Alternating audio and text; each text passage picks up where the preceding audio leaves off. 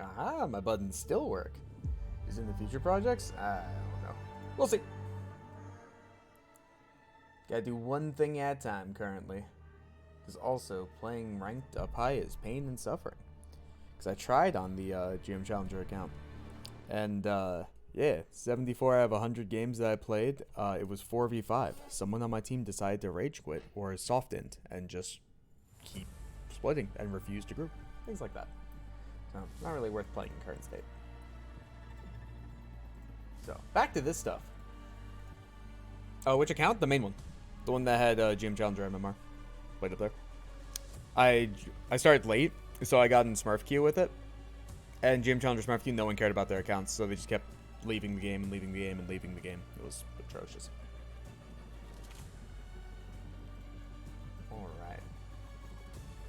Back to this. So, let me pull this up. Everything should be working. Epic Pen is functioning. Beautiful. Turn that music just a little bit. It's good to always have background noise when doing this. Alright.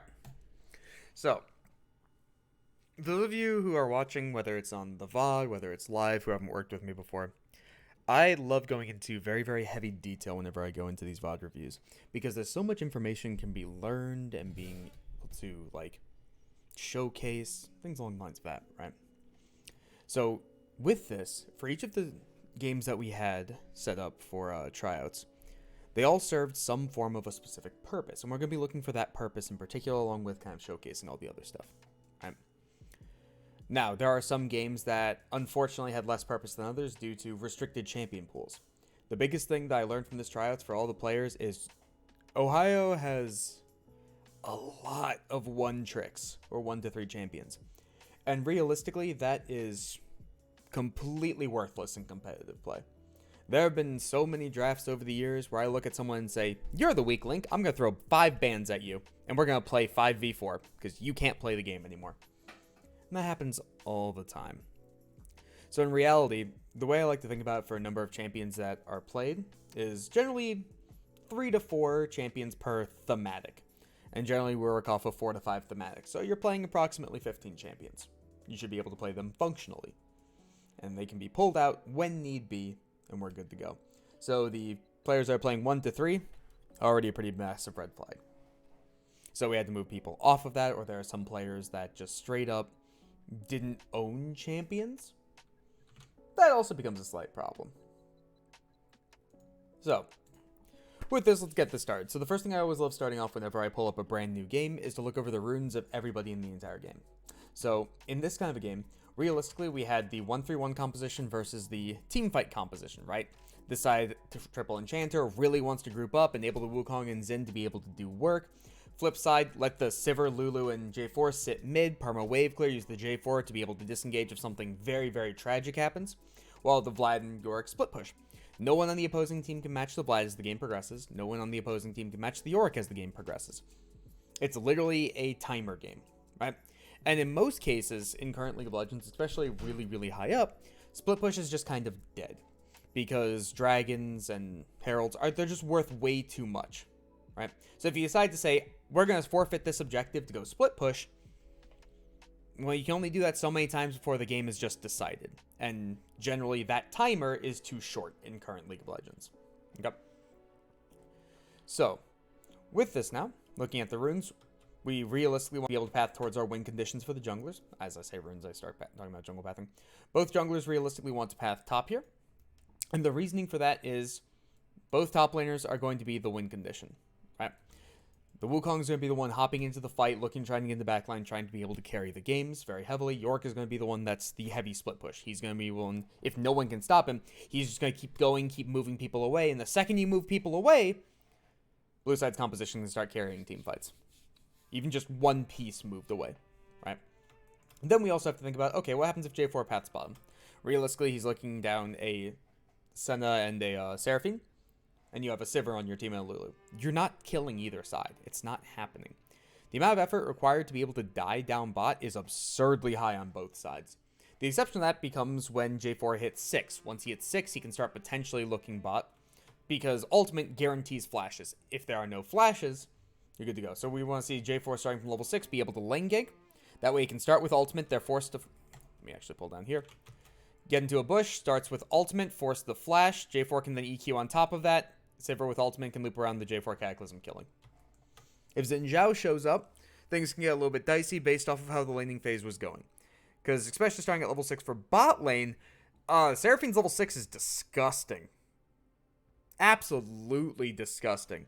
So if Xin Zhao enters this fight and becomes 3v3, everybody has ultimates up and everybody plays it halfway decently, Xin probably just solo carries this entire fight.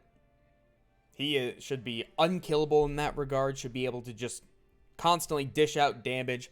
He has the ability to say, no, Sivir, I'm going to ignore you while I'm killing J4. And similar concept, right? If you can't pursue past the Cataclysm to be able to go after these two whenever they use their flash to be able to get out of the Cataclysm, well, then all of a sudden, your kill pressure is just gone. And these two will chase you down to oblivion because it becomes root with slow, root, ultimate, speed up from W. Xin Zhao has 2 slows and a knockback and a knock up.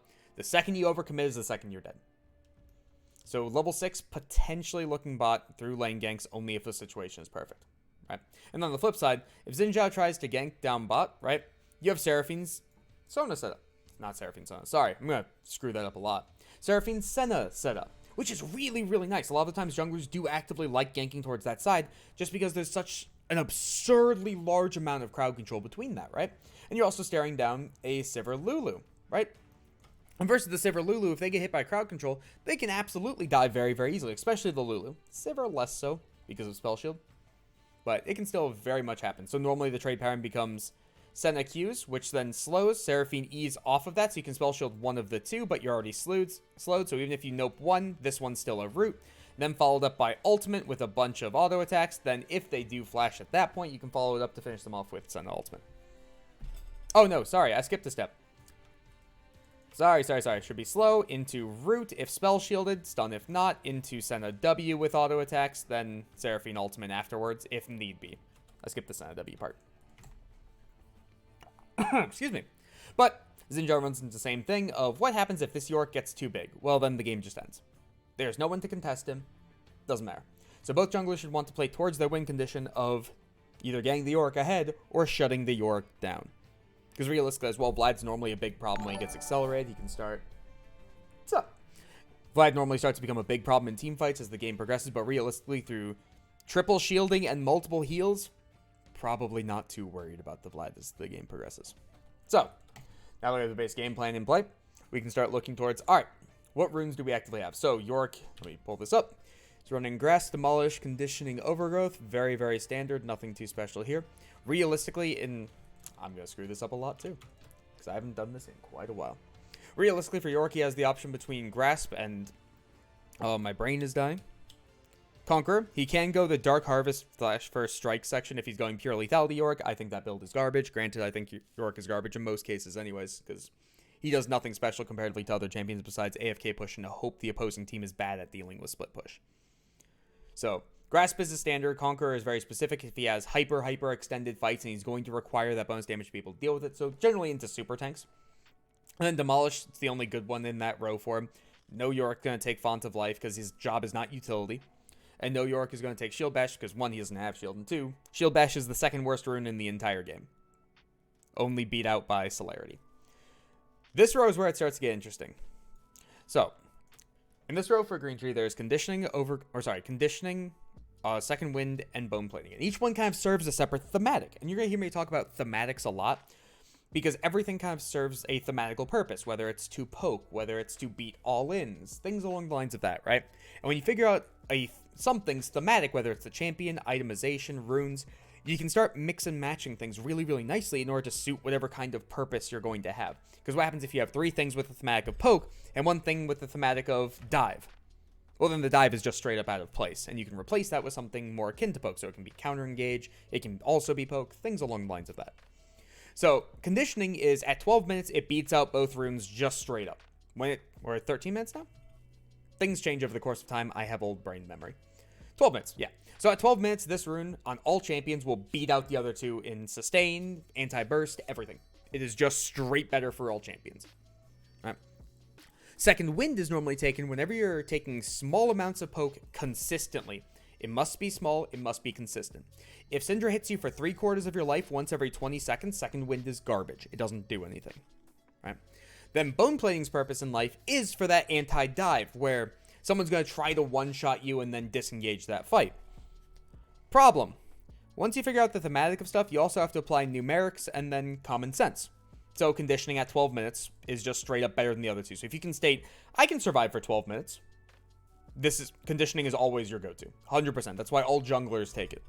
Right? Second wind is, as long as you're taking minor amounts of poke, it's good. And mathematically, it's pretty fucking good. Generally, it will beat out even biscuits, even before the nerf to biscuits. Bone plating, however, is a real funky one. In current state, it reduces the damage of 3 hits over the course of 1.5 seconds with a 55-second cooldown. So now we start applying common sense to this, right? If someone knows you have bone plating and someone knows they can't ult on you, let's use Renekton for instance. Renekton gets destroyed by bone plating. He dashes in, he does his triple slash, and his triple slash is reduced by a very, very heavy amount, and then he Qs and he tries to disengage. You just saved a lot of life going for that. That's awesome. Or Renekton can just press Q on you once every 55 seconds and then all in you 8 seconds later. It doesn't realistically make a lot of sense, right? The smarter the opponent is, the worse bone plating becomes because of this reason. You can find, almost every champion in the entire game can find a way to poke out bone plating, and then you have a literal 55-second window to be able to go in. It can be done through an auto attack. It can be done through literally just like a little flick. Done. Bone plating's gone. So versus Wukong, for instance, right? If Wukong wants to be able to do this, well, he's maxing Q. The second you go for a minion as York, he just Qs you once. Bone plating's gone. It's gone to the void. And in reality, if you ever actually look at how much damage bone plating prevents over the course of an entire game, it's always garbage. Even in the low elos where people are going to fall for the bone plating, it's always garbage. Because always keep in mind, literally just look at bone plating at the 12-minute mark. Everything past 12 minutes, the increased resistances from conditioning will prevent more damage than bone plating. I did this math a while ago, before durability updates, so before people had more health, before people had more resistances, right? I did it for Ziggs, a squishy character. Even Ziggs at 12 minutes, conditioning was better. That's how bad bone plating is. No one should ever be taking bone plating. So, now in the bottom row, we have Overgrowth, we have Revitalize, and we have Unflinching, right? Each one also serves a different thematic. Overgrowth is just flat life, so basically anti-burst. That's its purpose in life once it comes online.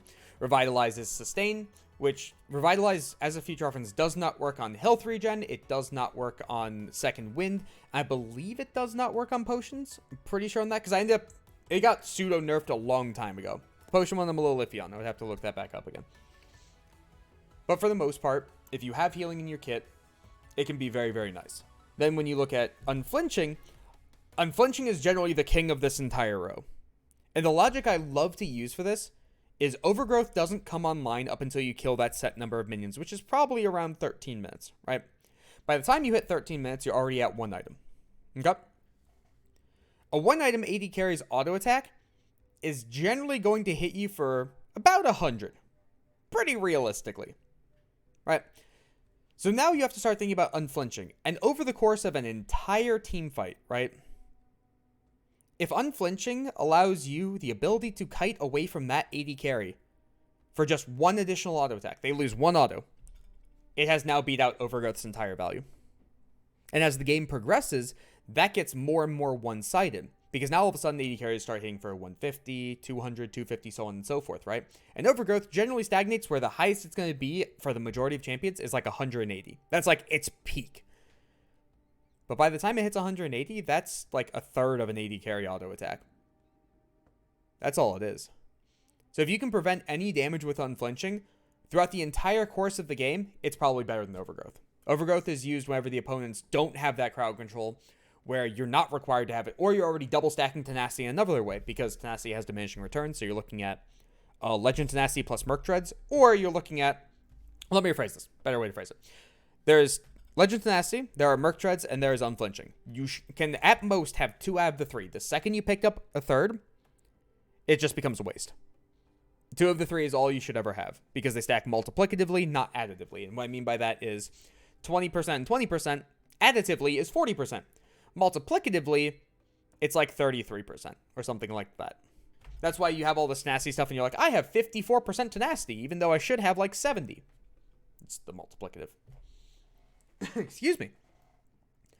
So with that, in this case, when we're looking at Wukong, who does not have a slow but has a knockup, unaffected by its tenacity. Xin, who has multiple slows. Karma has multiple slows, crowd control, all of the crowd control in the world. This is 100% unflinching, not overgrowth. Overgrowth will never give you more value than unflinching throughout this entire game, except for maybe the 10 life it gives you during laning phase versus Wukong, who has no slows. That's it. So secondaries on York. Secondaries on York get kind of interesting because it's based on what you're trying to accomplish. So in this case, we have boots plus approach velocity, which is relatively okay, right? It's not like free boots is ever bad, but we always have to think, are there a better option? And then now when we go farther into thematic, right, we're now looking at approach velocity, which approach velocity is I slow you, I now run faster at you.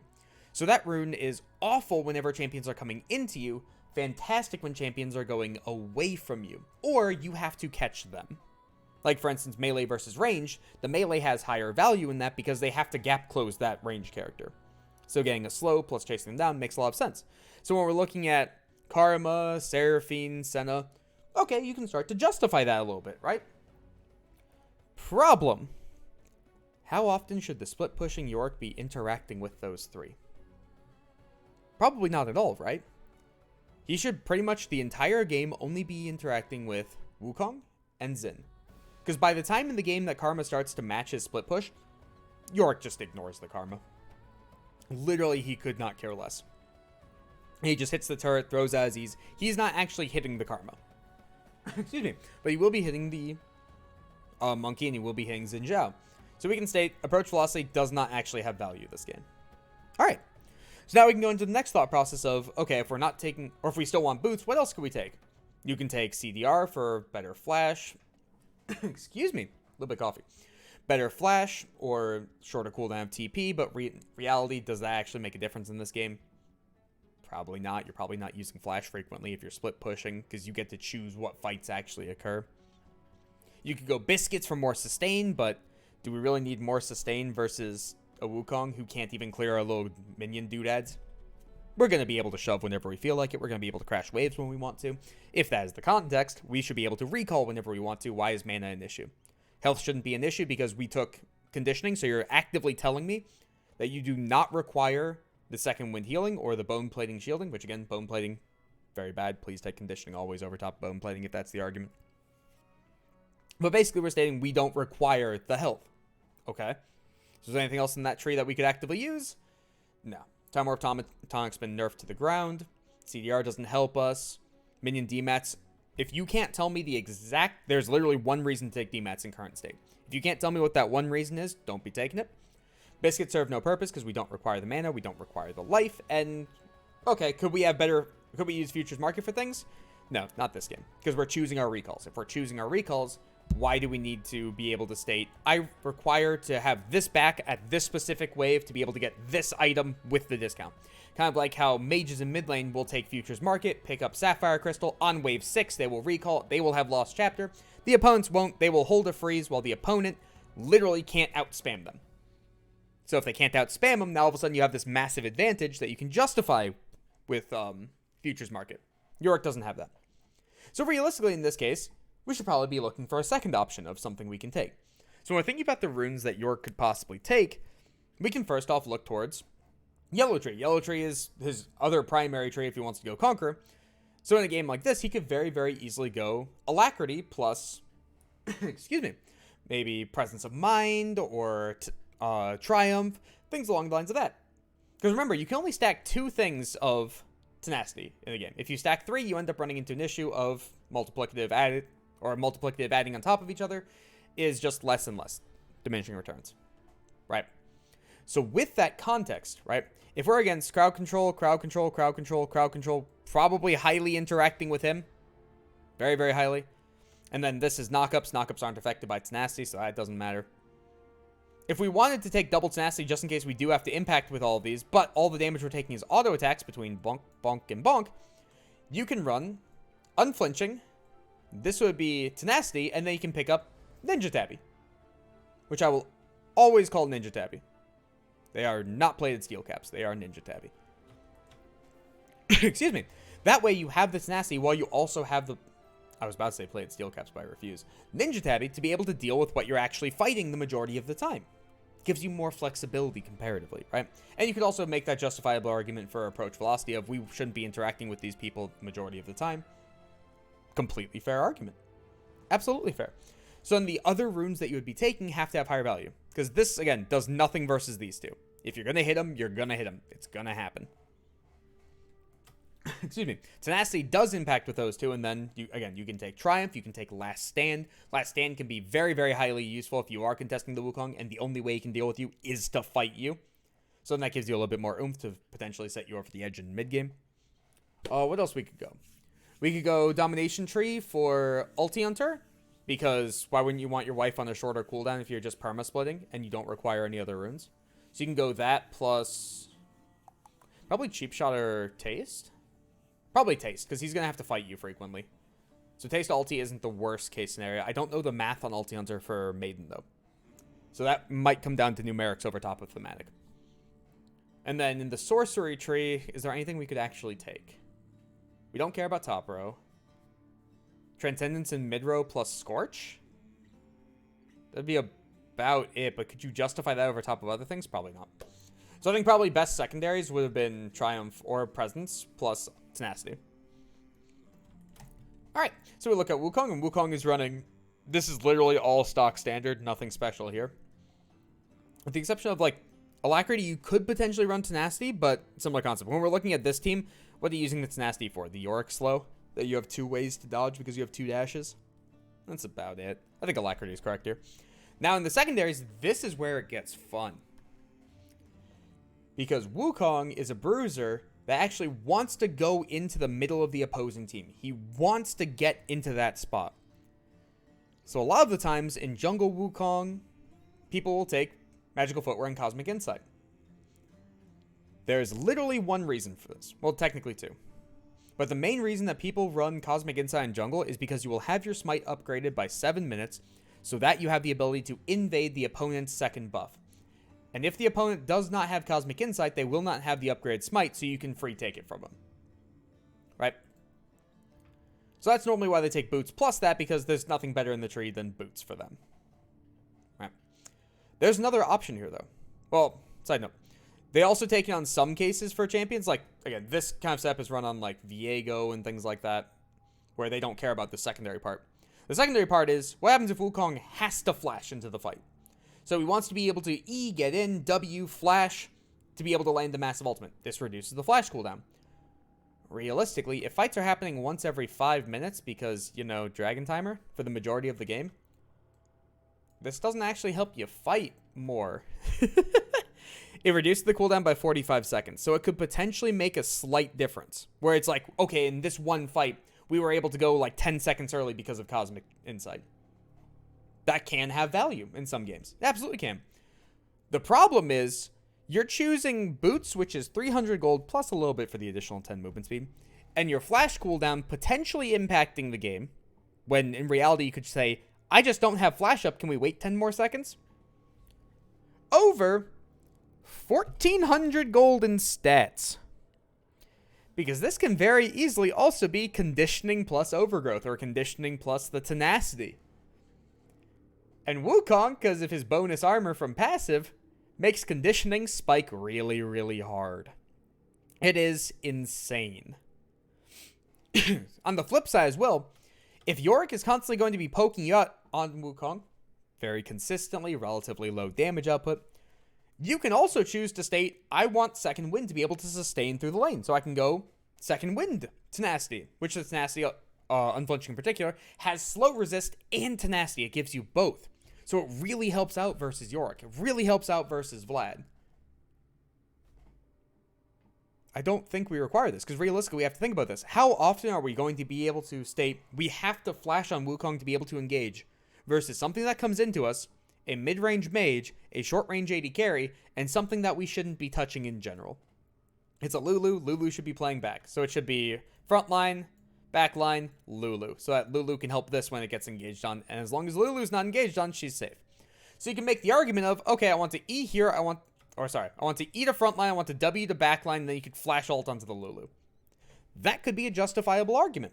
But again, will 45 seconds completely change the game comparably to 1,400 gold worth of stats?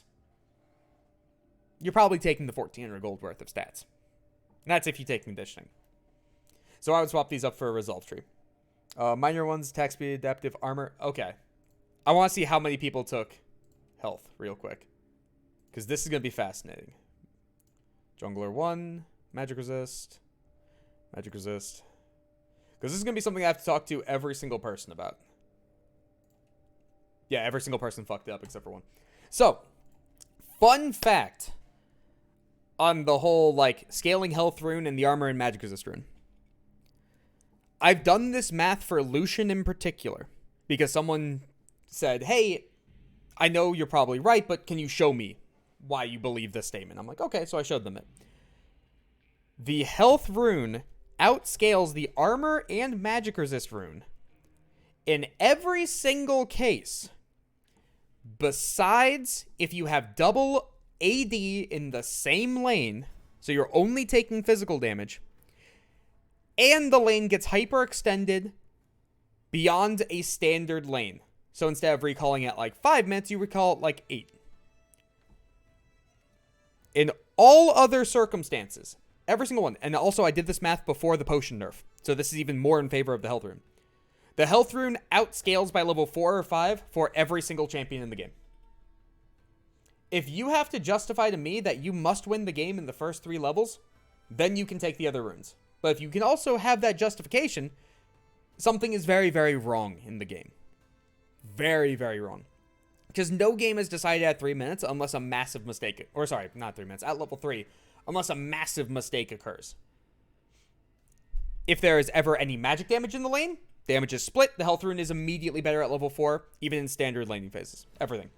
Or even in the extended laning phase, should I say. I said it wrong the first time. So every single person in this tryout that took an armor and magic resist rune, we now have a problem. Because again, level 4, no one, or technically level 5 in the game. At level 5, not a single champion you can justify the armor and magic resist rune on. Not a single one. That's a good thing to be able to learn. So anyways. Now for the rest of the runes real quick. J4, super standard. So similar concept. Unless you can justify to me that this flash is worth more than 1,400 gold worth of stats, take the resolve tree. No reason not to. Same concept on Xin Zhao. You're diving into the opposing team. Why do we care about this flash? The flash cooldown, or again, unless you're invading second buff. And even if you're invading second buff, if the opponent gives it up, you gain 100 gold, they lose 100 gold, so net swing of 200. You gain 300 gold from this, they gain 1,400 gold. So it's 1,100 gold difference, then minus the 200. So they're still up 900 gold for taking the other runes. So that whole second buff thing, yeah, that's not an actual argument when people pull out calculators. So realistically, unless you're stating, I have to be able to flash to engage, you absolutely don't. There's no reason to take this over top of Green Tree. For the Vladimir, that is all standard. Should this be nullifying? No, it should not be nullifying. This is all correct. You also have the option here this game to be able to run Unsealed Spellbook, but with how many slows the opposing team has, Phase Rush makes a lot of sense this game. And then he's going Boots Cosmic Insight. Do you need the flash cooldown to be able to engage? Probably not, since you're running Ghost and you have Phase Rush and you have your pool. Flash cooldown's probably not going to be relevant, especially when these two are going to come at you. Ah, let me rephrase that. No, because J4 should lock down backline. You shouldn't require Flash to be able to engage. J4 needs to be able to find the backline. But he doesn't require Flash to be able to match their ranges. So yeah, there's no reason for this unless there's no better option. So yellow tree serves no purpose. Red tree. You could potentially make an argument for like Eyeball Ingenious if you're going the Proto Belt Zonia's build. Because Ingenious has a lot of value in that regard. But I don't think that's better. You could make an argument for Resolve Tree. Resolve Tree can be disgusting here between Revitalize plus Second Wind versus the Karma. So you can have his standard laning phase. You can also go Conditioning. Yeah, this would be higher value in Resolve Tree as well. I don't think there's any reason to run these two. Alright, and then with the Karma, this is just bad. All of this is bad. There's not a single thing in here which is good besides the Revitalize. So, let's think about this real quick. The Tank Karma build of old, it did used to exist. Legitimately, it did used to exist. You took Frostfire Gauntlet when it had a Sheen proc. So you could Q and then apply the Sheen auto attack and then work off of that, and you played for a lot of Mantra W, so you generally went like Spirit Visage second item, right? That build is dead. One, because Frostfire Gauntlet does not have a Sheen proc anymore, it's now a Sunfire item. Second reason is because Grasp got nerfed for ranged users. It's now half as effective. It used to be half as effective. It used to be 60% or 70%, something along the lines of that. It used to be better. They've nerfed it again since then. All right. So Grasp on ranged champions, the only one I actively take it on is Swain. And the reason for the Swain one is because he stays so heavily in the extended fight, he cares about that. Plus, he generally has increased healing from Spirit Visage whenever he's going that route. Excuse me. And it fits into his trade pattern really, really well. On all the games of Swain that I see, Grasp is probably used in under 5% of them. So especially when we're looking at this kind of a composition and what you're trying to provide as the Karma, you're trying to provide an enabling of the Senna damage, of the Xin damage, of the Wukong damage in team fights. You don't have to be a frontline. It's not required. You have so much healing and shielding throughout the team. It's not required. If the argument is I want to poke out the opponent, Aerie does that better. Aerie just straight up does that better. Because Grasp does so little damage and gives you so little healing and gives you so little permanent life, that's just bad.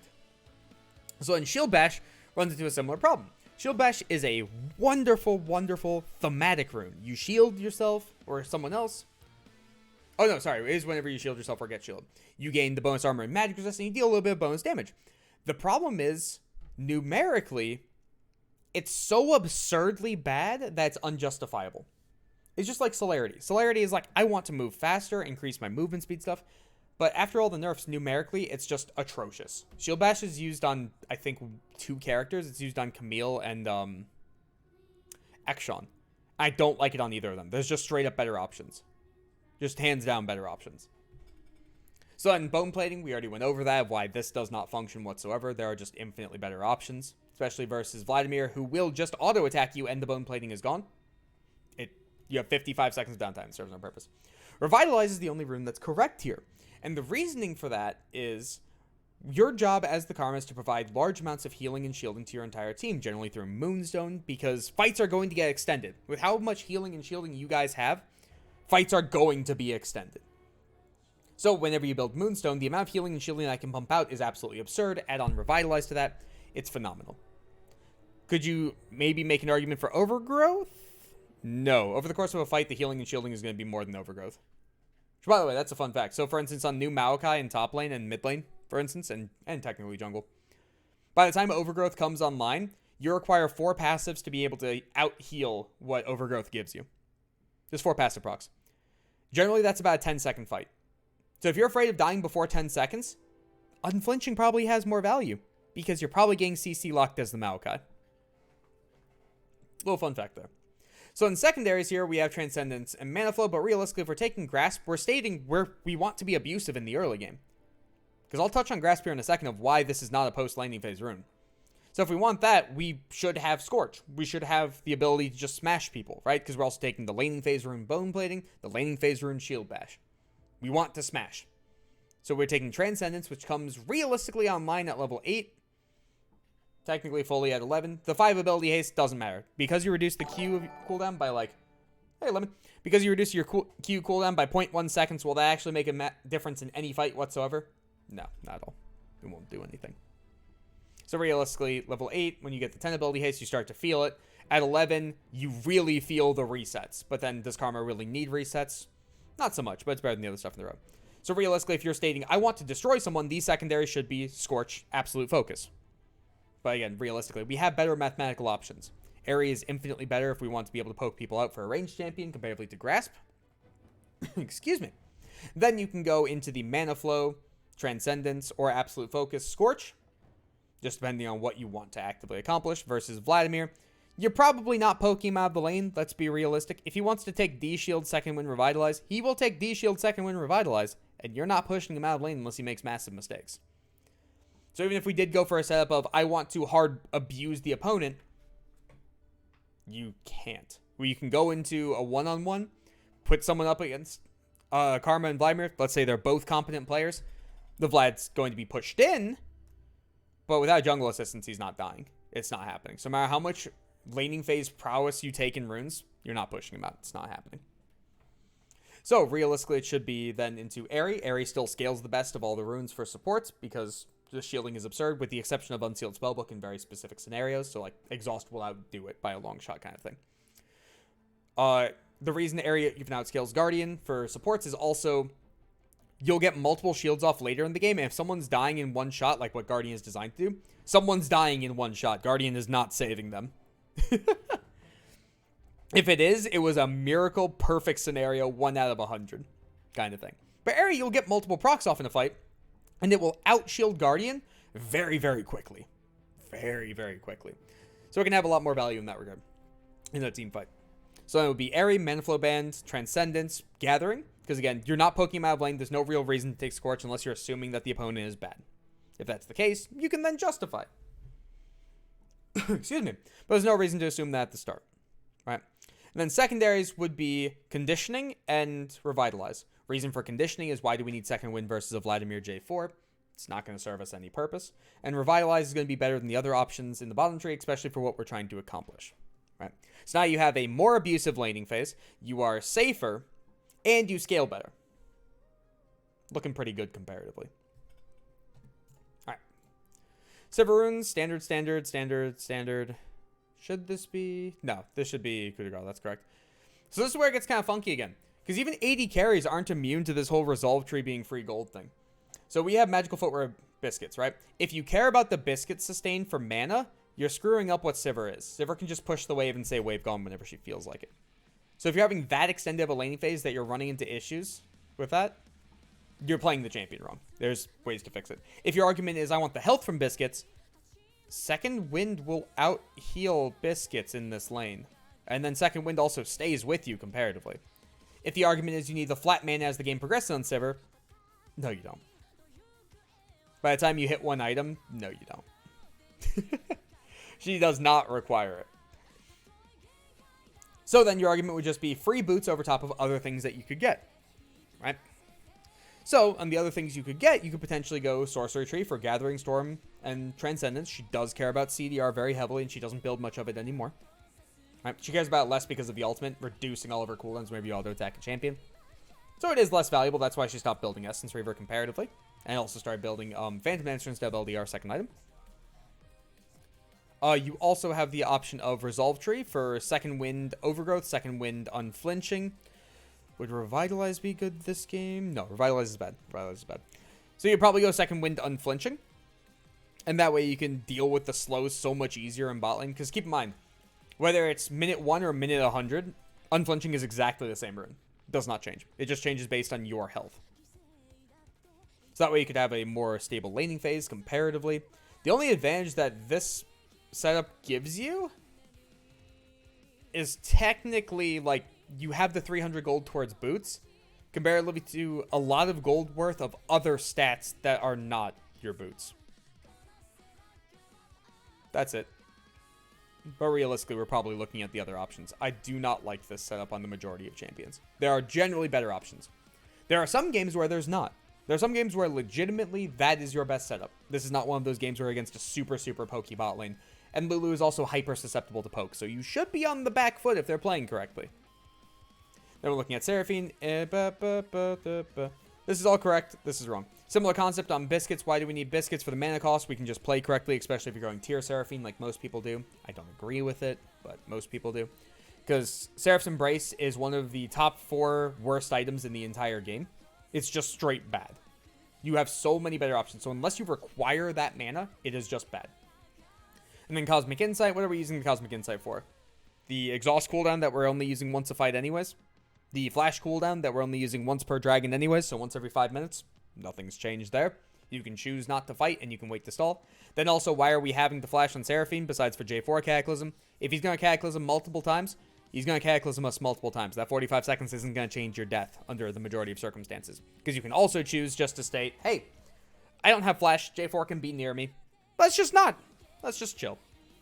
So similar concept. What happens if you have Revitalize here and Conditioning? You're pretty tanky. Also, what is this song? Battle of Queens 2020. I don't even remember the Battle of Queens skin line. This is all Riot music, by the way.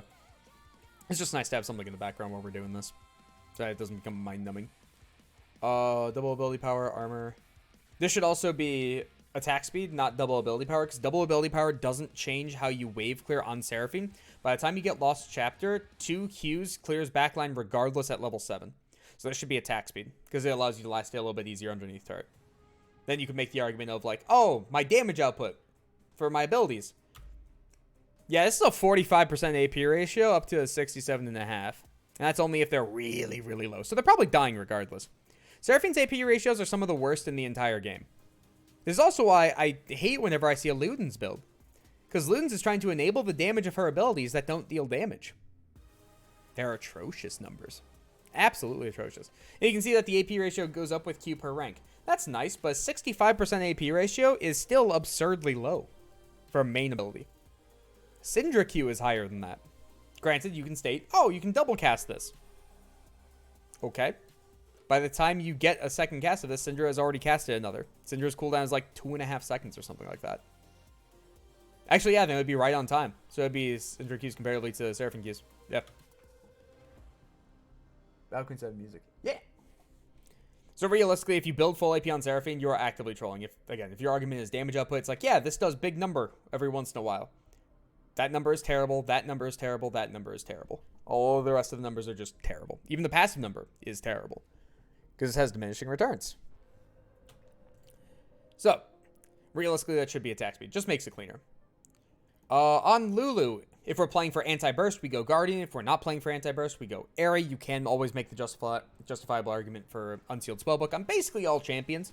It's just a really, really good rune if you're good with it. But in this game where it's consistent damage over the course of time, fights are going to be long. We're looking at Airy. We're looking at Moonstone. By the way, I didn't mention this. This should be Leandri's Seraphine, because this team lacks damage. So Leandri's is good here. Moonstone is good here. So, on the Lulu, we have Airy, Mana Flow, Transcendence, Scorch. So, Scorch is really, really bad here. The reason that Scorch is really, really bad here is, realistically, on Lulu, you're playing her in this game for the shielding. You're playing her in this game not for damage output. Because if your argument is, I want to be able to use Scorch to bully these two out of lane comparatively to having bigger shields later, how are you bullying the two hyper healers and shielders out of lane when you have a Sivir who's short range? It's not going to happen. That Scorch will not determine this lane whatsoever. So this should be Gathering Storm. With this row, we have Revitalize. Perfectly fine. Absolutely good. Revitalize can be fantastic, especially if you're playing a lot of shielding over the course of the game, which you will be between Airy and spamming out E's. Then we have the Bone Plating. Bone Plating versus double range is the worst thing you can possibly do. Because again, one little boop, and Bone Plating is just gone to the void. Doesn't matter. So we have Ability Haste, Ability Power, and Armor. Okay, Ability Haste over Attack Speed is correct here on the Lulu, because realistically, you're not hitting the Seraphine and Senna. It's just not happening. So having shorter cooldowns in your abilities does have value. You can make the argument for, I wanted a slightly bigger shield, I want slightly more damage on Qs. But a lot of the time on supports, the CDR is more valuable than the flat AP, because shields also generally don't have the highest AP values. Like this is what, 60? 55, yeah. So on a lot of the times as well for enchanters, like you'll see them take Gathering Storm over top of Scorch. Even though the Gathering Storm doesn't help their shields that much, it's still what their job is supposed to be. Remember that whole thematic thing we had at the beginning? Where if something breaks thematic, you can generally have something that does not break the thematic and it will fit better. So if your job is you're taking Revitalize to increase your shielding, let's increase the shielding more, which increases Revitalize more, so on and so forth. Okay. Now on Senna, standard. Cut down is very, very good. Even versus Squishies, cut down Senna works. She's one of the few champions that's really good at for this. Now on the flip side, we have Biscuit Delivery, Approach Velocity. Biscuit, similar concept. If we actually cared about Biscuits, why are we running Senna healing, Seraphine shielding, Seraphine healing? If we wanted to outdo the Biscuits, we could just run Second Wind instead. This serves no purpose. There are much, much better picks than this comparatively.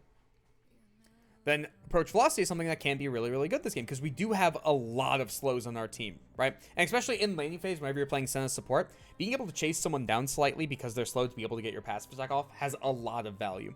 So if we wanted this in context, we would then swap up Biscuit Delivery to Boots. Now I know this kind of breaks what I just said, right? Where we stated, oh, you're taking boots in your rune, so you can't buy boots early, so it's hard to get your stacks. Technically correct, yes. Yes. The reasoning behind this is, realistically, enchanters are the type of champions that do not rush boots in general. The reasoning for that is, when you're in a lane, you have to think about what's combat effectiveness and not combat effectiveness. Movement speed is generally not considered combat effectiveness. It can be used to dodge things. It can be used to chase people down. That's not a pickaxe. That's not a BF sword. That's not a blasting wand. That's not actual combat effectiveness. Kind of like you make the argument of, oh, Ghost is a combat summoner. No, it's not. If you get exhausted, your Ghost is worthless. The opponent has heal. You now can't kill them. Ignite can kill you. Ghost is not exactly a combat summoner. Similar concept. It's depending on whose definition it is, starts to change things. But for enchanters in particular, they want as much combat efficiency as possible and also to rush their mythic as fast as possible. This is also why they generally don't roam. Their roams are terrible. They want to power their first mythic. Why do I need boots? What's the purpose of boots? It doesn't do anything. So on Senna in particular as well, Senna wants to stay with the Seraphine. They want to sit in lane. They want to abuse the Lulu and Sivir as much as possible through the range discrepancy. So boots generally don't serve a purpose comparatively to just powering your items, because you do have to spend money on those boots eventually. It has to exist, right? So if you're just allowed to power Umbral Glaive or Prowler's Claw depending, or Eclipse or Yumu's, then all of a sudden, you get that item. If the opponent rushed boots 300 gold faster, you can come into lane with your item while the opponent doesn't have theirs yet. That makes a massive difference. Great example of this was at North American Finals. If you guys watched LS's content at all whatsoever, this is a great example of it. Huhi buying 2 fucking pinks constantly throughout the entire game and rushing boots. And then he gets his Moonstone up at 26 minutes. Not even Moonstone, Shirelia's at 26 minutes. And then you look all across the world, and every other support that's playing Enchanter is finishing their Moonstone or Shirelia's at like 13 minutes.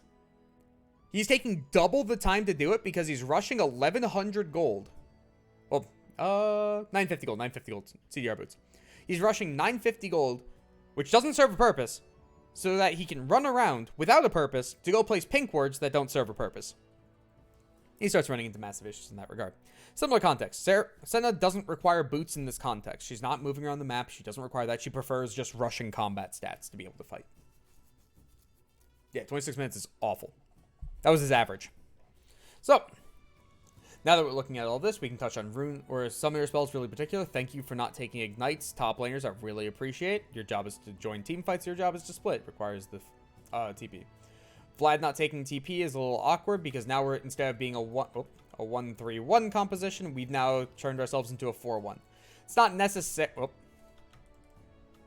4-1. It's not necessarily bad. It just changes how we want to interact with the world.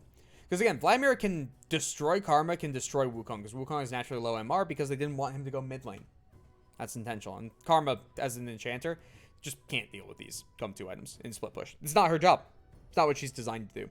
You beat enchanter compositions through split push. Split push is supposed to win this because there's no way to match it. So, now with this, right, with a 4-1 composition instead, we're basically stating we have to be able to 4v5 the opponents and win that. If that is our context, then the Ghost makes sense. If that is not the context, where we cannot win 4v5, which unless you're accelerated, like up to 3-4 items and the opponents are at 2, like they're basically 1 full item behind, which when you're being abused in lane by Karma, that's sure as hell not happening, then this will never work. If this can never work, why are you just hurting our split push by not taking TP? Because you're not allowed to TP. Doesn't make sense, right? So we're taking a teamfight summoner when we're not supposed to be teamfighting. Excuse me, doesn't work. On the flip side, we have TP. Makes sense. Again, we're supposed to be grouping. You're already going to be beating Vlad down really, really hard. Even with Ignite, you're not creating lethals on him unless he makes a massive mistake. So TP makes a lot of sense here. We also have Exhaust and Heal. Those are okay. It gets kind of weird in this regard. Because what are we exhausting?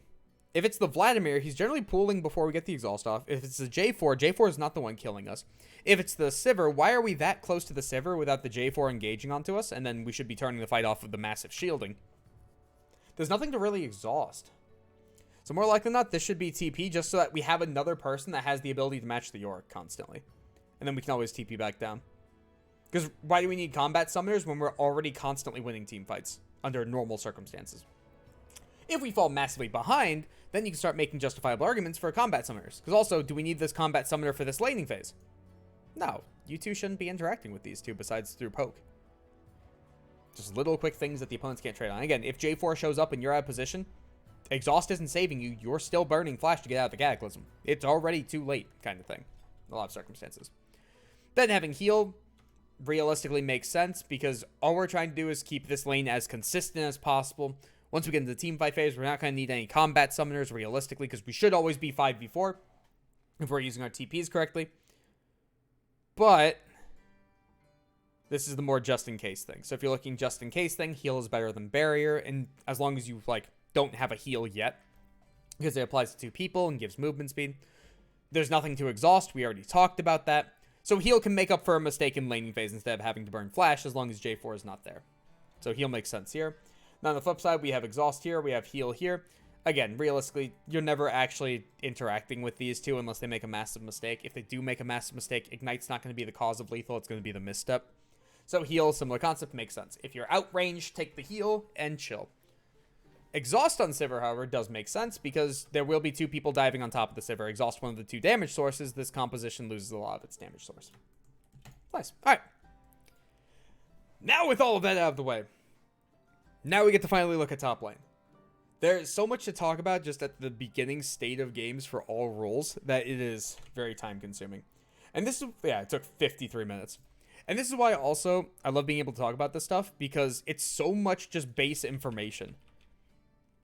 So, real quick, we're going to look at point defense. Point defense should be standard of, if we are doing it, of top lane, jungle. You can push up for a ward potentially. I'm drawing accidentally. Mid lane should be right here, so that way there's not this blank space. Because what happens if the opponents just decide to go like this or just decide to go like this? Now all of a sudden they're right next to your person. And a problem has occurred. Support should be here in most cases. The time where you swap this up is whoever has more value in a level 1 fight between the AD carry and support stands here. With the exception of if you are afraid of an invade, AD carry always stands here. Let's unwind in a second. Support stands out here. Or again, whoever has less value in that level 1 fight. And the reason that if you're afraid of an invade, the support stands here is because when people turn this corner, they're going to be willing to flash hook. If they flash hook, this person's going to have to flash in the majority of circumstances, right? If that is the context, who would you rather have your flash on? The AD carry who needs to be able to farm and can't afford to die? Or the support who can afford to go 0-10 and still be relevant? The support. It's better for them not to have flash. Right. So, on the flip side, should be AD carry, support, mid lane. Again, you want to stand far enough up so that they can't hug this wall. Jungle should be all the way back here, just like AD carry was all the way back there down below. And then top lane should be right here. Anyone who gets out of base late, I'm going to pay attention to. There's no reason to get out of base late in the tryouts whatsoever. There's no reason to have bad pathing to your spot. There's no reason still not have your items bought. All this makes a difference. So why are we backtracking constantly? Is it because we're late? No, we're not late. We're on time. You can go there. He just took bad pathing. He went through, I believe it was here, right? And looped around. Should be this way. This way is shorter. Be able to get the river.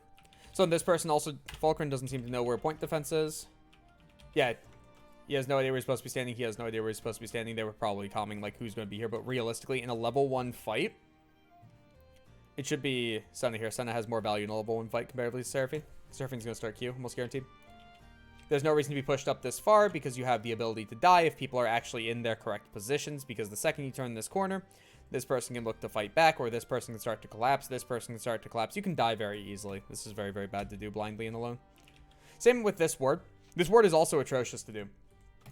Because what ends up happening is if you have 4 or less people clear a ward, any solo laners who cleared that ward or were in the experienced vicinity of it now hit level 2 off of wave 1 instead of having to be wave 1 plus 1 minion or 1 melee.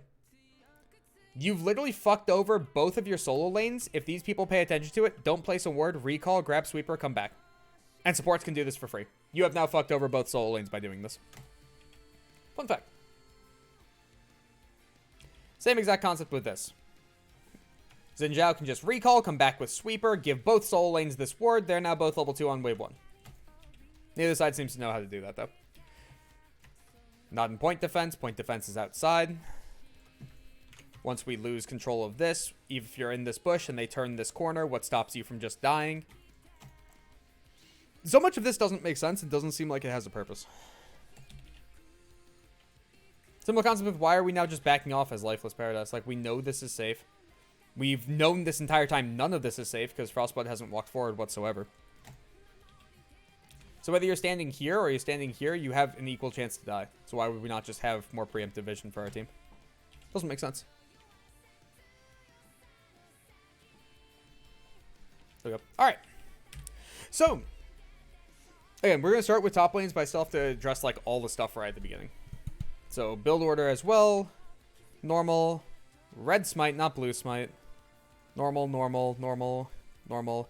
This is atrocious. I'll talk about it in a second. This is bad. Talk about it in a second. Red smite makes sense because extended fights. I had to think about it for a second. You could justify blue smite for, like, trying to snowball the early game out of control looking down here. But I think red smite's better for 2v2 dueling up top, which is what's going to be required for the game. And then standard. So, this is really, really bad because the logic becomes you're picking Doran's Blade up over top of 2 health potions. Okay? Because you have 1, should be 3. Right? So that 80 life off of the 240 life it gives, you can reduce that to, my brain is dying, 160? Yeah, 160. So that means this Omnivamp right here, in first rotation of existing, has to beat out 160 healing. So let me pull up a calculator real quick, because I should have this on my other monitor. So is it 160? 160 divided by 0.02.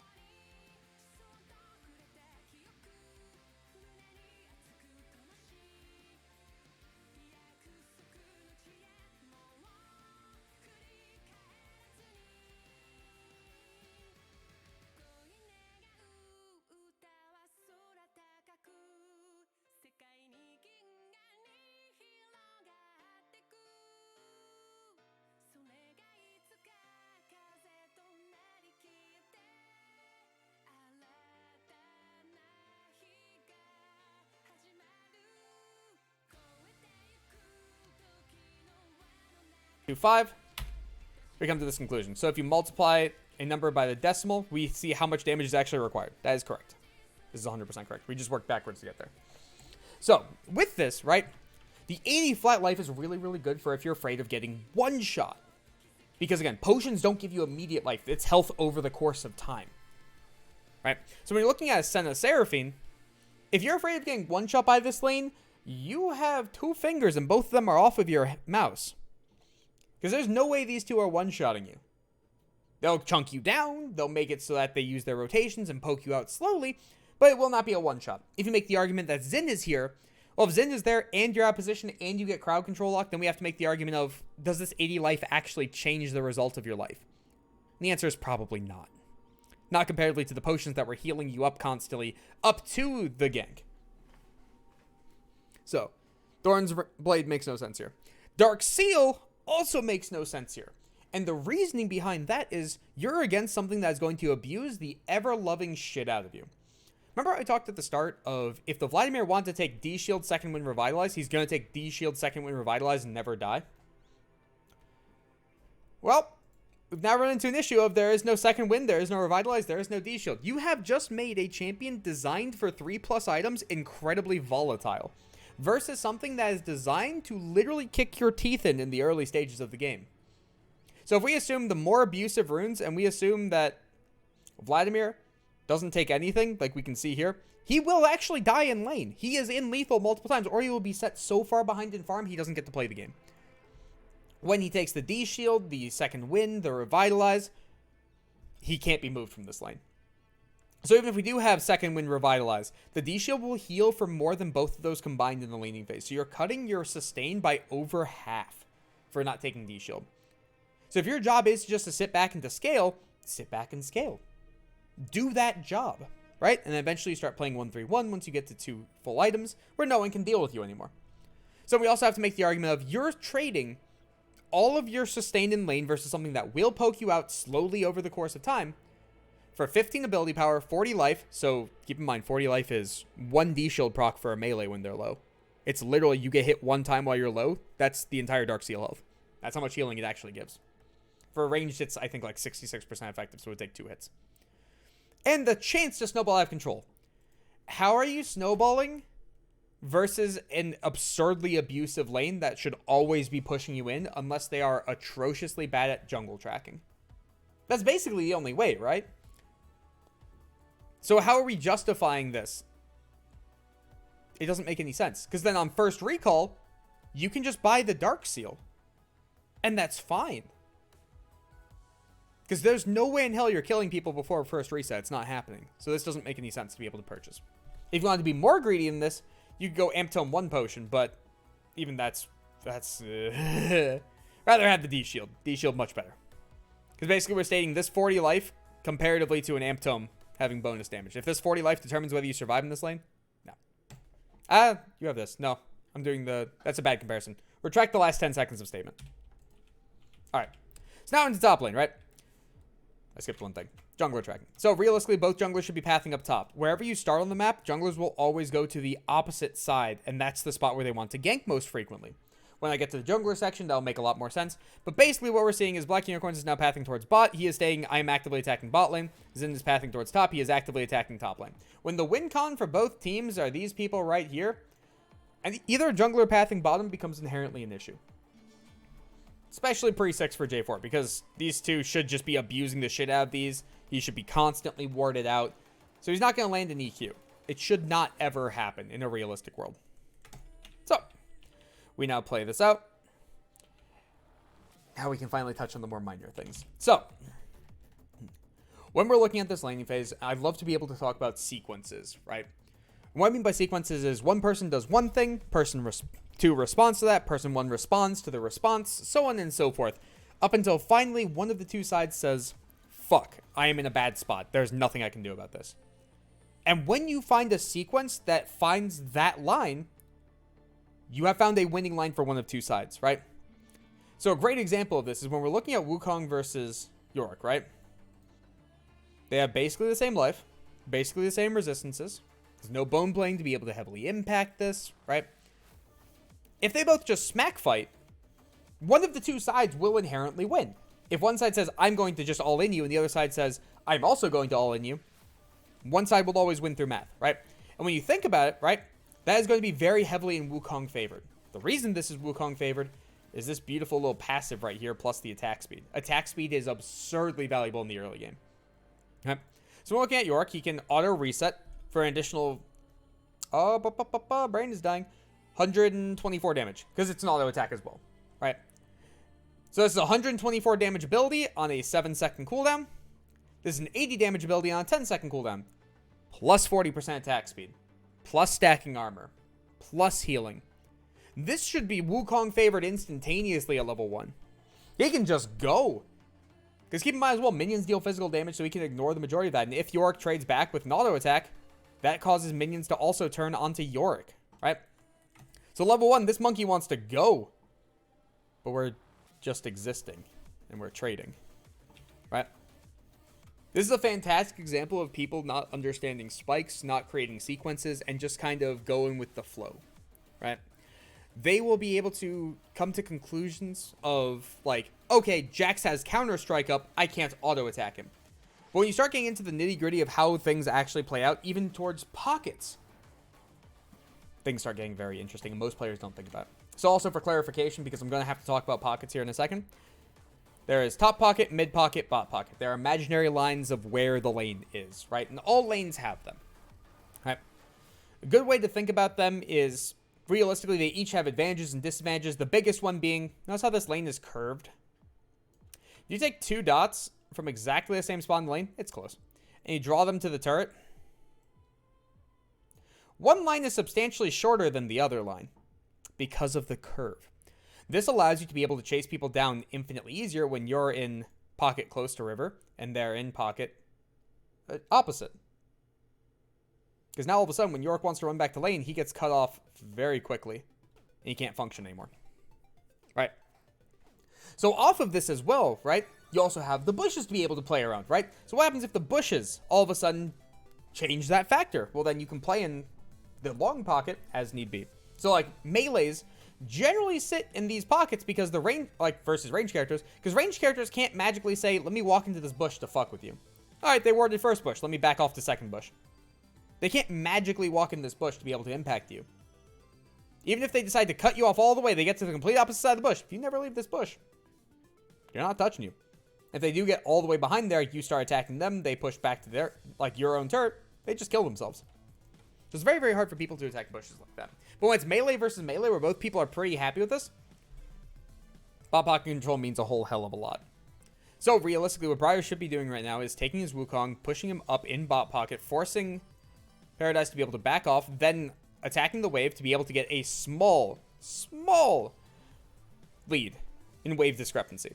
The reason it's a small lead is you do not want to crash bad waves. Because there are waves that will serve a purpose and waves that will not serve a purpose when they crash, right? So when you have this small lead, you can slow push it out up until wave 3 and then crash wave 3. And then if you guys have ever heard of a 3-wave recall, there it is. You take the third wave, you hard crash it, you go into a bush, you reset, and then you go by. Reason it's third wave instead of second wave or first wave or fourth wave. It's due to a couple of reasons. First off, at wave 3, if you farm 16 out of 19 minions, including the cannon minion, you have 450 gold. That's enough to buy any base item in the game, including another starter. Right. Second reason, excuse me, is the cannon minion's existence. The cannon minion adds a large amount of life to a wave that is very, very difficult for people to push back in the early stages, right? So when you crash that minion, they still have to deal with it. What's up, Brent? They still have to deal with it, right? So when they have to deal with it, it gives you a longer time to be able to reset and come back to lane. So if you decide to crash wave 2, you don't have enough gold to buy anything. If you decide to crash wave 4, there's no cannon in existence. They just AFK push it back to you and you don't have a freeze. Then they get a reset. But they've cleared 5 waves of minions. You've cleared 4 because they cleared the one additional to crash it. So now they actually have a better buy than you do. Large problems there. So, realistically, right, we want to be able to, again, move in towards bot pocket, force out the Yorick back, preferably towards turret. This is worse. This is worse for the Wukong, better for the Yorick. This is, excuse me, better for the Wukong, worse for the Yorick. So, with that, right, then again, get the wave slightly in your favor, generally by a 1 minion discrepancy. You're going to then hit level 2 first, because level 2 in top lane is either a full wave plus 1 melee, or 5 minions in the first wave plus 1 melee. Both work. Then once it becomes level 2 to level 1, level 2 discrepancy should take over. Yorick can never play the game again. Wukong should walk right past the wave, and that guarantees a third wave crash. There are times for a 2-wave crash. 2-wave crashes generally are preventative of ganking junglers, so there's a lot of information I have to go over at the start. Explain everything. Ganking junglers are generally junglers that 3 camp and gank.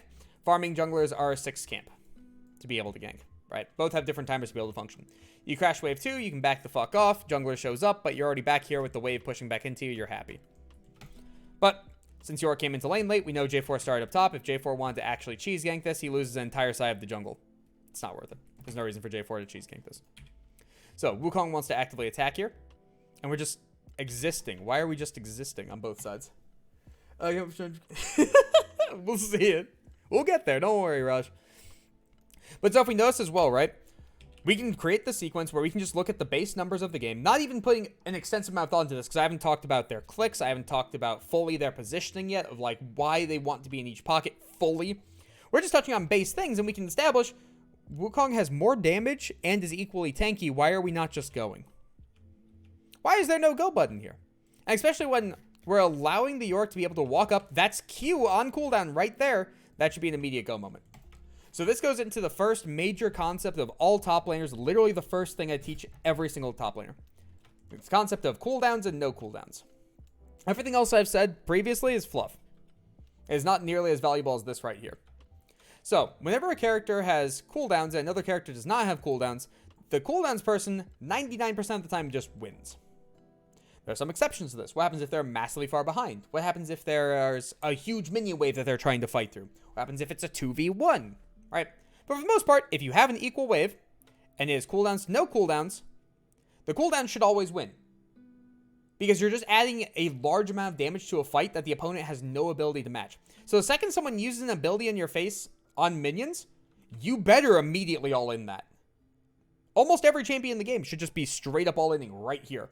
Instantaneously. The second this Q goes out. Because how does Yorick fight back there? He doesn't have anything. Ooh, also we got Bard music going now. Right? So the fact that it's one auto attack and disengage, if he E's here, this kills this minion through the split, right? And then he just gets to chase them all the way back up until the new wave comes in. So if he goes E into an immediate... Actually, this should be like, as he's going, he should already be autoing, then into E, then into another auto when Yorick gets here. Chase, chase, chase, auto, chase, chase, chase, auto, chase, chase, chase, auto. So we're missing 1, 2, 3, 4. We're missing 4 auto attacks here. No, 5, because we got the additional one here. We're missing 5 auto attacks in this trade, plus an E. So if we count the amount of damage that is, we can actually calculate his life real quick. So that's 76 times...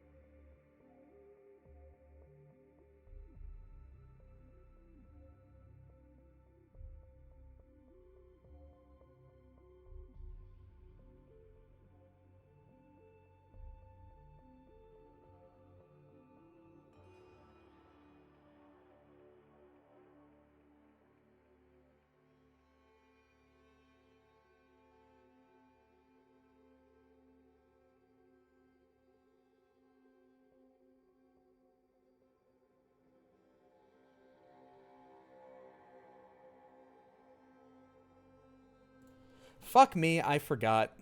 Thank you, Raj.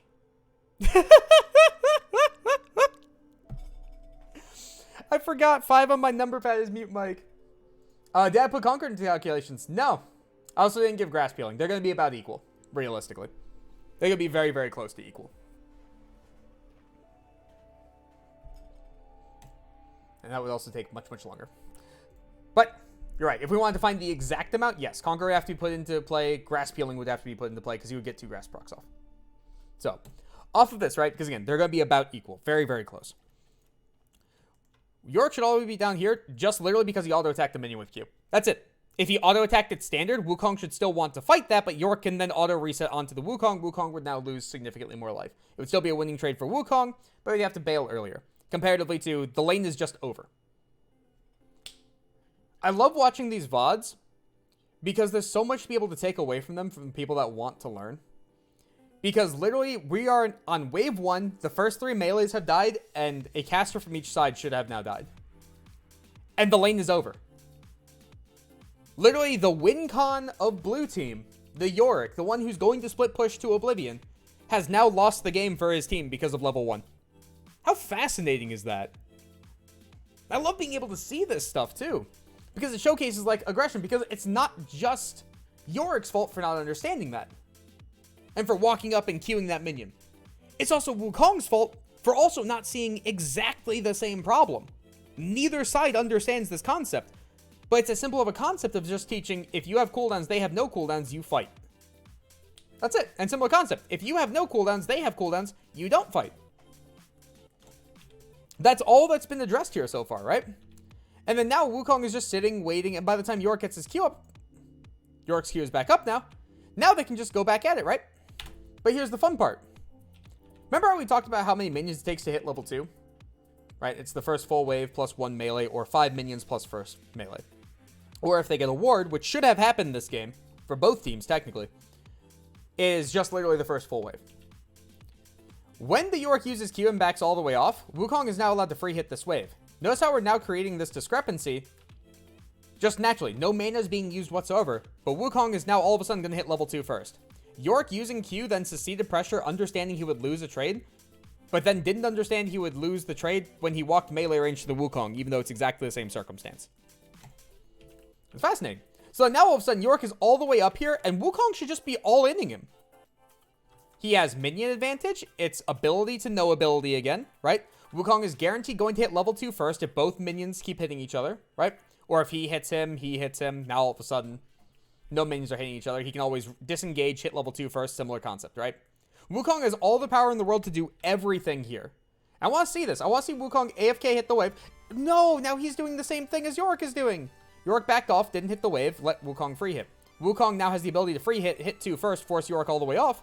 But he's just not free hitting. He's not doing anything. Neither side is trying to win. Both sides are just trying to exist. So now, we should just have been free hitting the entire time. Because if you notice, this caster was from last wave, right? Because there's 1, 2, 3, 4. So this is caster from last wave. These are all melees from the current wave. When this minion dies, this is Yorick's too. That's the 5+1 melee scenario. Because there's the 6 minion from the first wave. When this minion dies, this is level 2 for Wukong, because that is first full wave +1 melee scenario. They're going to hit 2 at the same time! But they're going to hit 2 at the same time because neither side wanted to do anything. Even though Wukong had all the ability in the world to win this fight. There's 2. There's 2. Nothing was actually accomplished whatsoever so far. But yet Yorick should have been dead. Because by the second time he walks up, let's assume he walks up the second time having the life of the first trade, he would just die for that. He would just straight up die. He'd be done. That's really important to be able to note. But granted, should he have walked up the second time with the half-life? No. So we have to take in realistic context. Right. But that right there is now we have level 2 at the same time. He's casted 3 abilities. He's casted 0. He's inted twice. He's inted 0. Lane should be over. Lane is done. Now we go one step further. Remember how this is the win con of the team and this is the win con of the team, right? One jungler is pathing top, one jungler is pathing bottom. If Yorick falls behind, even just through life, he gets dove. And there is no one to defend him because mid lane is shoved in. Jungler is pathing bot. Who defends the dive? Now it starts a snowball train. And both sides are just kind of existing. Like Wukong even right now, right? You saw Yorick's E. It's a very, very long cooldown. Why are we not even attempting to trade on this? And if the argument is minions, that can be a fair argument. But that was Q in your face. You should be in his face. Oh, I backspace again. Speed up, speed up. There we go. So now it becomes 2-2. Right? And he E's. Why are we not going here? That's in E range right there. Yorick no E right there. So it becomes no ability to ability. Because it's 2-1. It's not even going to be close. This is a problem that a lot of top laners have, and also why a lot of people hate Aatrox in particular.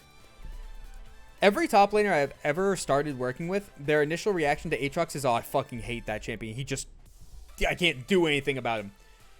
My first sentence to them always is, did you know Aatrox's Q is a 14-second cooldown level 1? They always respond every single time with no. On repeat. The reason that's so important is because Aatrox Qs them, and then they do this, where they don't do anything. They just sit there existing. And then he gets his Q back up.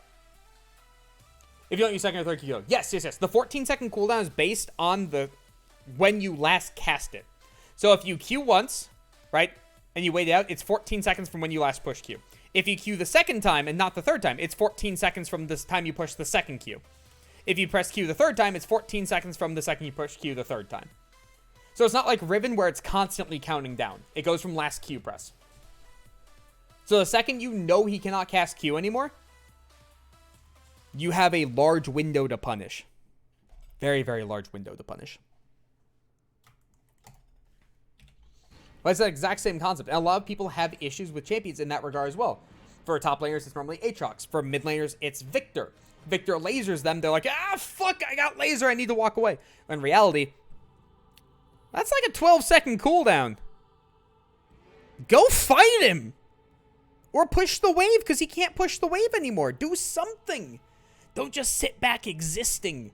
The second you sit back and exist is the second you become worthless to the team because you're not doing anything. Wukong bonking Yorick early, so I passed bot instead. Yeah. Well, that's also something to be able to keep in mind, right? Where I talked about this. I don't know if you were here right at the start, but I went over, like, what the win cons of both teams are and why neither jungler should be pathing bot. Because there's a specific reason. Because when you look as J4 into a Seraphine Senna, you look at 2 free kills. They can absolutely die. 100%. Right? But the problem then becomes your bot lane should be being so abused that by the time you show up, the lane should already be determined. They shouldn't be allowed to function. Then if you do come in, right, if the Senna is abusing and the Seraphine is abusing, they should get wards out to be able to find you. So then when you do try to gank, you can never EQ them. You have to EQ to gap close, then you can ult on top of them at 6. That works. If they don't have flashes, they can die there. Problem, if they don't have flashes, why are they that pushed up? Or why isn't Xin covering them to be able to crash, right? So there's so many ways to cause issues down bot that's not worth your time. Then on the flip side, we have to establish, is Sivir really going to be winning you the game? The job of this composition is to 1-3-1, right? It's not the team fight. So Sivir's job in this composition is literally as a wave clear bot to stifle everything they try to do. In mid lane, they show up 5 people, Sivir's going to wave clear that. She's happy with that. Your job then becomes to defend that, but that doesn't mean Sivir's winning you the game. That's this dude off in the side where no one can match him, and that's this person off in the side where no one can match him. So getting Sivir ahead is completely irrelevant. Setting behind the Seraphine and Senna is also irrelevant if the Wukong is big. Because Wukong and Xin are going to be what's actually determining the team fights. The rest of the people are just enabling them to do their thing. So that's where it becomes a problem. Could it work? Absolutely, yes. But if the thought process of if it works is based on the opponent's play, it is a bad plan. The play should be determined by your own play.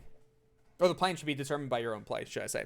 Same concept with these sequences, right? Where I'm stating, okay, Wukong should be able to destroy this Yorick, right? We can see there's much higher damage output, right? We can see he has the ability to engage. But if the argument for picking the Yorick into Wukong is, oh yeah, he's not going to engage on me. That's a really shitty argument to pick, or to justify the Yorick pick into the Wukong kind of thing. Does that make sense? I'm going to keep going. If it does, I'll be reading chat. So, back to top lane. Where were we? Ah, yes, neither side doing anything. So now we're finally looking at the final, like, first engage, and we're seeing a spark of life of some kind, right? Because Yorick Qs, then we go in. This is what should have been happening at level 1, and then he should be chased all the way back to his turret, up until the new wave comes in, because the new wave will deal so much damage that he's going to have to succeed pressure. And he just goes into a bush to reset it, and then we're good to go. So, the fact that Yorick is even still in this game is a miracle in and of itself. And now we're choosing... I figured out the problem. Okay. This is... okay. So, we gotta start thinking about how things interact with each other, right? So realistically, Yorick's E is very, very dodgeable for Wukong, right? Because the second he does this, you have the option to just E onto the Yorick and completely dodge this area. Right? You also have the option to clone it as the game progresses. But the problem then becomes, right? When you have clone and you don't have Q, which is one of your main abilities, it actually near matches Yorick's Q damage when this pops back up. Yeah. It's 30 damage less, but reduces the armor by 10%, which is massive for damage output-wise. And all of a sudden, you can't fight him because you picked a 22-second dash as your ability. Even if you dodge Yorick E, he gets his E back up. Why did that change anything? So if the argument is you want to go in and get out, that's not the argument that you're supposed to be having. The argument that's supposed to be having is you destroy him level 1, hit level 2 first, push him all the way back. If he tries to poke you out, why does it matter? You have all the pressure in the world. Play for the wave. Look for a crash at a correct time to be able to either enable your jungler or enable yourself. But the thought process here is I'm going to go in and then get back out. And I'm going to use half my mana to poke him. We literally were at near full mana a second ago. We used this much mana for he was here. That much damage. That's never worth it. That's really, really important to be able to note. Because whenever you're watching players like this, I can always see their thought process of what they're trying to accomplish, right? Excuse me. And when I can see what they're trying to accomplish, I can also see what their thought process is. And if their thought process is inherently broken, I can then try to fix why that thought process is inherently broken. So in this case, he very clearly didn't know he could just straight up stomp people level 1 on Wukong. And that's why you pick it top lane. Wukong stomps lane really, really hard when picked in a correct spot for top lane. because of his armor. There are many ADs that just can't deal with him, and once first ability rotations are out, it just becomes a smack fight through auto attacks, which Wukong should be winning in the majority of circumstances because of passive, right? And again, bonus attack speed is bonus attack speed. Helps you stack up Conqueror really quickly, helps you stack up your passive really quickly. It's how you want to function. Now we're into a state, though, where the lane has gone back to neutral, even though we were supposed to win level 1 because of the Q that went forward. We were supposed to win level 1 because of the champion discrepancy. We were supposed to win level 2 first. We hit level 2 at the same time. We were winning in wave discrepancy. We threw that away. Now Yorick has his little ghoul army and is ready to push back into you, even though he's not even supposed to have ghouls right now. None of this is supposed to exist.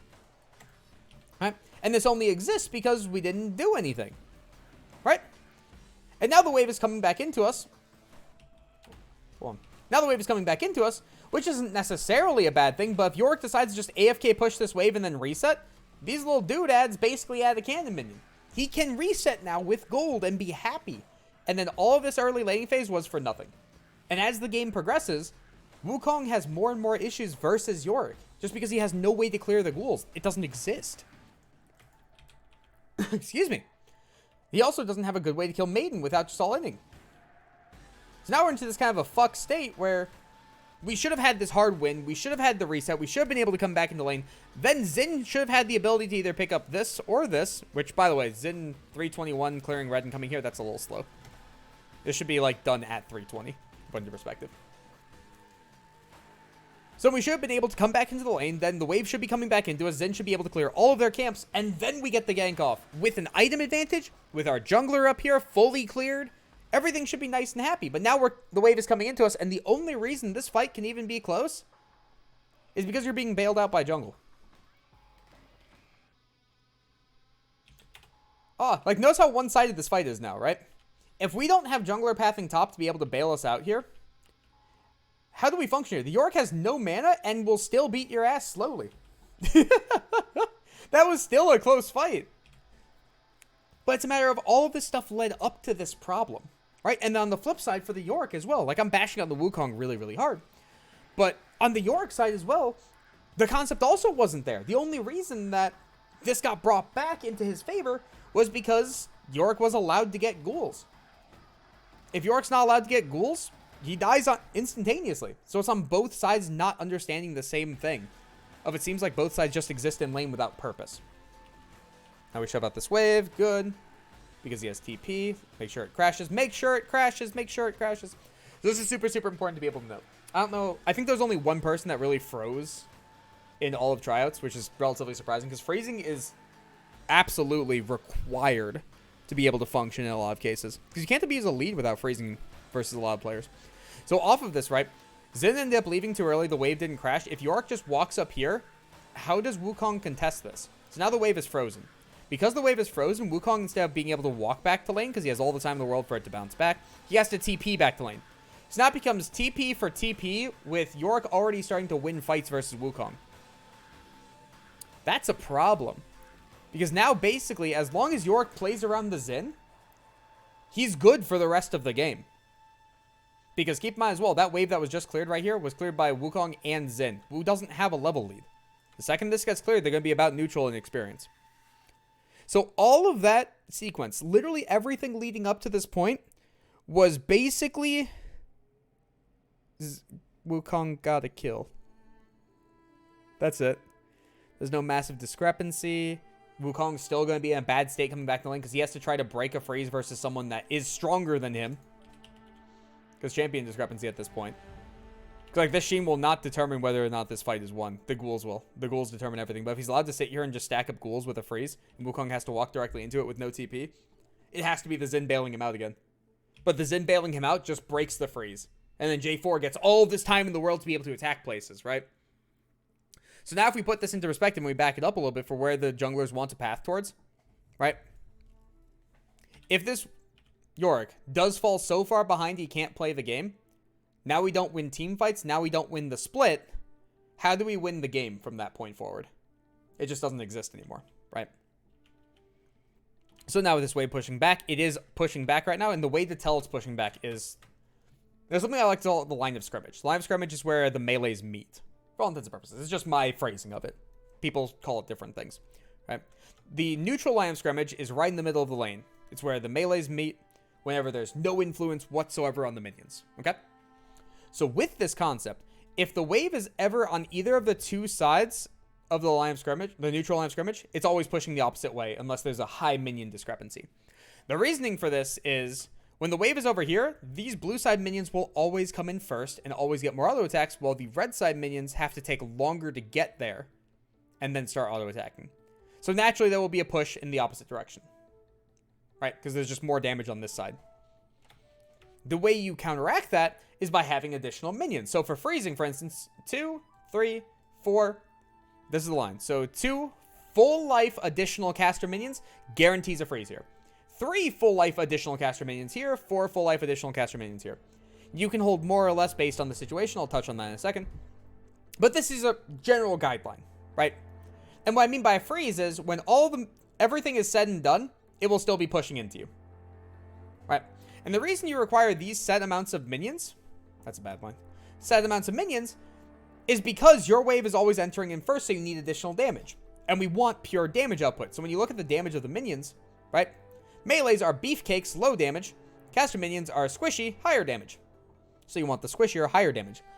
The casters also have less, I forgot that move, less chance to just randomly suicide underneath turret, which is fantastic. And again, I just talked about briefly, you can have more or less minions. It depends on what you're trying to accomplish. These minions are assuming that you are just last hitting. It will 100% freeze the entire time. If you need to fight through the wave, hold more minions. As long as you're able to do it without suiciding, hold more minions if you want to fight through the wave. That's fine. If you hold less minions, then these dudes right here are the problem. Cannon minions have an incredibly fickle personality. Their coding is just weird. They will sometimes just attack random minions for no apparent reason. And if one cannon minion targets one thing and this cannon minion targets 5 things, now all of a sudden, this minion will die and this damage goes away. Well, this is shooting a bunch of things where the damage has not gone away yet. And it starts to push. It gets, not that way, but for that concept, it gets real awkward real quickly. So when you have the 4, it guarantees it. On 3, cannon minions have the chance to break your freeze. It just happens. There's no rhyme or reason to it. It just kind of does it. Fun fact. So anyways, so now that York doesn't have a freeze, the minions were relatively neutral. Line of scrimmage is here, doesn't have the additional caster minions, or the neutral line of scrimmage. It is pushing this way. Because it is pushing this way, Xin Zhao can reset, path all the way up top. If Wukong can hold a freeze, Xin Zhao shows up, York dies again. And it just becomes the circle of life. All right. Or Xin Zhao doesn't reset whatsoever and just comes straight back up top. That also works, because if the wave is pushing in, this can be good. Problem. Oh, that's a level discrepancy. Levels are worth quite a bit. So problems can occur very, very quickly under this state, right? This is a relatively hard gank to be able to do. The only way this works is York has to fuck up somehow. Like, just AFK walking forward, not checking his surroundings, no awareness, nothing. We're just going to push to push. And again, the argument can be, okay, Xin Zhao was top. There's no way Xin Zhao is top again. That can be a valid argument. The other side of the argument is we can back it up and we can see how many camps he cleared. So you notice how Xin Zhao has 20 farm right here? With Skullcrab being spawned, there are 2 scenarios in which Xin could have cleared. He either 3-camped into Scuttle and then ganked you up top. Because he showed with 20. He didn't clear any other camps up until this point. You can press tab to be able to figure this out. Jungle tracking. Not hard, but you gotta pay attention. 20 minutes. So either he 3-camped Skullcrab, then top, meaning he has this camp up, and this camp up, and this camp up. Or he did the clear that he did, where he cleared up to red buff, skip Skullcrab, came up. Those are the only 2 options he could have done. Leaving Skullcrab up, leaving Krug up, or again, leaving Krug up and Raptors up. He doesn't have a reason to leave top yet because his camps are still top. And this gets figured out by just pressing tab. That's all it takes. And so in reality, it's what the Xin did.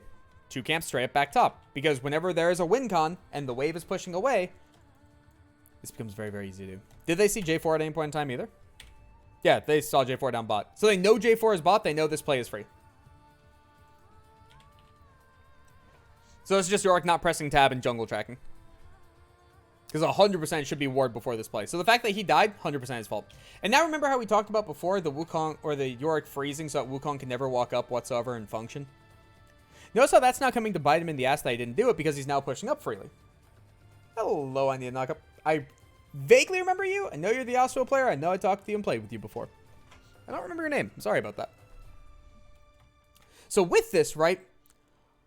Everything that's happening to both sides is literally a fault of themselves. Wukong should have solo kills. Yorick should have multiple deaths.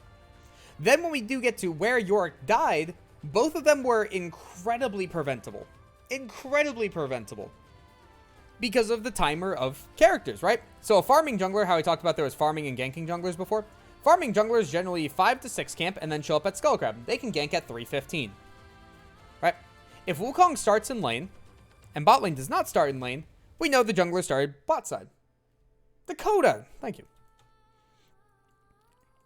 That means the jungler's pathing top. If it is 3:15, and you are still in the middle of the lane up top, it means you can get ganked very easily. Right? So with this context, let's back this up to where 3:15 was. Right? So at 3:15, Yorick is still pushing the wave away from him, and right now, this should be panic mode.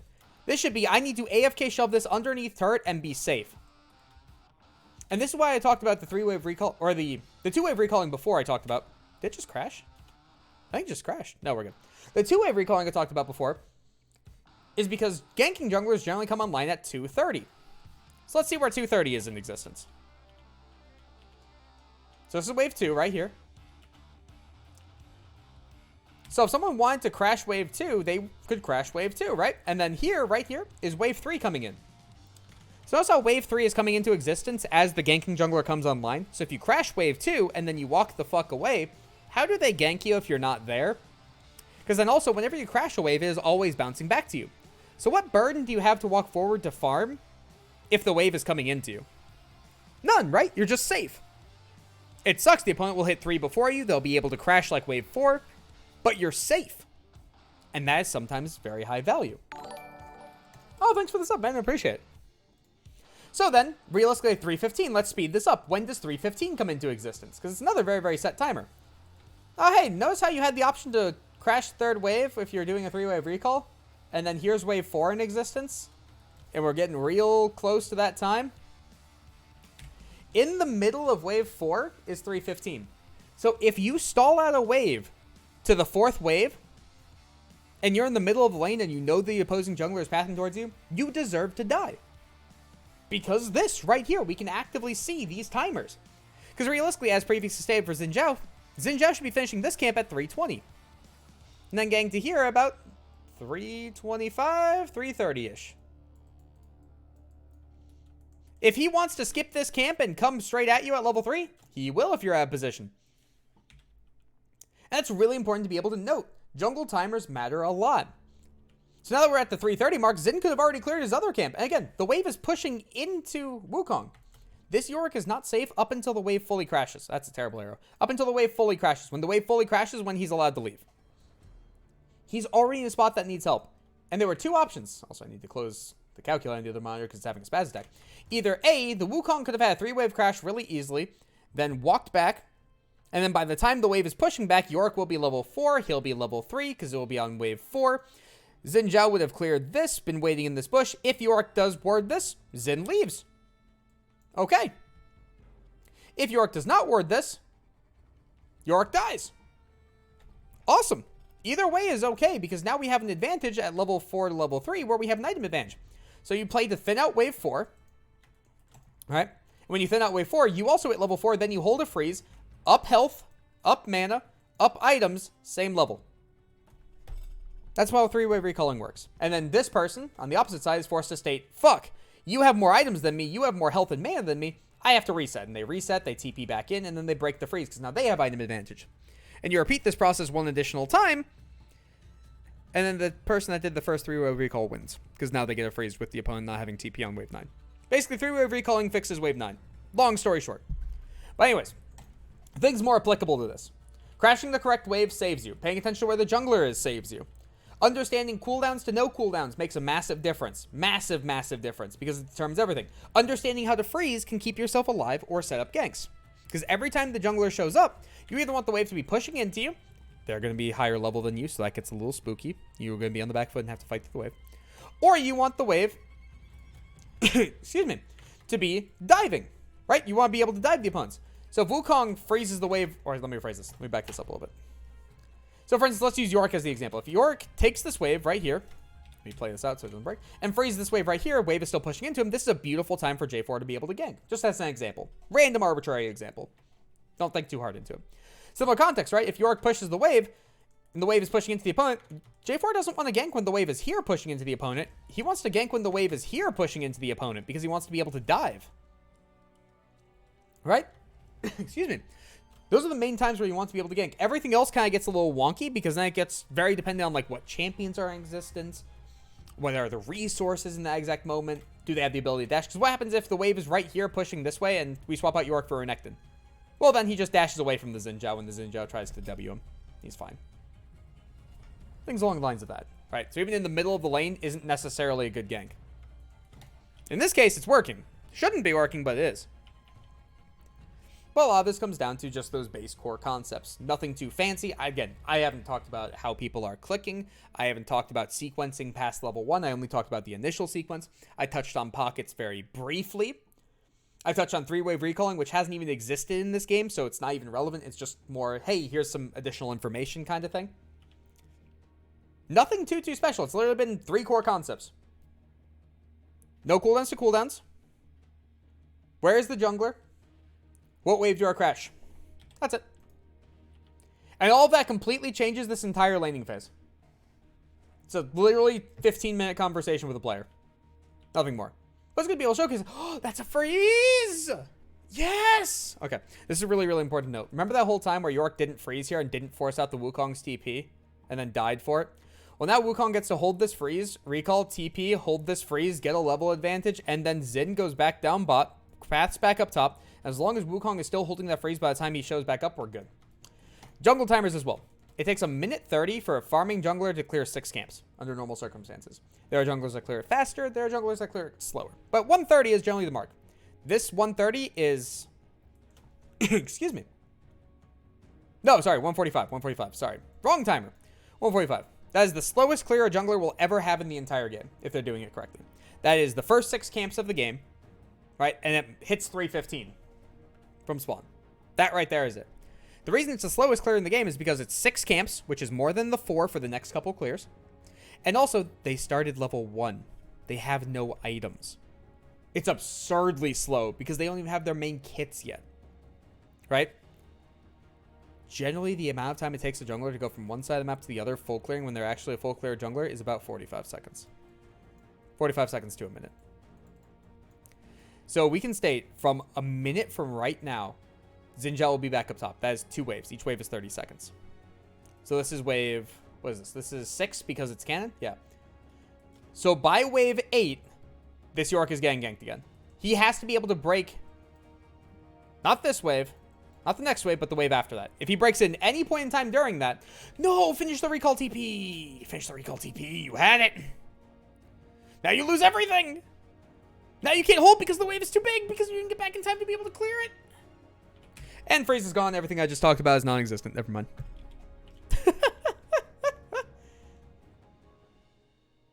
Alrighty. So, back to the actual world. Fun fact. So, there's 2 ways I like to think about this. There is the ideal world, which is 2 computers going at it. You can pull up a calculator and be like, how much damage do I exactly do? Who has the ability to fully win this? How should champions be played? That kind of stuff. And then there's the actual world, which is what's on your screen. 2 vastly different things, and they need to be kept separate. But you have to understand ideal world to actually function in the actual world. Right? So, for instance, in the actual world in this game, Wukong didn't trade with Yorick at all in the early game, where you should have been destroying him. So if you understand the ideal world, if I should be able to fight this, in the actual world, you should be at least attempting to do that kind of thing, right? And by understanding that, okay, if Yorick burns Q, or I should be fighting Yorick at all points in time, you can also understand how bad of a misstep things are. So when Yorick burns his ability, you can now understand Yorick's only way to fight back is now gone. I should now run him all the way back to turret, comparatively to wait for my attack speed to run off, then disengage kind of thing. So now with this freeze gone, right? Now it's just a straight up brawl fest. And this is where also clicks come very much into play. Now I'm going to be judging on the clicks, because now we're actually seeing a just straight up fight. So we get the E into auto attack into reset. Reset slightly slow. Yorick is not even attempting to hit the Wukong this entire time. Notice how there is nothing going on. We're just circling around constantly. And this is interesting. Because unfortunately, clicks are something I can't fix. I can teach you all the information in the world. I can tell you ways to improve at it slightly. But if you can't click buttons, you can't click buttons. That just becomes play the game more kind of argument. Which sucks, but is the reality. So the fact that right here we're walking back and forth trying to figure out what to do exactly is a problem. And you can make the argument for... I did the thing. You can make the argument for slight minion block, but if you're actually clicking correctly, initially for him to get locked in that pocket, he had to click to right here. Right? Then he had to click on the Wukong for it to path him around here. So already this back click is inherently wrong. Because if we're caging here, we're stating we're not fighting. But then we decide afterwards we're going back in?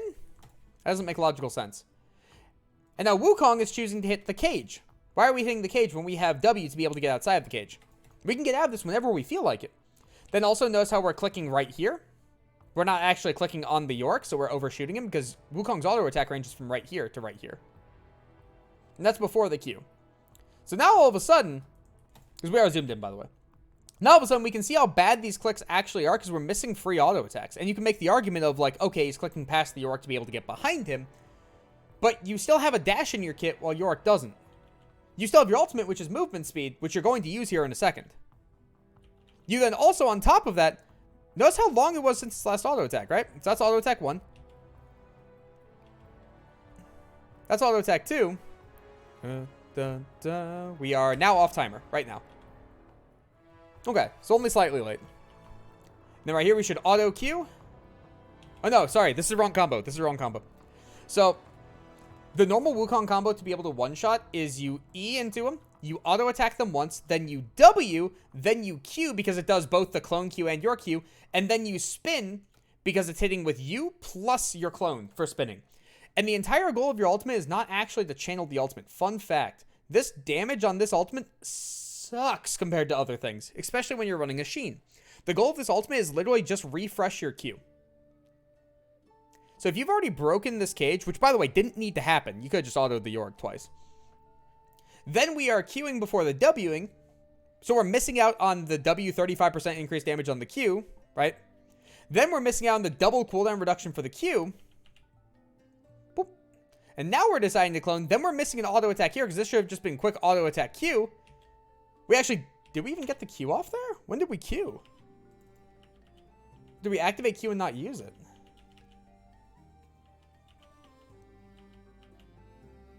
Yeah, so this should be cancel into auto Q. Auto Q. Auto Q. Okay, we did get it off. We did get it off. Okay. We didn't get the auto attack off, but we got the Q off. That's good. We're going to be Q works for clone if you have the fastest fingers. UW works for clone if you have fast fingers? Does it? Is that accurate?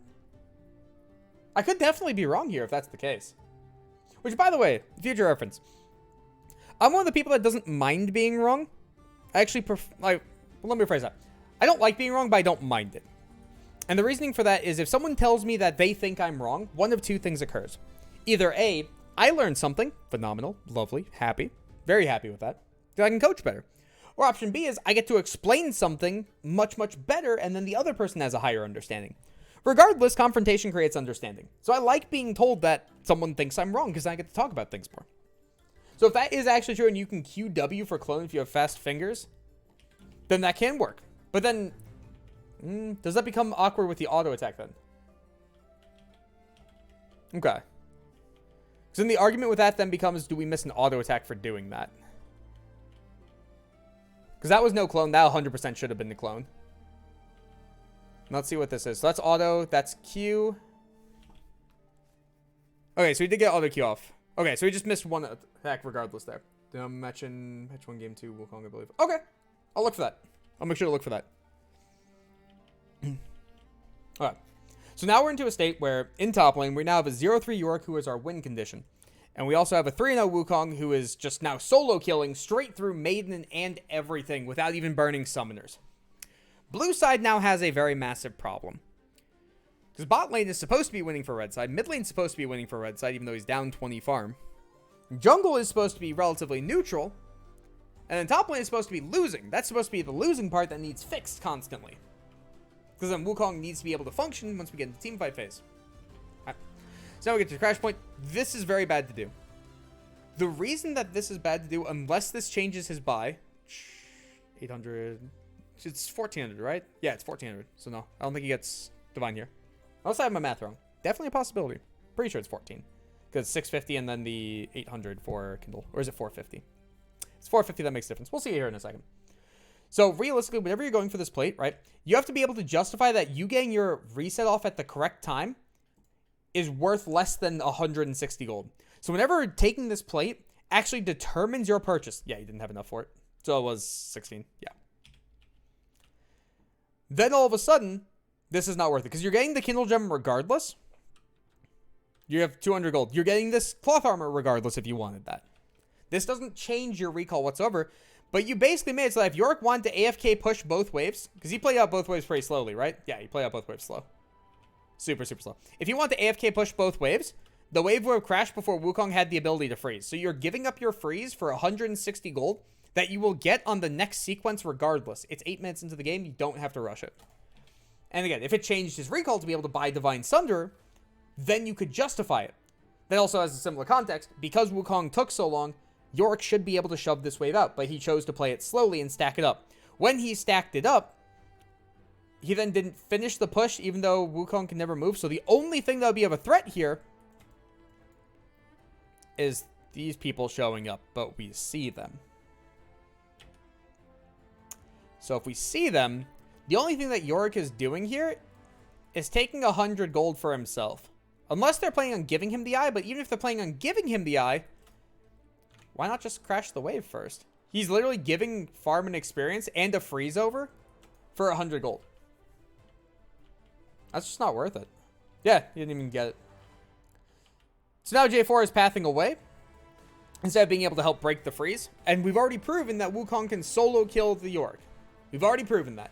So especially with no Maiden up right now, Wukong should be pushed all the way forward here, making Yorick lose all the experience. Because what happens if Yorick E's him without Maiden?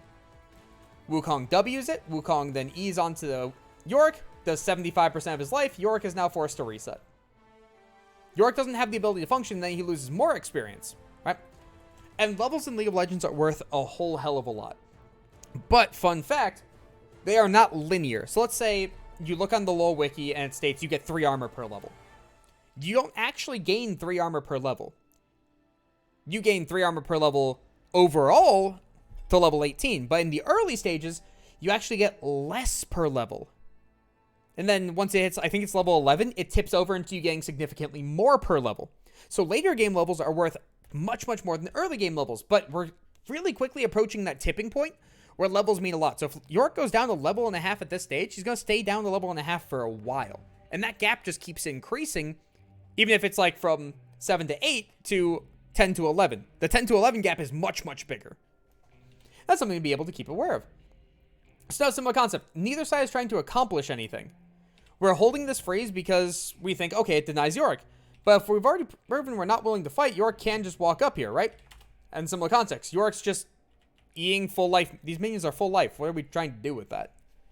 Do we have little ghoulies on the ground?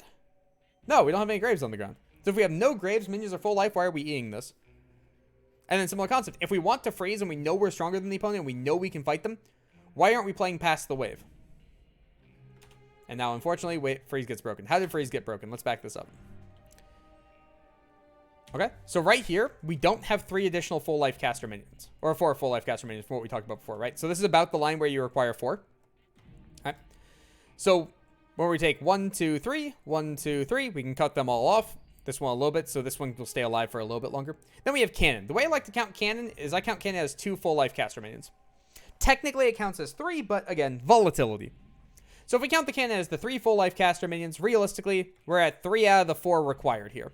This will not freeze, this will break. And what wave does it break? On Cannon Wave. We just had Cannon Wave a second ago. The wave is now starting to push back. Looks about right. So now all of a sudden it becomes 3 minions to 4 minions. Here's the new wave coming in down there. Freeze is completely broken. It's pushed away.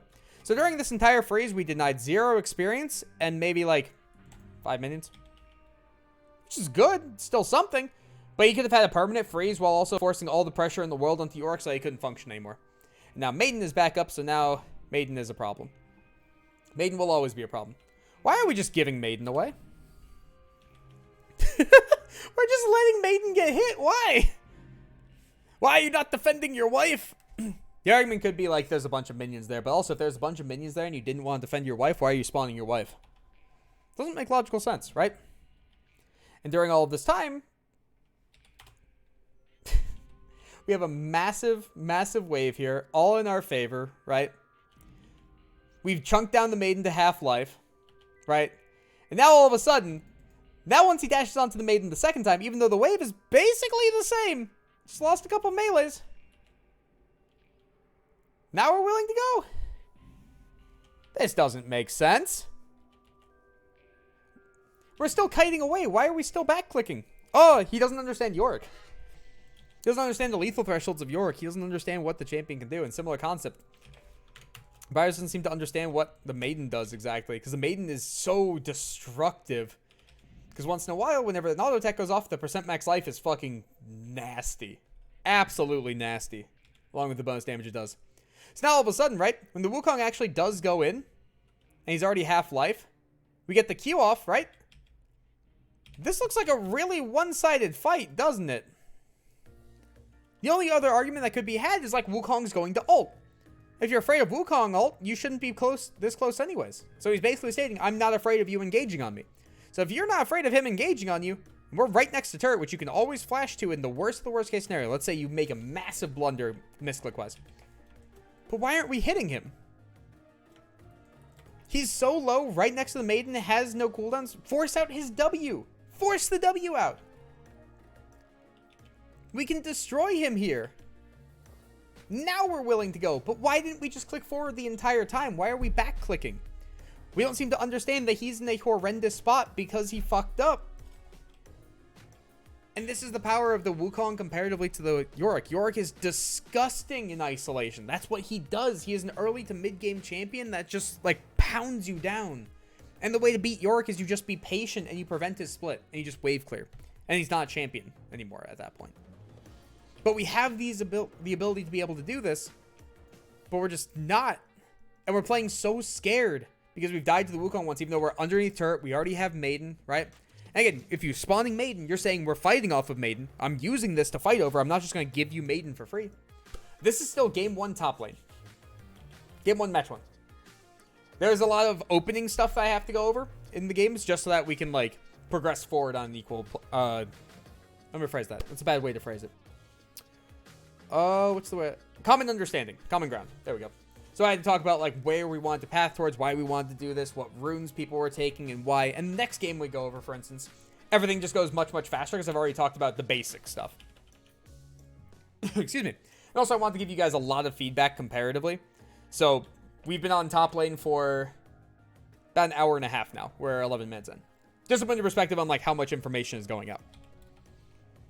This is going to be a long process. But we'll get there. So, with this now... Realistically, Briars wants to be able to shove this in and crash as fast as possible because there is no freeze. It doesn't exist. Why are we just seceding Maiden again? We've already proven he can't fight us. We just keep seceding Maiden on repeat. We just don't know when to fight or when to function. It becomes inherently a problem. So the Briars rotating down. This is good. How do we still get caught out by this? Are we just checking for him? Okay. Because realistically, once this gets hit, we should 100% know he's here. We also watched him walk around the corner. This actually is really, really awkward. Because it's not a bad invade from Wukong, realistically.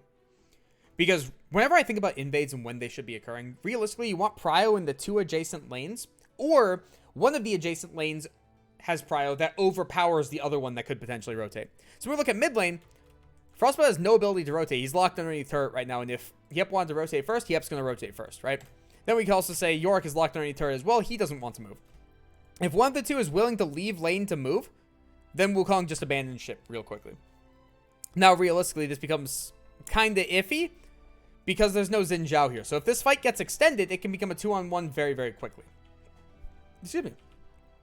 Kind of like what's happening right now. So Lifeless realistically should be circling here. Unicorn should realistically be waiting in this bush and just kind of chilling. Or warding it or things along the lines of that. So in this case, was that your pink, I believe? Yeah. So there's the J4's pink.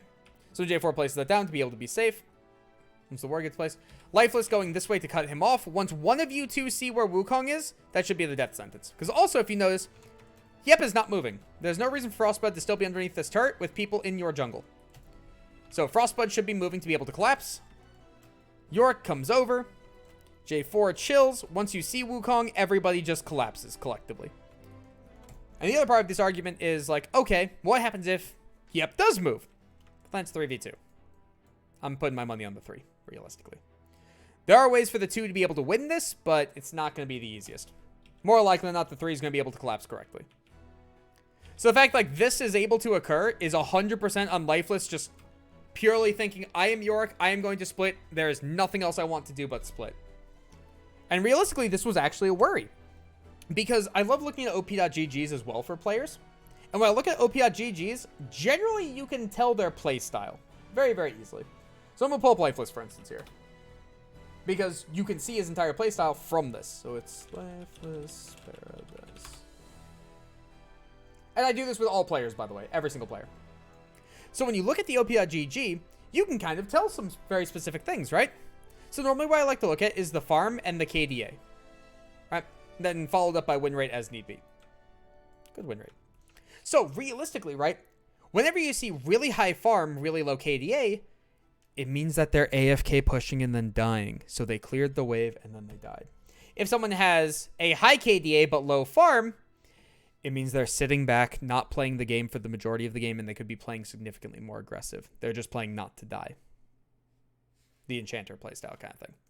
If they have low farm and low KDA, it means they're dying during neutral circumstances. Right? It means like they're falling very, very far behind on like wave 1, what we saw with what should have happened to the Yorick, right? That is one of those circumstances, right? And they're being punished for it. So when we're seeing high farm, low KDA, high farm, low KDA, average farm, a little below average, this should be nearing 7. Low KDA, average farm, low KDA, average farm, low KDA. We can already find the playstyle. It's just AFK push without a care in the world.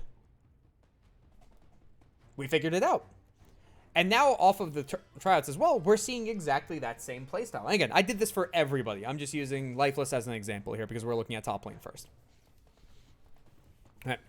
So with this, there's no reason that we should be having to smite this camp. There's no reason that this should be allowed because Frost should have already been rotated. Lifeless should have already been rotating. And the fact that it wasn't is inherently a problem. There's no way he dies here. He's fine.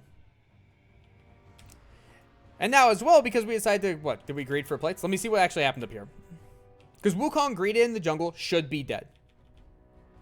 Yorick then. Oh, did we have enough already? We didn't. Okay. So realistically, again, when the wave crashes, it will always bounce back into you. Right? So this wave is already coming back into Yorick. There's nothing Yorick has to do to be able to do anything. He has a long time before he has a burden of execution. Right? So he decides to shove 3 more or 6 more minions and then potentially die for it. Now, when you press X, he's pretty close to Divine Sunder because Divine Sunder is 650. Realistically, did he get it off those 6 minions? No, but he could have gotten it off of those 6 minions in a plate. Problem, if your jungler is pushed out of your own jungle, what are the odds someone's going to rotate up to stop you? Here it is. This is a very, very high likelihood. Even if Yep never existed here, Wukong still had the ability to come back after screwing with your jungler for an extended period of time. And now you don't get a reset. You have lower resources. We've now run into an issue because Wukong here also, similar problem, should not be playing for this whatsoever unless we're diving. Oh, hey, May, we're diving. I stand corrected. Because the problem is Wukong right now is sitting on 1300 gold. He's much weaker than he's supposed to be. So unless this call is 100% dive, it doesn't matter. And that just came relatively early.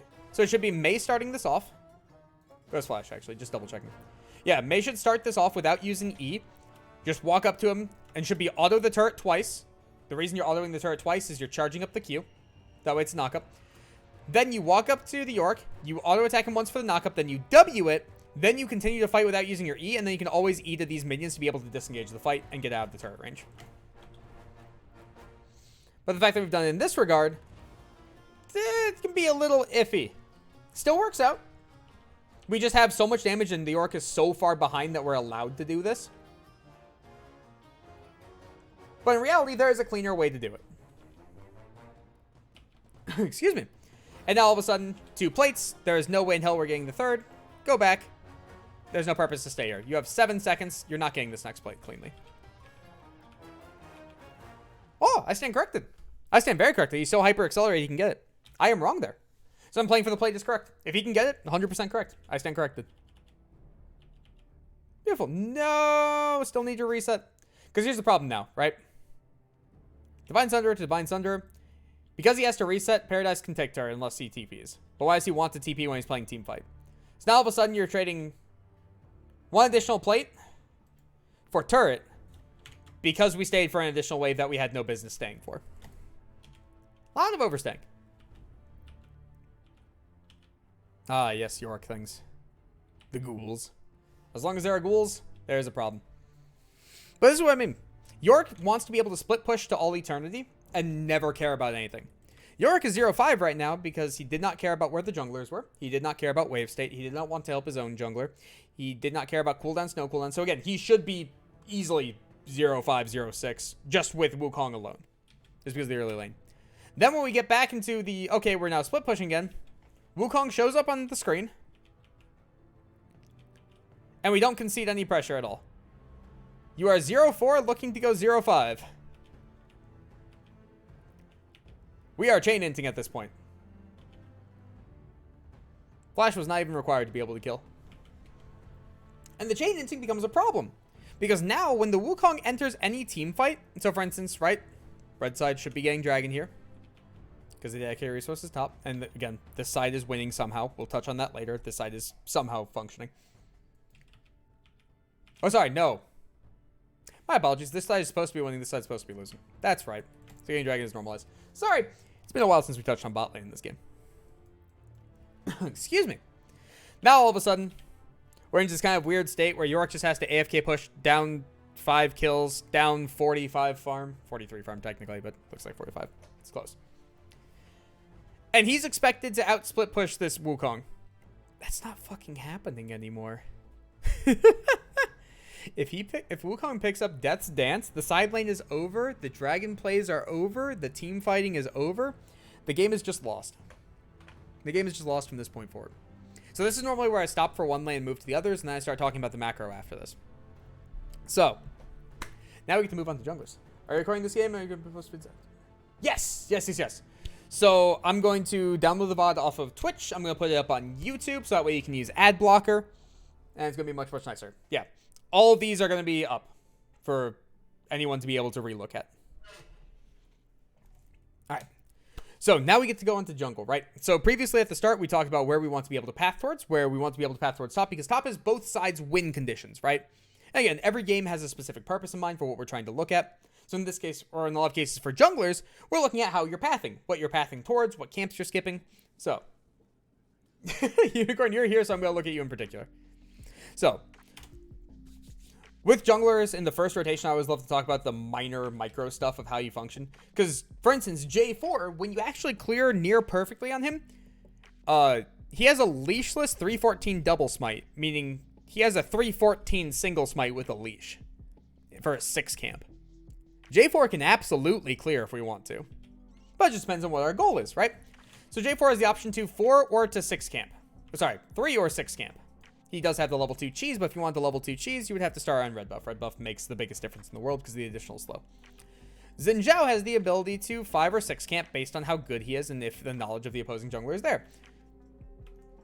All junglers, every jungler in the entire game who is a farming jungler, always has the ability to play as a ganking jungler. Ganking junglers do not have the ability to play as a farming jungler. The reasoning behind this is the clear speed differential. Okay? So here's an example of each. If a ganking jungler, so let's use Elise for instance. Elise, Rek'Sai, things along the lines of that. Things that have to be accelerated or they fall off the face of the planet, right? If those junglers try to go toe-to-toe farming with Diana, Zin, Viego, Karthus, Udyr, Evelyn, yada, yada, yada.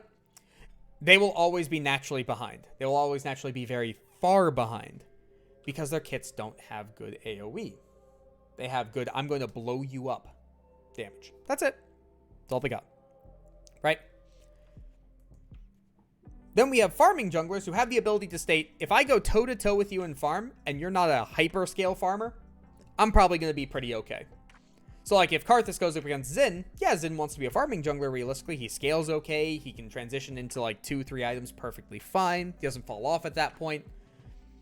All of a sudden, that Karthus lapped you twice. You're now behind 40 farm because he's just that much faster than you. You now have a problem kind of thing. Right. So farming junglers can also have that issue with other farming junglers. For the most part, though, farming jungler can sit there and farm and be happy. Right, in the early stages. When a ganking jungler is in existence, there are times for a farming jungler to play as a ganking jungler. And the reason they would want to play as a ganking jungler is one of two reasons. Either A, something is absurdly obvious. Something is completely free. Right? So Zin could go blue, Gromp, Raptors, or Wolves. Start walking up and realize, hey, this is a free gank up top. Skip the rest of his camps, come gank that and kill it. He'll then go back to farming. He's happy with that. Option 2 is you are nullifying a play from a ganking jungler. The biggest one, think Elise Renekton top lane. Renekton crashes wave 3, Elise 3 camp shows up top. They one-shot your top laner underneath turret. Everybody's sad. How do you prevent that? You match. And then you show up at the gank. And when you show up at that gank, you nullify what Elise wants to do. When both junglers go back to new normality, where it's like, okay, there is no gank occurring anymore, both of them have to go back to farming. The farming jungler then goes back onto his pace. He'll be a little bit behind. Instead of 7 farm a minute, he'll be 6.5. The Elise, instead of being 5 farm a minute, will be 4.5 farm a minute. The farming jungler is still on curve. They're still happy. They're still functioning. The ganking jungler is not spooky anymore because they have to be hyper accelerated. When's the last time you've seen a 0-0-0 Elise at 15 minutes do anything noteworthy? Just doesn't exist because ganking junglers fall off in that regard. So in this kind of a context, Zin has a couple options. J4 also has a couple options, but he prefers playing ganking, right? So if he prefers ganking and something can be very volatile up top, if J4 wants to go camp, camp, camp top, Zin has to match with camp, camp, camp top. So what were to happen if J4 were to 3 camp, Xin Zhao were to 6 camp? Well, then the Wukong gets ganked first and is on the massive back foot. And now the Yorick is accelerated just automatically. So this is where warding comes very much into play and how wards become useful. Because realistically, for blue side, right, this ward basically only sees if Zin does Raptors. Okay, that's acceptable. You can now determine whether or not he's playing as a ganking or a farming jungler. You can now choose to match that. Awesome. Secondary thought. What does this ward accomplish? Doesn't see Raptors, doesn't see red. It would see the cheese gank. But that's it. Why don't we just take 2 more seconds and place it over the wall on the red buff? If it's going to get cleared, it's going to get cleared. Doesn't matter. So this ward doesn't actually serve a purpose. So blue side has the ability to determine how Zin is pathing. Red side has no ability to determine how J4 is pathing. Because of that, Zin is now forced to 3 camp. Up until proven otherwise. So if bot lane were to fake the leash and top lane were to leash, it would be 50-50 where J4 started. No idea whatsoever, right? Because they have no idea where they started, Zin is forced to 3 camp to be able to match that. If Zin 3 camps and J4 6 camps, York does. Fuck. So now if both of you are matching, both of you are happy playing ganking to an extent, J4 more so, J4 has to play 3, Zin has to play 3, assuming J4 is playing 3 up until proven otherwise. If it goes 6-6, Zin is winning. That's how intricate the pathing can be, and we haven't even touched on what camps to touch. It's all a mind game. And whenever you get knowledge, you can determine what the mind game gets to be. You get to change it. So, for instance, right? When we path here, leash is faked. Leash is not faked whatsoever. Yep. So now even more knowledge. Blue side knows exactly where Xin Zhao is. Red side has no idea where J4 is. Not a clue. Because the ward does nothing. Doesn't serve any purpose. So now again, Xin is forced to 3 camp. Doesn't have an option. J4 is now allowed to 6 camp if he wants to. He can take as many camps as he wants to show up bottom. In similar context, if you're down here and you're pathing up towards top, you would be forced to 3 camp because he has forced to 3 camp up until proven otherwise. Which, because this ward is in existence, you would know significantly too late. Because if you decide to go here into here into here, now he, excuse me, you see Raptors are still up, he's on red, you don't have to skip your entire blue side to be able to do this. If you skip your entire blue side and something goes slightly wrong with also this mid lane having prio, you lose your entire blue side. So you're forced to 3 camp, you're forced to get up here first, and if you're there at the same time as Xin, then it can get a little spooky, but at least you can defend your camps. Excuse me. So, off of this now, let's back this up. So let's assume you are doing what you're doing, right? No more perfect world stuff, let's go actual world. So, J4 to start. Your passive is current life. You should always auto attack and then E, not E then auto attack. Minor thing. Doesn't actually make that much of a difference. It's like 30 damage differential. But it's something of value. So then, off of this, we want to be able to kite it towards Gromp. You should be leaving. So in perfect world as well, top lane, when they leash you, or whoever is leashing you, should be able to juggle the aggro back and forth so that you end up missing 2 to 3 auto attacks from the buff. Whether it's red or blue buff, doesn't matter. And when that occurs, the patience goes down to about here. But again, if you save 80 life by doing it, you save 80 life by doing it. It's fine. So we want to be able to finish that up. Unfortunate timing. So whenever you're kiting like this, always kite this way as well. And whenever you're finishing up a camp, basically its patience should be at 0 by the time it dies. That way you're kiting it out as much as possible, right? So when you're doing it like this, notice how its patience is still full, but it's 2 auto attacks from death, right? Because you can go 1 auto attack plus burn, then second auto attack is death. By the time this dies, you should already be touching Grump. Because its patience is full. It's not going to reset. Yeah, there's the 2 auto attacks. So the fact that you have to walk all the way around here is just slowing your clear immensely. Because even if you are 3 camping, you're still taking this into 3 camp 100% of the time. Okay, normal. Also, as a tip, you can always left click on things to be able to see their life in the upper left-hand corner of your screen.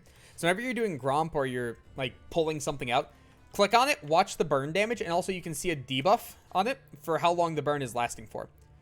So apply, just like do some mental math real quick of, okay, it's losing 13 life a second. It has 2 seconds before it runs out of patience. It's at 26 life. It dies. Things like that, right? Or for instance, when you're smiting this, you want to know for a fact that as you're walking away, you don't have to hit it anymore, and it dies. And you're using smite here. You almost always use smite on second camp. Excuse me. Because realistically, by the time you get to the 3rd camp, you will have already been invaded. This is normally the invade spot. This is normally safety spot. So then by the time you finish Gromp, to put into perspective, are we smiting this? Okay. When you finish Gromp, to put into perspective, you should already be standing here. This is how slow your clear is. And this should be on all champions, by the way, not just J4. So also, when you smite it, the burn from your jungle item will not kill buffs. It will kill everything else. So when we're looking at Gromp and we're looking at its life, realistically, right now is your 1 auto attack from and smite from it being done. It's already finished. So notice how you took an additional auto attack there and brought it below 450. If you're ever smiting it below 450, something has to be inherently wrong, right? So if you auto this once, it's 468. If you smite right now, the burn will finish this off 100%. So already, again, it should already be all the way down here. It should be right here while you're here at like a quarter patience. You smite it, 1 burn tick, it's dead. You go straight to next camp. You want to be as efficient as possible with this. You want to pull out camps as far as possible. Because so far with these 2 camps, you're super, super, super slow. Okay, also a minor thing. Whenever you're playing J4, there's 2 ways to be able to function with your abilities, right? So there's flag and drag, and then there is use Q first and then into E. The way to think about it is if you flag and drag on a camp, you are losing DPS because you have to go through the full animation of knocking up. You are losing 1 auto attack to justify a knockup. So the more you care about your life, the more you want to flag and drag. The less you care about your life and the more you care about clear speed, the more you want to Q and then E. So for instance, if you want to be able to do this, right, you can group them all. You can place the Q like back here, for instance, where it still hits all 3. Walk up a little bit and then Q it all. That way you don't drag yourself because you're at near full life. You still have 2 potions. You're fine. don't have to worry about that. And then similar concept, we should be kiting these out. There's no reason to hit these small ones ever on an AoE champion because your AoE will always finish it off. By the next time your E or Q comes back off cooldown, which you will definitely use on this big one, the small one will die. So similar concept. Okay, so you got the Q drag or the Q flag into there. Then similar concept. That was 100% going to burn, and by the time you finish wolves on basically any champion, your character model should be about here. So you're missing this much time, plus again that additional auto attack. So technically, you could be even farther. Because you just shouldn't have the auto attack ever. There we go. So similar concept. If you don't care about your life, you're fine. Also, no need to hit the small ones. They will die in 2 rotations of your AoE abilities. It's fine. Just hit the big one. Because notice now how this big one is such high life and you're already on your second rotation of cooldowns. And again, second rotation of cooldowns kills the small ones. Everything is really, really slow. So then by the time you get to here, if you're going to be doing red, you should be hugging this wall when you finish it and then EQ over. If you're afraid of someone being here, like as an invade, that's a perfectly reasonable thing to be able to be afraid of. So let's think about that. Whenever you're afraid of an invade, adjacent lanes should be in a state to be able to rotate. So if we see Karma pushing in the wave hard and rotating, you can assume Zen is there.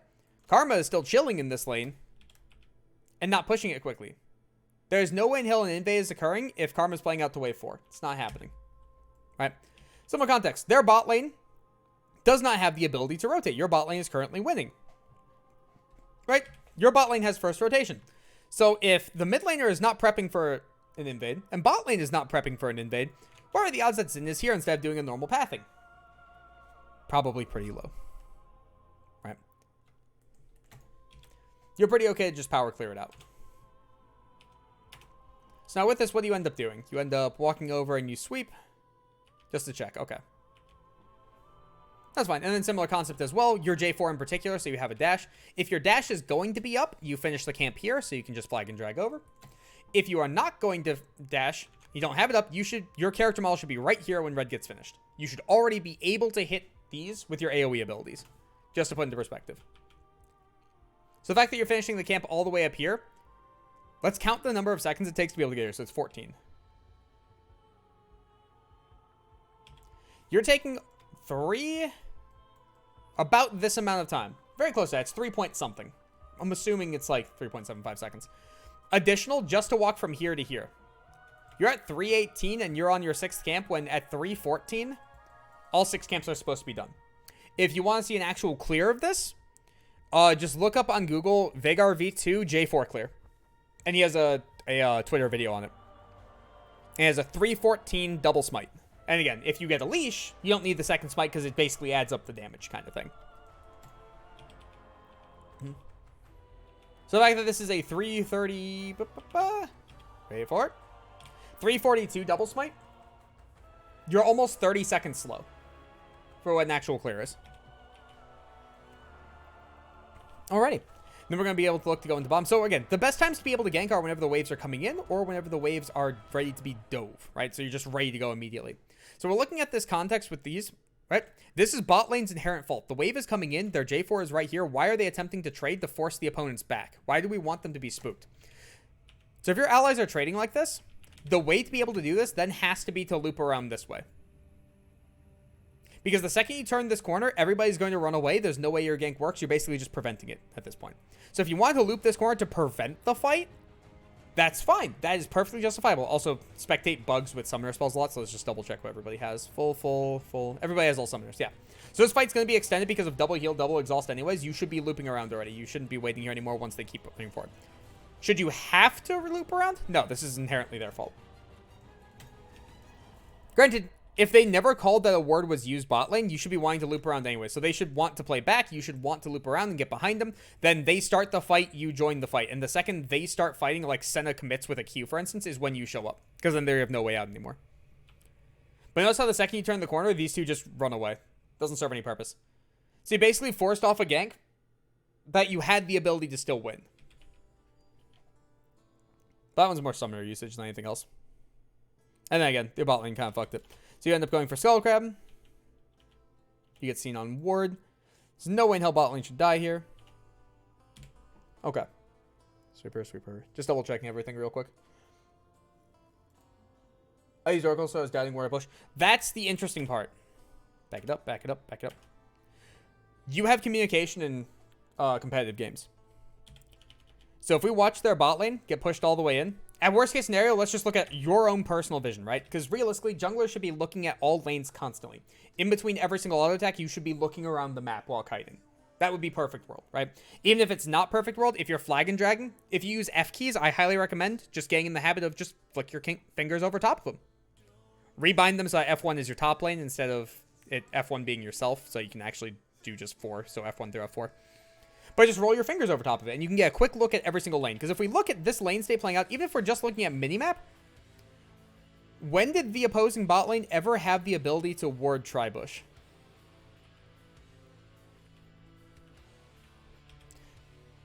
So if we're looking at just minimap, they've never gotten off map. They've never had the ability to. You could ask your bot lane if they ever did, and they could tell you no, or you could see for yourself.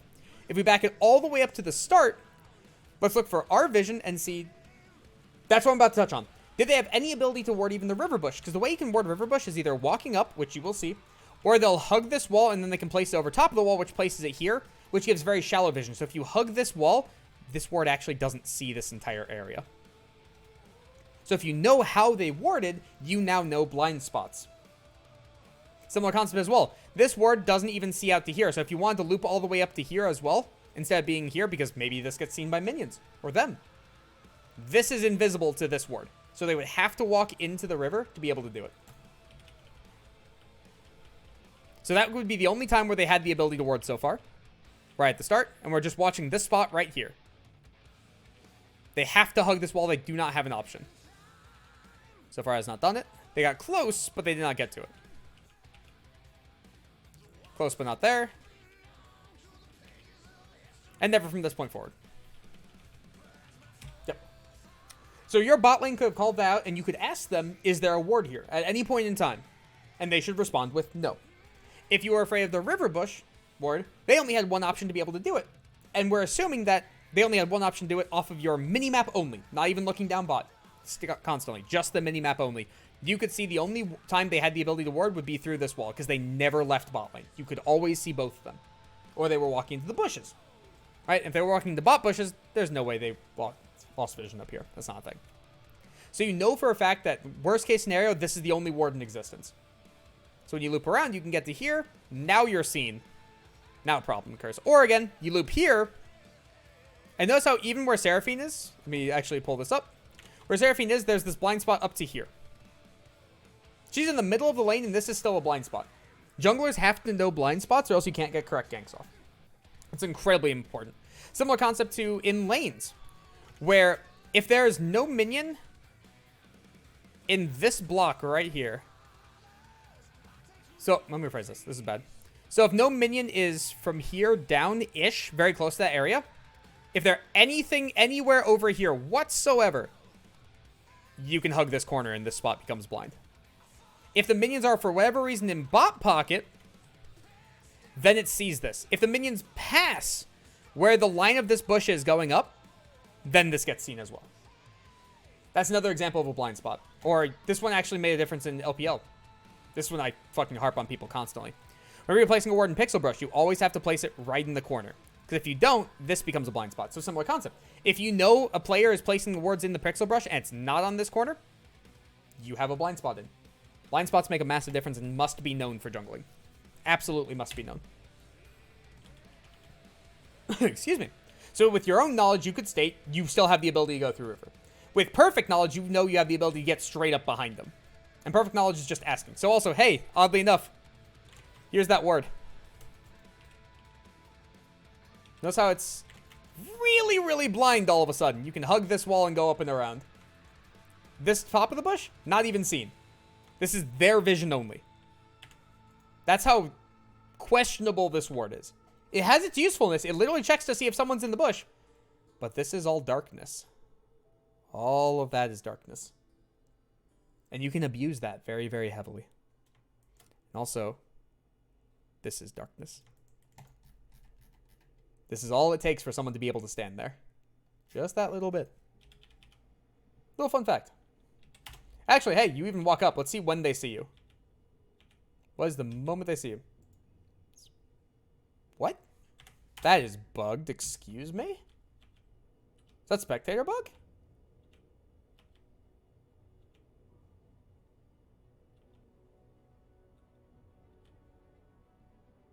Hold up. Hold.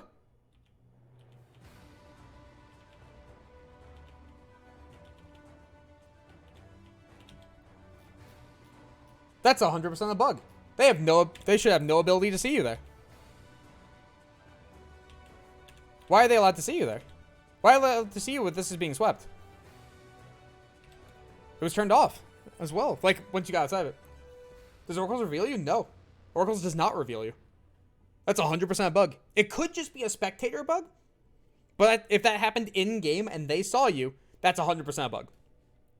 Now, Oracles is shorter distance than Ward's early game. Oracle's distance gets longer as you level up. So the Ward seeing you as you're, like, getting closer, that makes sense. It's seeing you out here. No. Because, again, this is their vision. It's cut. It's done because this wall blocks it. Yeah, because you just activate Sweeper there, right? And activating Sweeper showed you? No, activating Sweeper didn't show you. You actually... Yeah, it's not supposed to show you. That's 100% a bug. 100% bug. Here's what it is. Similar concept. You're in darkness right now. Why does that see you? I'm 99% sure this is just a spectator bug. Because, again, I've played this scenario out in live games. This does not show in live games. Okay. So now let's back this up. So now we start having to think about competency, right? And the reset of camps. Because realistically, as a jungler, the more you gank, the less you farm. The less you farm, the farther you fall behind the curve. And a great example of the curve is, let's say everybody's at, like, correct farm. 10 farm a minute. Junglers are at, like, the 7 farm a minute mark, right? And it's 0, 0, 0. There is a natural curve to the game that gets going, right? And there are champions that are required to be above the curve and champions that can function happily below the curve, right? Supports are happy below the curve. Seraphine's happy below the curve. Karma and Soul Lanes. Things along the lines of that, right? Rek'Sai is a champion, or Elise is a champion that has to be heavily above the curve, or else they don't function. Because they have to one-shot or they don't have relevancy, right? The more you gank, the less you farm, the more you fall behind this curve. The more you're happy with falling behind this curve, okay, that can be fine, right? As J4, you don't want to fall behind the curve because you still have a lot of early game potential, right? So when you're actively ganking this, we have to think, okay, by the time my next rotation of camps spawned, I need to pick up my next rotation of camps, or else I start falling insanely far behind, especially when it becomes, okay, we've taken this. This is still sitting here. Gank doesn't work. Right, we loop into their jungle. We don't know where Xin is right now. The other gank doesn't work because we should have been able to see them stand right here and place the ward. Bot lane should have told you, or you should have been paying attention. So that gets wasted. They now know exactly where you are. Exactly verbatim where you are. And then this gank still works. So now we start talking about the competency check. Where realistically, if someone knows exactly where people are verbatim, we know J4 was here. We watched him on the ward. We watched J4 walk up river. He can be in mid lane right now. Why are we walking forward here? Why are we not calling for help? Why are we having to flash this? So realistically, in perfect world, is your gank good here? Absolutely not. No. Is your trying to wait here and sit here good after, after the initial gank where you showed yourself, this way, after you showed yourself? No. Because you hit Scryer's Bloom. They know you're still there. Why would a gank ever work? Why would they walk up? So we're just wasting a lot of time, but then all of a sudden, you can be rewarded for this kind of a play style, which I despise.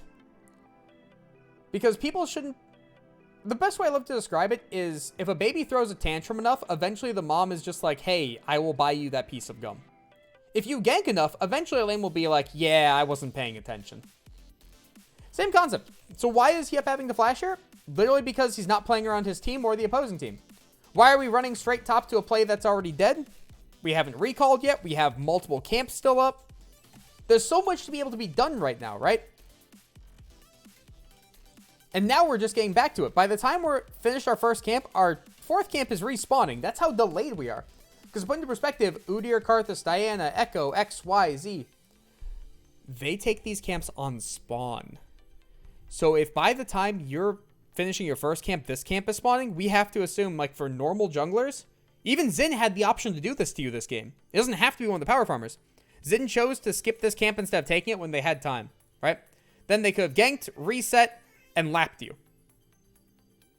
And by the time you would be finishing this, they would have already finished this. They chose to take 2 ganks over top of it because it was absolutely free.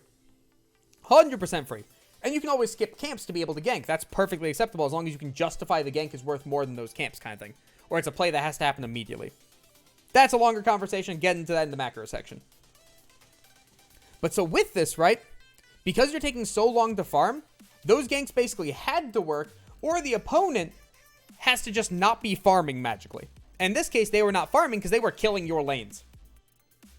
So you revealed yourself for first gank, revealed yourself for second gank, revealed yourself in second attempt, My brain is dying. I want to explain this correctly and as clearly as possible. So you showed yourself in first gank, gank was over. You showed yourself in second gank because of Scryer, gank is over. They placed a ward that we actively saw them place. And we walked over the ward, so third gank attempt is gone. We then walked mid and fourth gank attempt was successful because Hiep was not paying attention. We have ganked 4 times for Zin's 2. And Xin could have chosen to just outpower farm you. And if he outpower farmed you and none of these worked, or we kept exactly the same circumstance that we had where you just got Hiep's flash, you're down 20 farm. At 5 minutes, almost 6 minutes.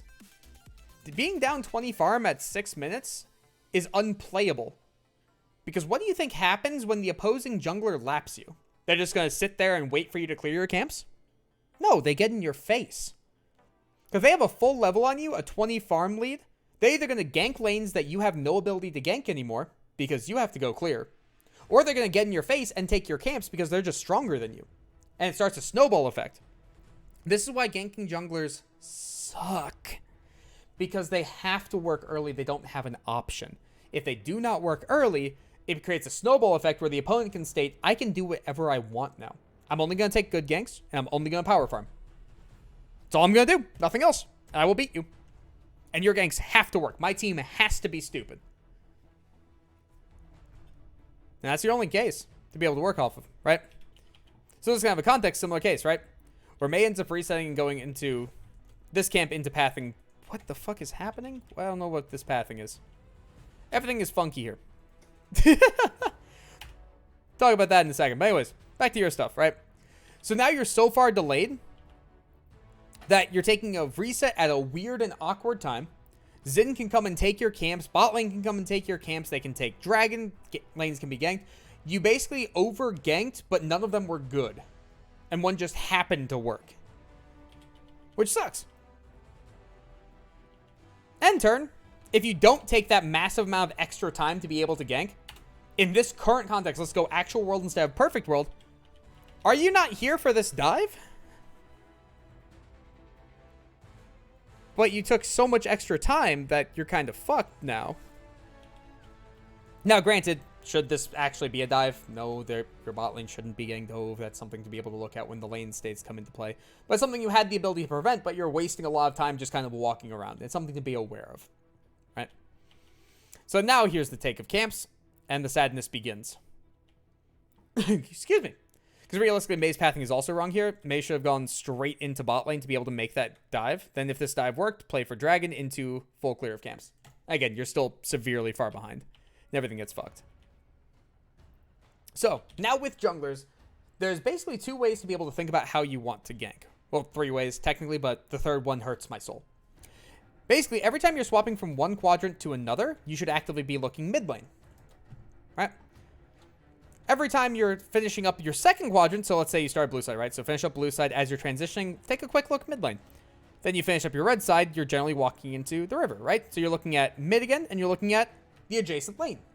In this case, bot lane, right? Those are generally your gank timers, right? The lane's goal is to be able to set up their lane state in a way that you can gank by the time you show up. Your job is to clear as many camps as possible before that window of opportunity shows itself.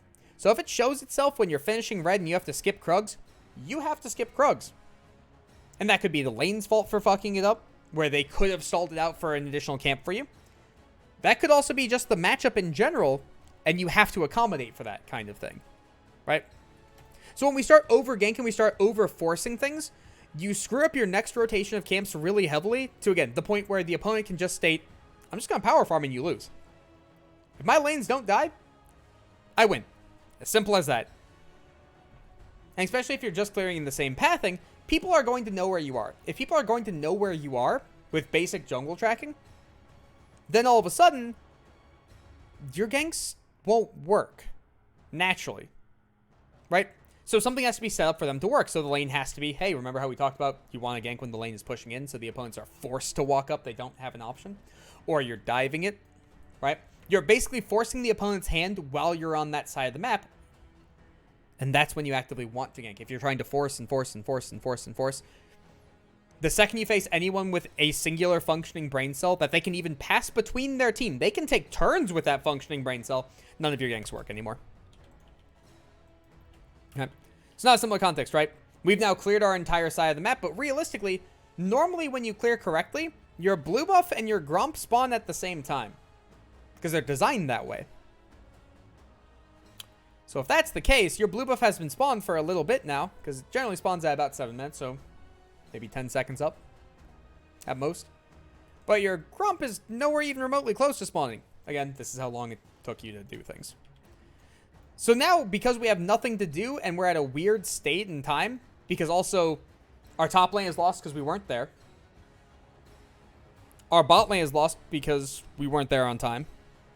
Our mid lane is losing naturally and we ganked them once. Cool. We had multiple other opportunities to be able to gank them. So if we look back at every time we path through... Oh, that was buggy. So the second we path this... Boop. If we watch Hiep run straight down, we kind of know what's occurring. You had the option to be able to prevent this. If we back it up to first rotation of camps, or this rotation right here. This wave is pushing into us, correct? Can we not gank this to be able to fix this problem? The wave is coming into us. It's Karma level 2. We're J4 level 3. We can absolutely do that. If we trade farm for farm, Zin's probably going to win, right? So we have to be more active on the map comparatively. That's an opportunity. Then similar context, right? This wave is pushing into us. We're level 3. We can go. Now we start looking at lane states and things get a little different, right? Because your lane's already in a fuck state. It's pushing into them. They're already lower life. Now's your time to gank. This is not Krug's time. This is gank time. Because if these two want to push this wave in before you finish your Krugs, they will push this wave in before you finish Krugs. So now all of a sudden, if we're looking at like what happened where they didn't, we're just not assuming competency. Remember that whole junglers have specific timers to be able to function? If there's no jungler up top and red side knows it, where's the jungler? Basic deductive reasoning, basic jungle tracking. Nothing too complicated, right? So then why are they still playing out this sequence when it's your gank timer if you full clear? Because you clearly didn't do a ganking jungler path or else you would have been on the map. 230, 245. They know you're a ganking jungler at that point if you don't show up anywhere. 3 minutes rolls around, 100% they know you're farming. So if that's the context, why are they here? There's so many things that can be fixed comparatively, right? And the first one is you have to clear faster, just straight up. Look up tutorials, look up Phylaris to be able to assist you on that. Your clear is just straight up slow. Then second thing then becomes all of your ganks should be done with a purpose, right? Not just existing, but with a purpose, right? Third thing is you are working off of incomplete information. So for instance, in this case, if they never warded and they had to walk up, this gank can absolutely be good. But we know they warded. We watched them warded. Similar concept to the first gank. We know they didn't ward. We could see it the entire time. We could see they never warded. Right? And the final one then becomes, because your clear is inefficient and because your ganks are working off of incomplete information, you're basically coin flipping every game. If you get fed, you get fed. If you don't get fed, you're worthless. And we start running into that issue. Because like, what are we even doing walking up here? If we're not going to take their camps, we're not going to take their camps. If we find Xin Zhao, what's going to happen? We get collapsed on by Karma and bot lane? It doesn't serve a purpose. This is the first gank that actually kind of like half served a purpose. But even then, it was just like, we could have done it so much earlier because we didn't do all of this stuff. Everything can be more efficient. So now, similar context. When we're pathing down, our inefficiencies come back to bite us in the ass. Could Xin have just power farmed it out, never interacted with York the second time, and you would be down 20 farm? Absolutely, yes. Speed this up. Okay, so Xin took that camp, so you go this. That is fine. I want to see if you walk straight up to Raptors. Okay, you did not walk straight up to Raptors. You're assuming they're gone. Perfect, perfect, perfect. So, Now we get into the fun part of jungling as well, of you are not allowed to attack all lanes simultaneously in the game. You're just not. And the reasoning for this is whenever you try to attack multiple different lanes, you end up wearing down your resources way too thin, and the opponents will have a plethora of resources to be able to deal with you because you're always attacking a different person with different resources. So normally what ends up occurring is in a draft, you normally have one strong side and one weak side, right? The weak side is happy being below the curve. How many games do you think I'll do tonight? I don't know. This one's going to take a longer amount of time just because I had to go over a lot of starting stuff. So then next time I start up the stream, I'll just say, hey, I already talked about this stuff. You want to go back, look at it. Here's the timestamp kind of thing. So, what time is it? It's 10:46. I still have 3 more rolls to go. Probably just this game tonight, and then tomorrow I start cranking them out comparatively. Tomorrow I'm going to start at 8 o'clock too. All right. So with this, we normally have one strong side, one weak side, right? Because if you have double strong side, and you can only divvy out your resources to one of the two sides, how useful is an Aatrox when they're 0-4 getting camped? How useful is a Caitlyn 0-4 or a Lucian, right? Remember, there are those champions that have to be above the curve. Generally, the strong side are champions that have to be above the curve, and we're setting up a circumstance for them to be above the curve, right? So with this as well, right, in this kind of a game, whatever side of the jungle you start on is basically stating this is my weak side. Because if you path from your, let's say, this is weak side. Whoop, sorry. This is weak side. This is strong side. If you decide to path from your strong side to your weak side, first off, your gank opportunities for when you finish your clear is going to be your weak side or your mid laner. That kind of sucks. Because why would you want to gank your weak side person? The person happy being behind the curve. The person probably getting shoved in, not able to fight, significantly weaker than the opponent. There are some cases for this, generally defensive plays, not offensive. Some offensive based on, like, if the opponent fucks up. Everything I'm saying right now is based on, like, perfect world, but the game is very, very fluid. Everything can change based on human interaction, right? So with this, right, if your weak side is weak side and they are getting pushed in, they are against the opposing team's strong side, because why would you match 2 strong sides in a draft? That's just dumb. You're coin flipping the game. Then all of a sudden, if this person is pushed in, what stops this top laner from come fucking with you? And they know they can invade for free.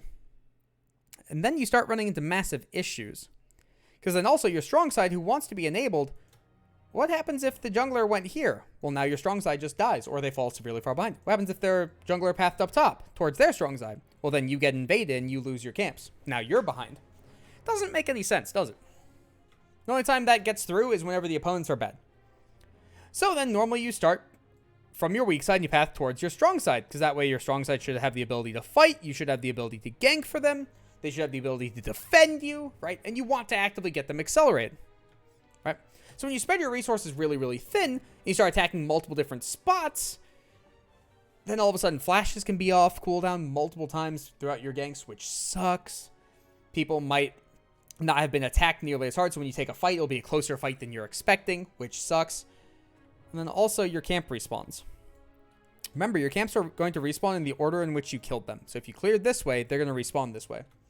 If you then path up towards where you started, which is, again, should be your weak side, and you try to gank this, and this fails for any reason whatsoever, your camps are now respawning, and the opposing jungler knows exactly where you are, exactly how weak you are, and no one is coming to help you. You're fucked. Because the opposing jungler comes in and takes these. Once they take these 2 camps, they know your next pathings. Because they're not spawned yet. They're about to spawn. And what do you think the opposing jungler, who now has a lead on you, is going to do? They're going to go to your next set of camps. So whenever a bad play happens on weak side, you're out of the game as a jungler. When a bad play happens on strong side, your camps haven't respawned yet. There's nothing for them to take. If you take too long to clear your camps, then the opponents have something to take when you die on strong side. Does that make sense? I don't know why I'm asking as if you're in the call. But, yeah. So now all of a sudden, with Yep not having flash, actively re-attacking him makes a lot of sense. Fantastic. Normally, whenever I work with someone, I ask a lot of questions so that I, like, kind of get them to say the answer and come to their own correct conclusion. Because it's better for learning. So I'm used to saying, understood, right? Or, like, that kind of stuff, so I get feedback. Just old habits. So with this, right, Reganking, yep, makes a lot of sense. He has no flash. We have the ability to just EQ flash him. And he should just die. As long as the opposing jungler does not show up. We have to guarantee, if we're going to be dedicating our resources here, that this is not a 2v2 fight. We have to guarantee that. Because you are a behind J4. It is a Vladimir early game versus a Karma. The Karma is strong. If you EQ flash, and this becomes Mantra W plus shield, you're getting rooted with no cooldowns, no summoner, and the Karma's surviving. Because there's no way the Vlad can enter the fight when the second person shows up to kill you. So this becomes very iffy. Did he not Mantra W? Did he not have Mantra? He didn't have Mantra. Okay. Okay, so yep, should have waited for this to fully come off cooldown, and then... Oh, he had the ability to Mantra W. He Mantra and then W. Okay, he did. There we go. So now it's a 2v2. This is kind of the scenario I was talking about, where there are characters that, when they go in, they don't have a way out. And when you play those characters, they are super, super volatile. So you have to make sure your ganks are 100% good. One of the things I love to talk about with teams in particular is the concept... You should just be dead, by the way, or flashing. One of the concepts I love to talk about with teams in particular is if you don't see someone and you don't know where they are, you have to assume they're in the bush or the blind spot closest to you at all points in time. Because if you don't assume that, you're just going to feed. You're going to take a fight where you're not expecting someone and then you just die. So similar concept. We took that fight not knowing where support was, not knowing where jungler was, and we just kind of hoped they weren't here. Also, is Frost not going to ult? I don't know why he's not ulting here. That should be ult immediately as you go in. So if no one else shows up, he up 100% dies. If someone does show up, then he can walk away. And then depending on who shows up, you can lose this fight really heavily. So like when Senna W flashed, if that hits you, you just die. You will 100% just die. And that's really important to be able to note. Because plays like that in higher elo happen all the time. So for instance, normally when I take a team and they're like high diamond and they start facing the master grandmaster teams, all of a sudden junglers have figured out how to lane gank. And we'll go for a play, we'll have it all set up, we'll have the freeze ready to go, and then we start the fight, and then the opposing jungler's just there. And every time I have to remind the team of just like, if you don't know where the opposing jungler is, you have to assume they are at the play. If you still think you win 3v3 with them at the play, take the play. If not, don't take it. But plays like that happen a lot. And now this is interesting. When you disengage, where are you disengaging to? Why are we looking for here? What's the purpose of this? The only argument that could be made is like to prevent a dive, potentially, but there are no camps up here. So unless your goal is to prevent a dive, this doesn't serve any purpose. If you want to re-gank this, you can just re-gank it from up here too, and then you're also closer to your camp, so you have the option to be able to choose between. It's these little inefficiencies that are really, really setting you behind. Because 41 farm at 8 minutes is super, super low. Again, if you're facing an actual farming jungler, you're down 25-30 farm by this point. And then also, whenever you're doing this, should always be most contested camp first. Just want to make sure Skullcrab was already up. Yeah. So if Skullcrab's up already, it should be most contested camp first. So Skullcrab is always going to be the most contested, followed by your own camps. Then I move out through my jungle. Yeah. So if your goal was to be able to prevent the dive, that makes logical sense. But if your goal was to prevent the dive, you wouldn't have just sat here. Because already you don't know where they are.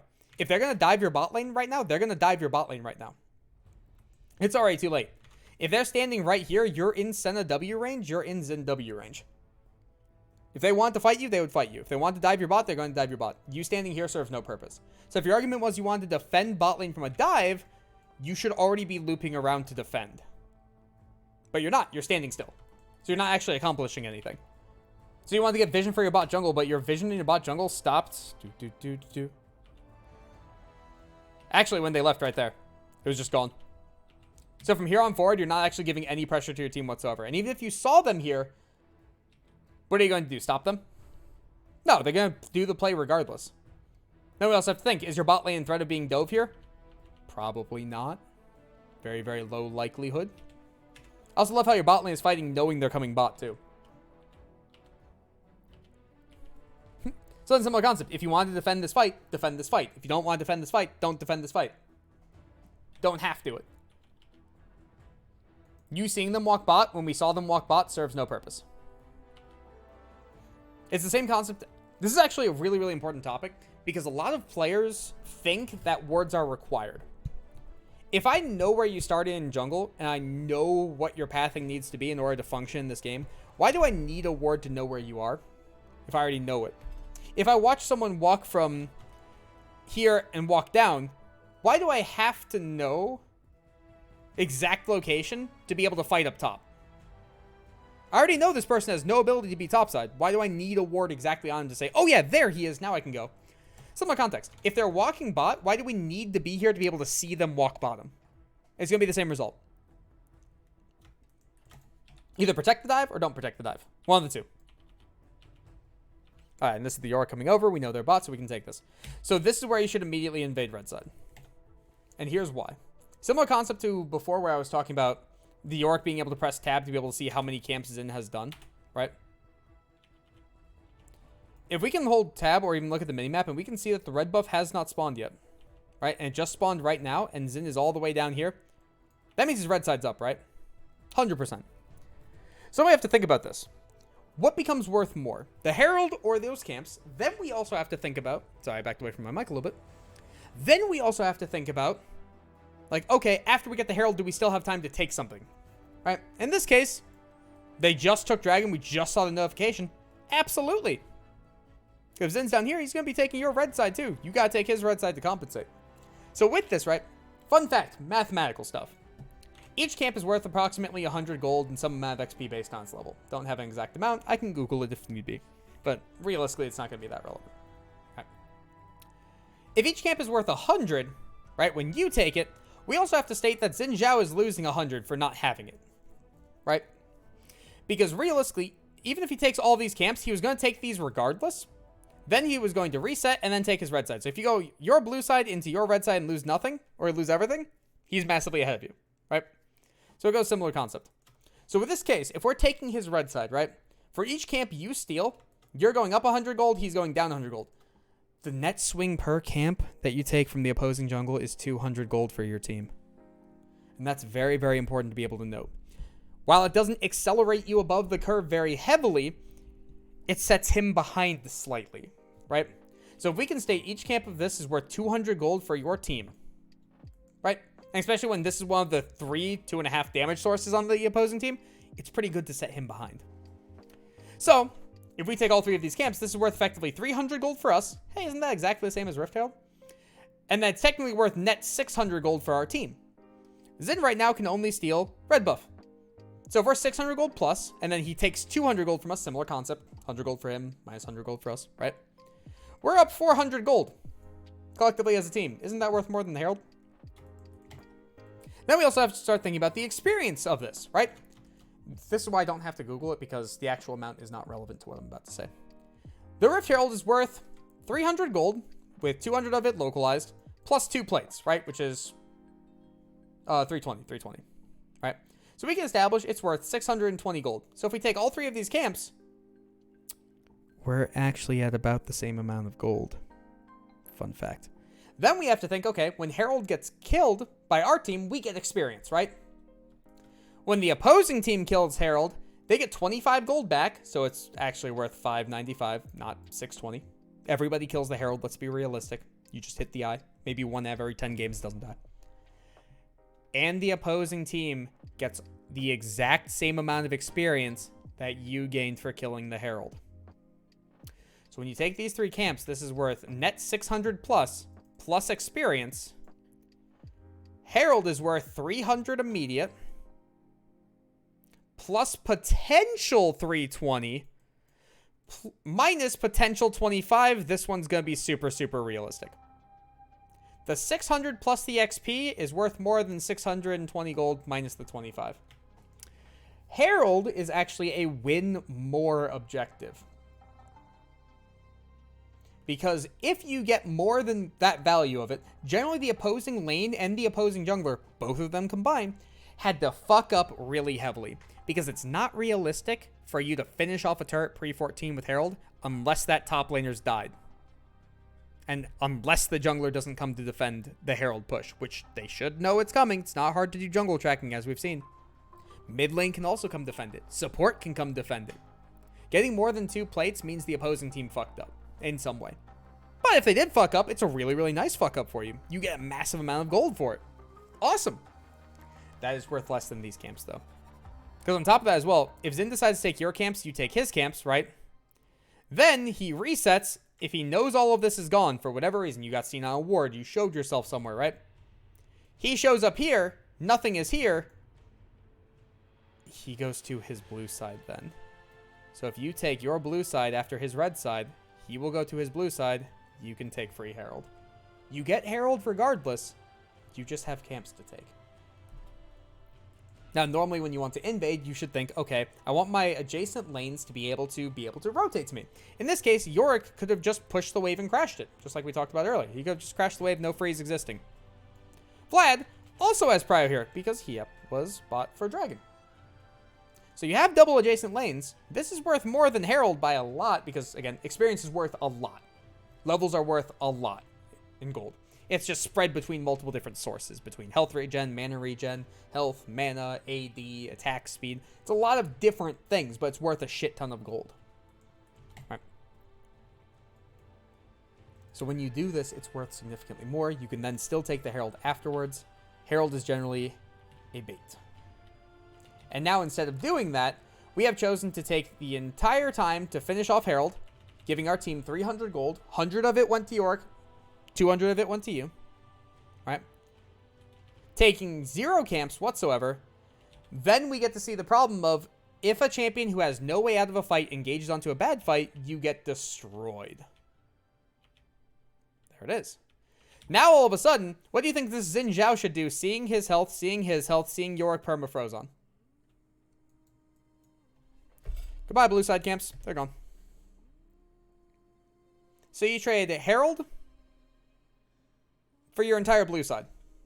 Then Zin's still going to get his red side just the same because we didn't punish him. Zin's now going to get Herald too because we did, or it's not Herald, sorry. Skullcrab because we didn't take Skullcrab. We're choosing things that are very, very inefficient. And then now on top of that, right? Okay, so instead of Zin going to your blue side, he's now just full taking your red side. If he's taking your red side, you would normally have to take his red side in compensation. But you can't. Because Yorick's freeze was never broken. You never broke it. It was your job to break it. Technically, he could have done it. But like that would have been before the Herald. Once the freeze happens, the freeze happens. It's stuck there. And then Frostbud can't rotate. So there's no way in hell you're taking his red side. So Zin should have followed you into your blue side. You should have to reset. He should then invade your red side and take literally everything. How do you play the game anymore? You don't have any functionality left. And this stems from 3 things. All right, similar concept to top lane, where it stemmed from a couple specific things. One is you're pathing to the wrong side of the map. Yorick, if he gets ahead, is your win condition. You're trying to help bottom lane that should be absolutely destroyed to the point of irrelevancy. Right? And if Zin decides to match any of those ganks, where Zin escorts the wave in on his weak side push. So, like, he ganks top, resets, walks bottom, skips this camp, and then helps them just crash the wave. No fight occurring, just nullifying a play from occurring. You're worthless. You can't do anything. And these two are willing to sit back and lose resources to wait for their Xin Zhao. They don't care. Right? Then, we also cleared very, very slowly. Because we cleared slowly, we were very behind the curve. A 5 farm a minute J4 is unplayable. You're just worthless at that point. You're too squishy, too low of damage. You're basically an ult bot. And that feels very, very bad. Third thing then becomes, when we were given information, we didn't use it, / we were playing off of imperfect information that we should have had. We should have known that the ward was bought. We should have known they replaced it, right? We should know where Xin Zhao is, so we should be able to invade there because we know it's safe, so on and so forth. So we're missing out on a lot here to basically stem into this kind of a problem. And now what worries me as well is whenever I'm looking at this kind of a problem, this is not a champion-specific problem. Because you full cleared on J4. So if you're full clearing on the ganking jungler J4, which again, he can play farming, it's just, you gotta farm really, really well on him. You have to be very, very good at the champion to do it, and kiting your camps and things like that. If you play a hard farming jungler, you're probably gonna have exactly the same style of jungle. Which then becomes a problem. I don't know why your bot lane's here. Your bot lane's trying to defend camps that have no business being defended because you were already shown very, very low. So Zen should be invading, they should be taking everything, and this is just a 2v3. This is just really, really bad play by them. But we'll touch on that when we get to them. And now again, we're looking for a gank when there is no gank present, because what happens even if you get on top of he Mantra W's and can't die because it's just your damage as a behind J4? Vlad's not going to help you. Vlad's one hit. Know what happens if this goes really wrong? Is your Yorick going to be able to assist you to be able to do anything? No. There's no way to cleanly gank this. So then helping him shove out the wave can be acceptable. He tethers. Good. Yep, actually has the ability to hold this and force both of you off if he plays it better. But we'll touch on that in his section. So now here's the problem with Herald, right? Here's the win more problem. So you're in a losing state right now, right? How do you use a win more objective when you're in a losing state? You don't. Is that a Mumu song in the background? It is. Curse of the Sad Mummy. But yeah, so this is why it's a win more objective, right? Because you're placing it out of desperation, even though it's like 10:30 in the game. You still have time to be able to do it. But when are you going to find another opportunity in the next 3 minutes to be able to place it, or however long you had it left? You're probably not. All your lanes are losing. Bot lane, the lane you path towards is losing because of multiple failed ganks, where you had the ability to help them, and they didn't help you, you didn't help them. Both of you could have fixed the problem. Mid lane is the only winning lane, but it's at the cost of everybody getting destroyed by Hiep's movements. Jungle is dead neutral in farm, even though you have ganked infinitely more than Xin. So that's a problem with Xin than just needing to farm better. And then your top lane is destroyed. You have no winning lines anymore. But you as the jungler is supposed to create the winning line. So that makes this very interesting, right? So now with this, right? Now we've completely swapped our pathing. Now we've started in Krugs and we're pathing up. So let's say Xin Zhao never exists here, right? So we've dedicated the first 11.5 minutes to pathing towards bottom, helping out mid-bottom. Because again, you can't help out top lane frequently because that is technically your weak side. If something goes wrong there, you're fucked. So you can only gank as a nullifier or if the play is perfect. Play clearly has not been perfect. Has been punished very heavily, right? So now you're pathing up towards that, where your only gank opportunity is mid, which has already proven you can't kill it. Because you are way too far behind for any damage output, and it's still an early game Vlad. You have wasted your entire spike as J4. Now on the flip side, are you trying to gank the 0-3 York? No. So because you swapped up your pathing, now your options are, do I just skip and gank bottom because bot lane's hemorrhaging really, really hard and just lose my topside jungle? Or do I go topside jungle and then lose any ability to gank and potentially get invaded and lose more while my bot side dies? There's no winning line anymore. And again, granted, I'm talking to the jungler in specific here because it's your segment here. I'm going to talk about bot lane and mid lane as well when we get to them. So don't think this is entirely your fault. But there are ways for you to be able to fix this. And you didn't do anything to help the situation either. Yeah, so now you're into pathing up towards top. Here's the Wukong waiting for you. And notice how this all just kind of snowballs from the same problem in the early game. Path towards the wrong side, way too slow of clear, wasted way too much time. Now we're too far behind. This is the problem with the coin flipping ganks. Now you're starting to just hemorrhage camps. Which feels atrocious. I don't know why Hiep. Oh yeah, Hiep walked all the way up there because he was going to recall TP. That's right, that's right. Okay. So now we back this up. So now when you're coming out of spawn, realistically Krugs are about to spawn, but this one's always super fucking buggy. So we're just walking mid lane. So this is something that I despise. And I want to talk about this because this is super, super important to be able to recognize and understand. Alright. So mid lane is the lane in which case you win the game through decimating your opponent's economy, taking out their health, mana, putting them in a bad lane state, forcing out cooldowns, right? So that you have the ability to rotate first. Because no mid laner should ever die. It just shouldn't happen. Because no matter how bad of a state you're in, every time the jungler swaps from one quadrant to another, they can fix your mistake. Every time they finish their second quadrant, they can fix your mistake. If your bot lane is winning, the support can fix your mistake. If your top lane is winning, the top laner can fix your mistake. You have so many ways to fix your mistakes that you should never be dying. So whenever people just group up for this mid lane turret arbitrarily, it becomes really fascinating because you're walking into the lane of the character with generally the most wave clear. Generally, not always. And trying to force down a turret where you have the most chance of being rotated on. And then the argument then becomes on the flip side, okay, you're getting plates.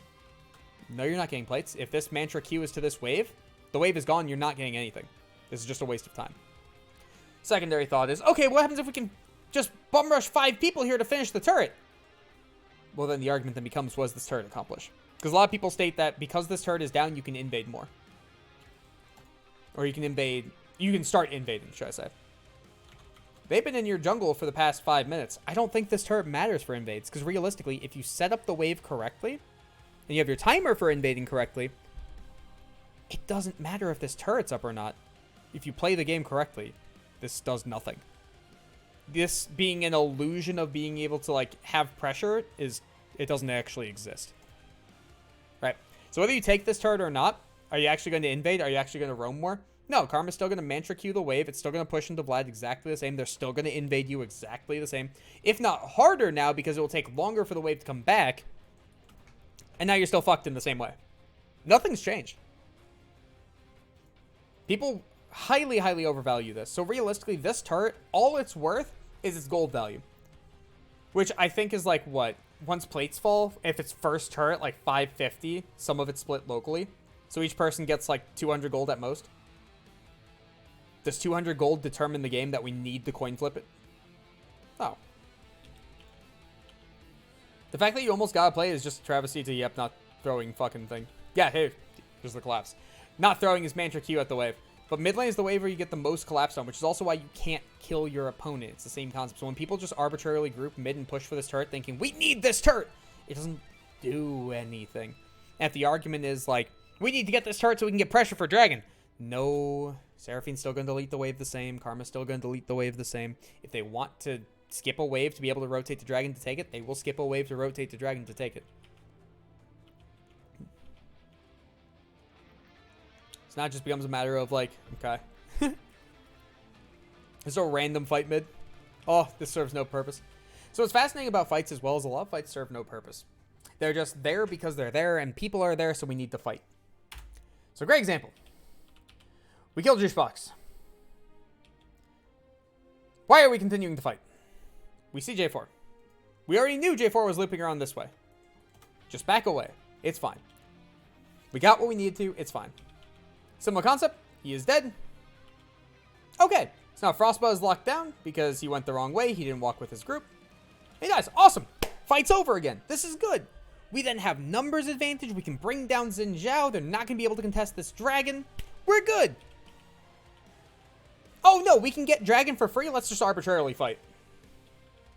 This fight will determine the state of the game. Absolutely. Unlike this second dragon. This second dragon that we absolutely need to be able to accelerate this game so that the split pusher can't split push. No, let's not worry about that. No, let's arbitrarily fight. Let's just pick a random fight. Similar concept to arbitrarily going for this mid turret. Why do we need this mid turret? Why does this serve any purpose? You're just asking to get collapsed on. Doesn't do anything. And now because Senna got there first. This is close. This is bad. So, I want to talk about this too. This is a habit a lot of junglers have. Where whenever an objective comes up, they're just like, I need to steal this. Right? And whenever they think they need to steal it, they always sit on the backside of the wall and it's just like, I'm going to wait here to like go over the wall and steal it. That's really, really bad to do. If you're trying to play for pure steal, no getting out, no fight, no forcing them off, you have no way to function whatsoever, like it's a 1v4 scenario. Alright, you can justify that. Let's watch what your team does. So Juicebox is already here. You've walked the complete opposite direction.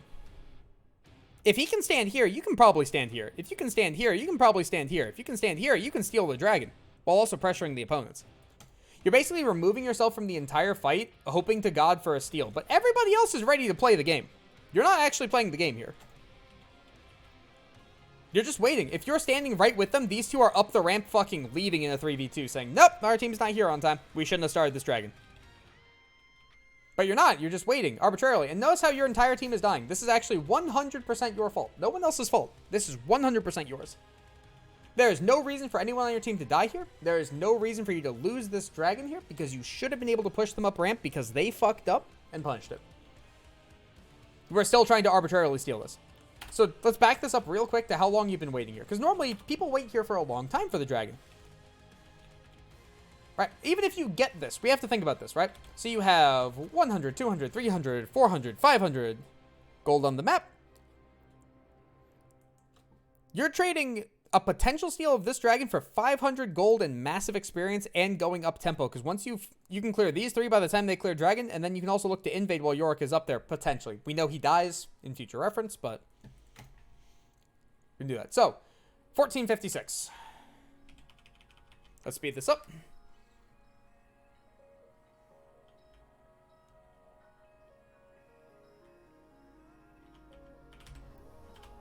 Back up a little bit. I went too far.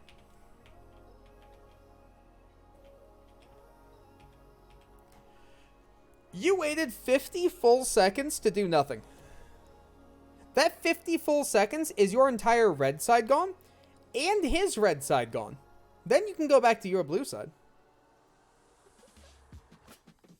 So if we count that, right, you can clear literally 5 camps before this dragon gets finished. Right?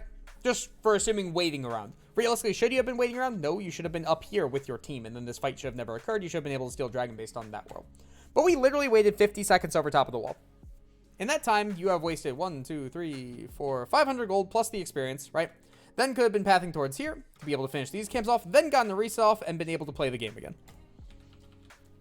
You lose so much golden experience just by existing. That becomes inherently a problem. Alright, now you're end up pathing back towards top to be able to play for this. Now here's the fun part. Remember how bad Rift Herald Initial is comparatively to like doing other things and playing the game? Because also if you have your own camps up, if you have 3 camps up, those 3 camps are actually worth more than Rift Herald when you take into account the XP. Fun fact. So, second Rift Herald is even worse. Can't really stand. Back it up.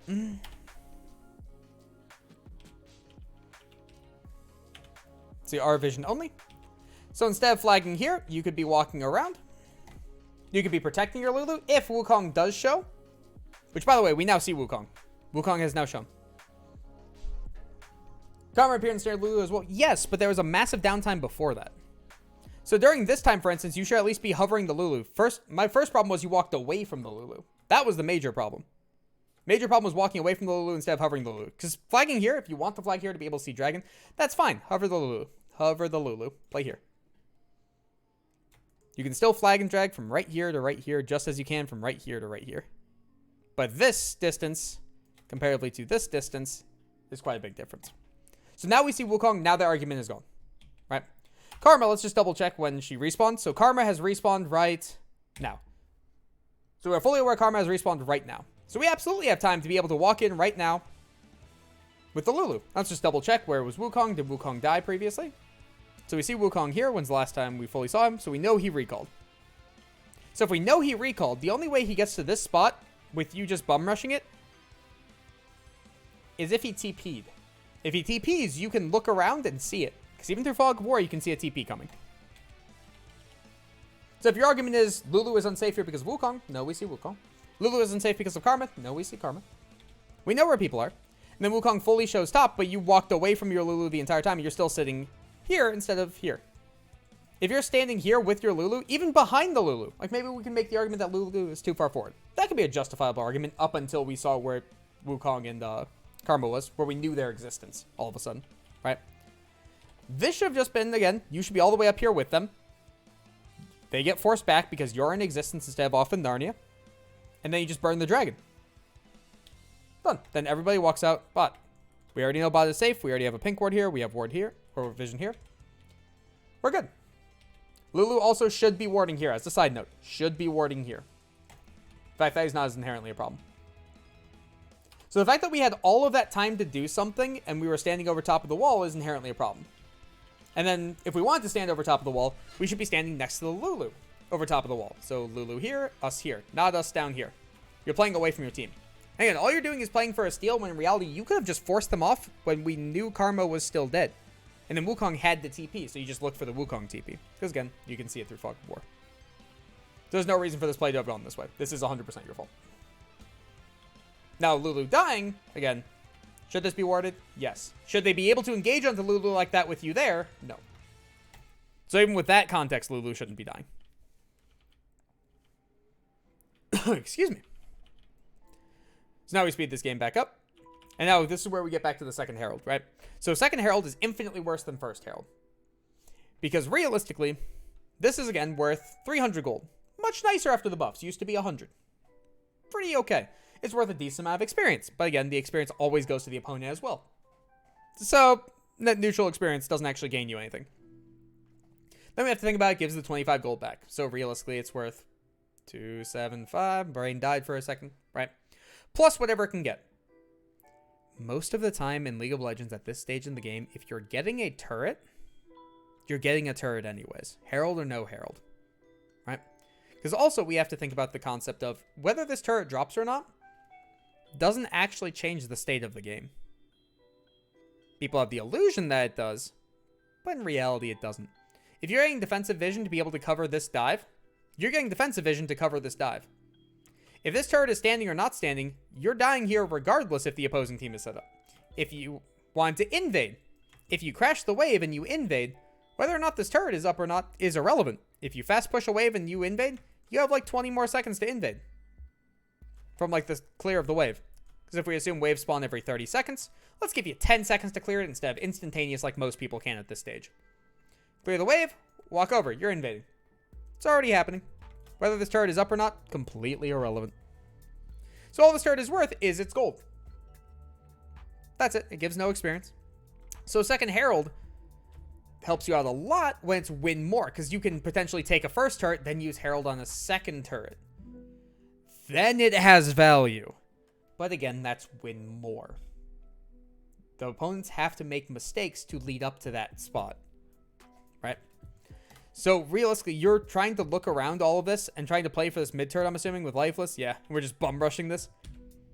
So how much gold did each person get? Out of curiosity, because this is not first turret. This is also bounty. So this is like second best case scenario. 183 gold. So each person got a refillable and a little bit. 3 people got that. We had to dedicate 3 people to that. We had to leave open these 2 camps, so we did not take them on time. We then also are not taking any of this wave up top, so anything we've missed, we have missed. Looks like only 1 million, though. It's not too bad. Getting this turret doesn't change anything. Doesn't do anything. 183 gold will not determine the state of the game. And now all of a sudden, remember how that's 183 gold, but each of these are worth 200? Minus 100 for you, plus 100 for the opponents, right? Now, because we took that, and we used our tempo to take that, we have to then back off, and we have to go to places, and while we were taking that, they were pushing waves. By the way, I love the fact that Vladimir E has multiple different projectiles. It's actually really cool. So now, you gained 183 gold over 3 people, which is what? 300 plus 480... Or is that just 490?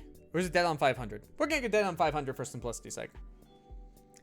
So your team gained like 500, 550 gold, somewhere close to that. For you to lose 400, basically. Or lose a net 400. So you're up 150 gold, minus experience very heavily. Because you shared experience here, this gave no experience.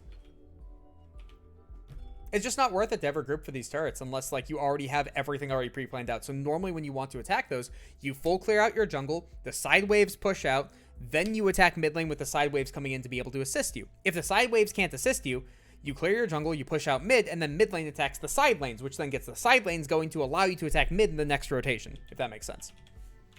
So it's basically full clear jungle, push out, then these two collapse in, then mid lane pushes out with jungle, and again, generally mid lane at this stage is AD carry support and jungler showing up.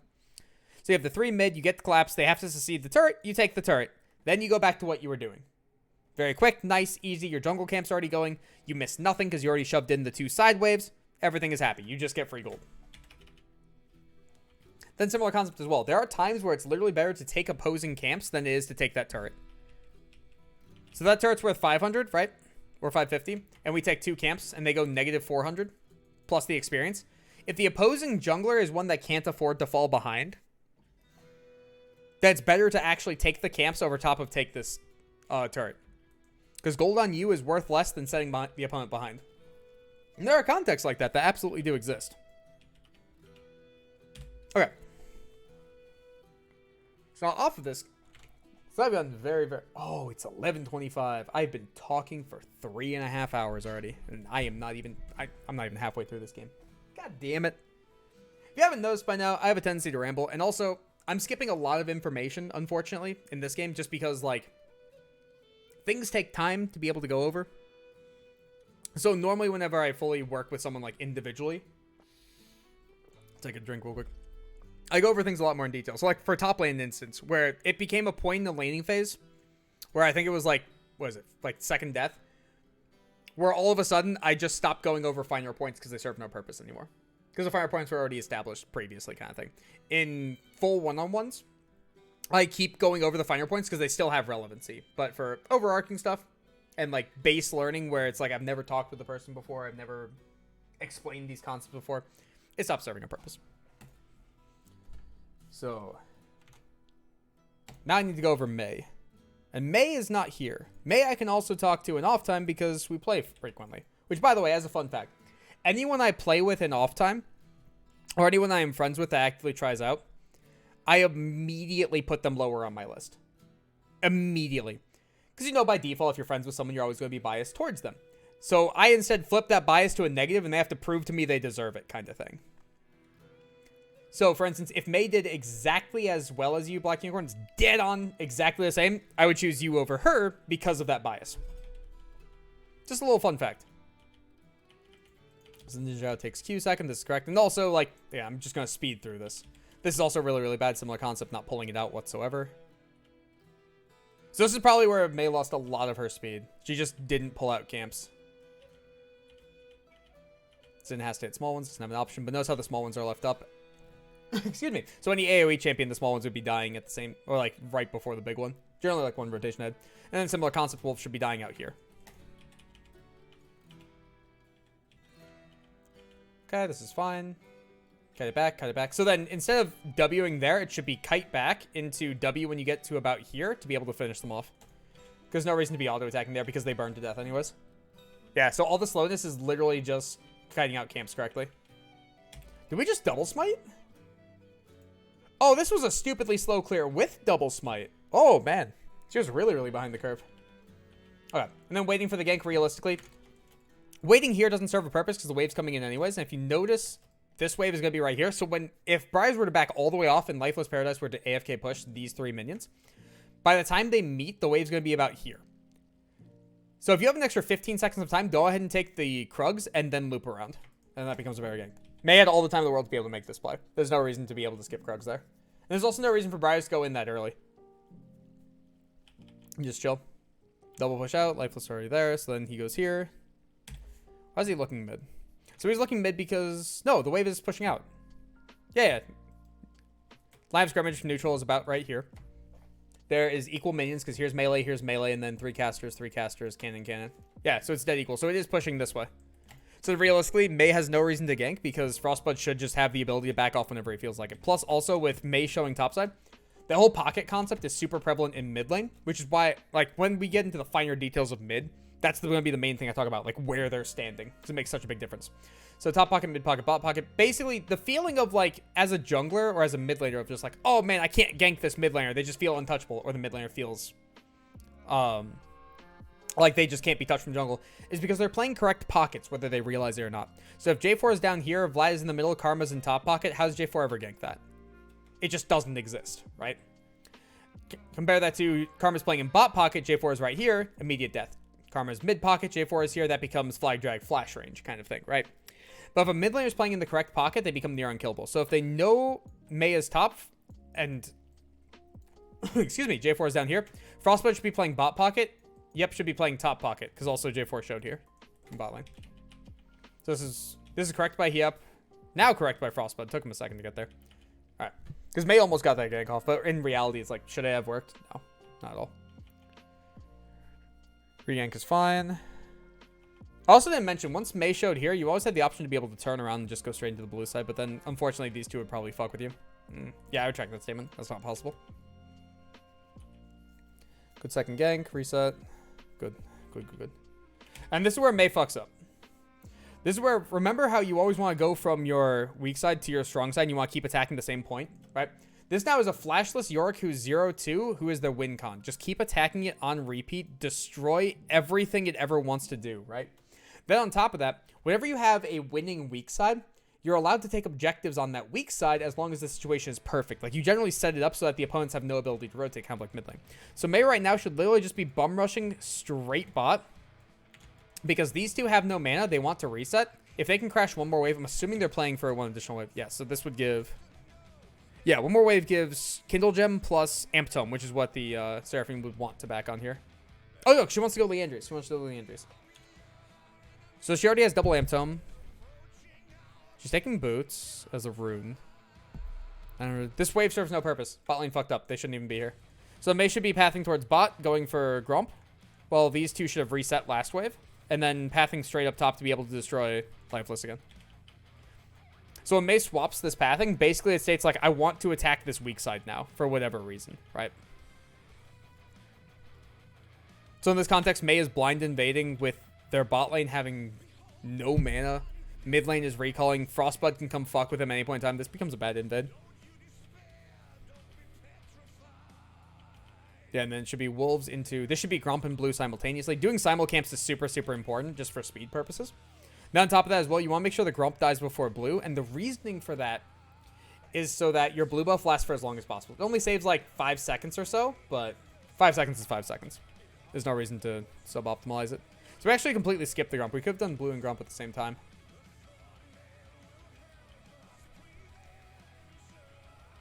Yeah, it's just poor optimization as well. Because there's no reason this play should have worked. There's no reason this play should have worked. And once it was already determined that this play was dead, then they should have gone back, cleared your camps. And the only reason they get Dragon here initially is because bot lane just overfought. So it becomes Dragon. And this is where it gets awkward, right? Because you always want your camps to be able to respawn in order. So the second you take this Gromp, you're going to reset. Then this. But you don't want to path that way. So it gets super weird. Because, like, what's the point of ever attacking bot lane here when you can just keep destroying the York and making, like, putting him down as much as possible? Because similar context, right? If Mei only pathed top there and was able to clear the camps correctly instead of just, like, going for Raptors into Wolves, it would have been Gromp into Wolves, then fight mid would have happened, would have been able to be there, path up top, kill the top lane, or at least force them back, then be able to take Herald. And that gets Herald off the map, and then your bot lane with Sivir and Lulu should never be able to push against these two at this stage in the game after first reset. Like, it'll be neutral at worst case scenario. So it's very, very hard to get Dragon whenever your bot lane is neutral and then your mid lane is losing.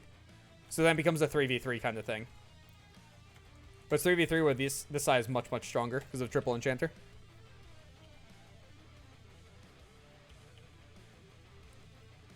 Yeah, so with Mei fucking up her pathing, you end up getting Herald when you weren't supposed to be able to. Which is really funny. And none of this should be occurring. This is just bot lane being weird. So now... it becomes kind of weird, right? So Herald is up. Blue side should want to get the Yorick back into the game, right? Because Yorick's down almost 2,000 gold already. The game is basically over for him, but he's the win con, right? So with all the camps up, you can make an argument of like, okay, I need to be able to go here and check this to be able to see if J4 is on it. That's a valid argument. That can be a valid point, especially with top lane freezing. But the problem with that then becomes like, this right here is still up. So you can still go like pathing top here to be able to assist this, be able to guarantee this. Especially once we see J4. So your initial pathing can be correct for going straight to red to be able to defend. Once we see J4, we see J4 though. So let me do this. So we see J4 and no red. There's no reason for Mei to run straight to red anymore. Never mind. Oh no, Black Unicorns walked in. Never mind, never mind. So once this gets shown, then there becomes no reason. Yeah, yes. If we see this, then pathing here to be able to defend is correct. And then he kept playing in opposite pocket. Correct. That's the only reason he's alive. Once we see this, should go back down here, path up, destroy the Wukong. Or help the Wukong.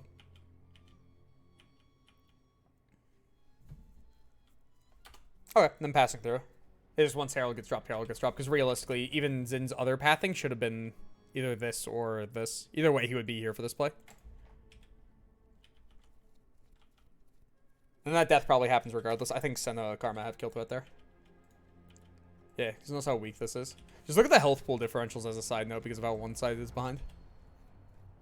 It's just that Kindle Gem makes such a big difference. Yes, and 100% finish that off with no flash. So then Zin's clearing red side into top lane. So the only reason to clear red side into top lane is basically stating by the time I finish my Krugs, a gank is going to be available kind of thing, right? But there's clearly no gank available. It's already done. So it should have just been full clear from blue side to red side. This is where the inefficiencies are coming in, where May just didn't get massively ahead of you, Black Unicorns, as a side note.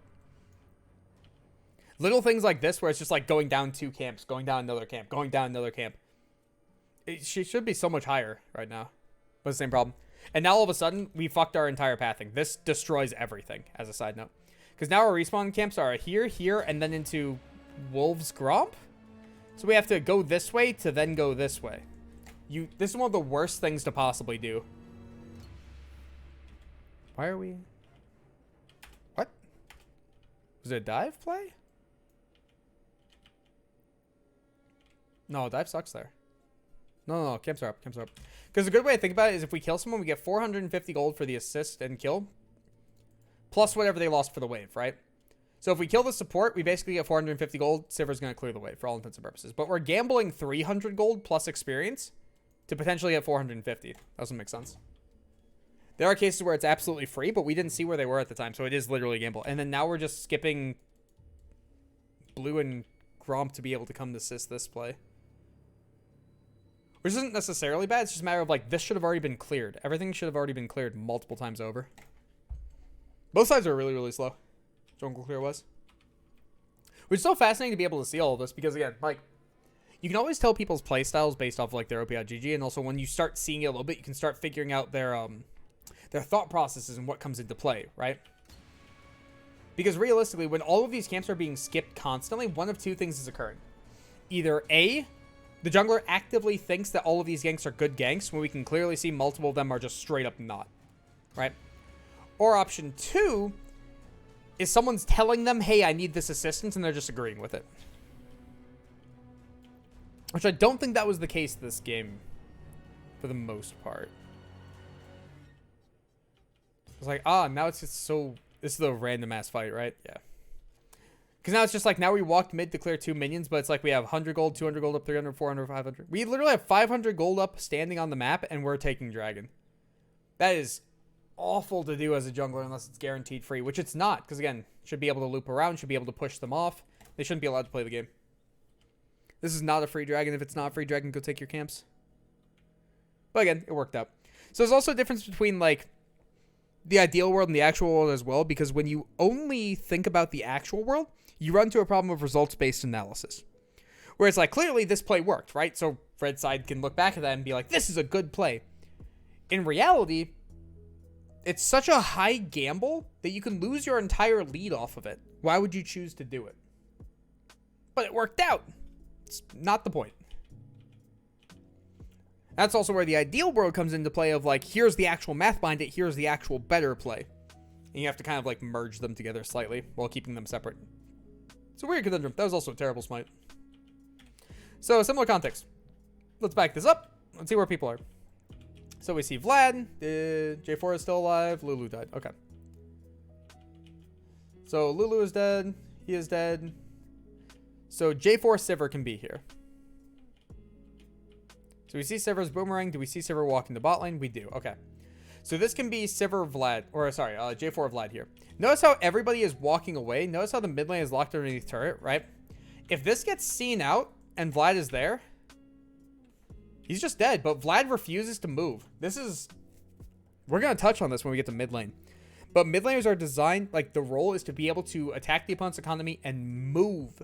If you're not willing to move in mid lane, go play another role. Go play top lane.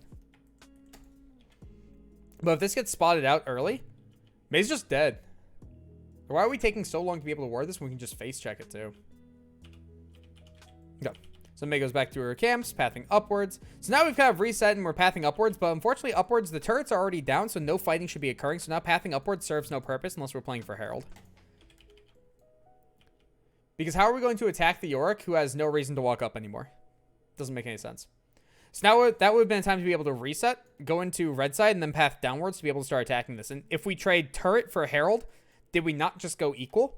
Because Herald is there to get the turret? Yeah. So then also if then J4 ends up taking the Herald while he's in his bot side, then they just push for second turret or they just starve out whoever should be bot lane. So you end up losing as much gold as people get for the Herald. Very funny conundrum. And this is where entire blue side gets lost, right? Okay. I can skip through very quickly. As we progress through these VODs are slowly going to become this, because there's no point repeating problems. It doesn't serve a purpose. Or repeating theories as well. Because once the theory gets stated, I can always just reference it back and be like, yeah, go ahead, just look back at this real quick. Kind of thing. Okay. So we can look at mid lane now real quick. So this one's an interesting one, where we already talked about runes, where Karma has the wrong runes to be able to correctly abuse the Vlad. Right? There's just straight up better options mathematically. Vlad also doesn't have any sustain whatsoever versus the Karma, so Karma should just be able to destroy them, right? So in order to create this correct sequence, realistically, we want to be able to state that Karma wants to be able to walk forward versus Vlad and actually fight him, right? And the reason that Karma just wants to straight up fight Vlad at level 1 is because Vlad's Q heals very small amount, has long cooldown, and does okay damage, right? With that context, if Karma wants to trade Mantra Q for his Q, we're in a pretty good state, right? So then, because Vlad's Q is point and click, it procs minion aggro, so if he Qs Karma, all of these minions focus him, all of his minions focus the opposing minions, right? So it naturally creates a shove into Karma. If Vlad doesn't have the ability to duel the Karma, but has created a shove, he has killed himself. Because then Karma can start with a freeze starting from the beginning of the lane, and there's nothing the Vlad can do about it, and he requires assistance. Because starting from level 2, Karma can literally just Mantra W this Vlad when he Qs her, and she's going to heal up just as much. It just becomes a mana game. But it's a mana game of getting farm and not getting farm. Then starting from level 3, Karma can just start running him down really easily. So Karma has two options to be able to play out this lane. One is what I'm talking about, where it's like, walk up, force the fight with Vlad, do not auto-attack him whatsoever. Do not auto him. Vlad will Q you, have to retreat. If he's out in the open, you can Mantra Q him as need be, or you can just save the cooldown to keep him spooked the entire time. Either way works. Right?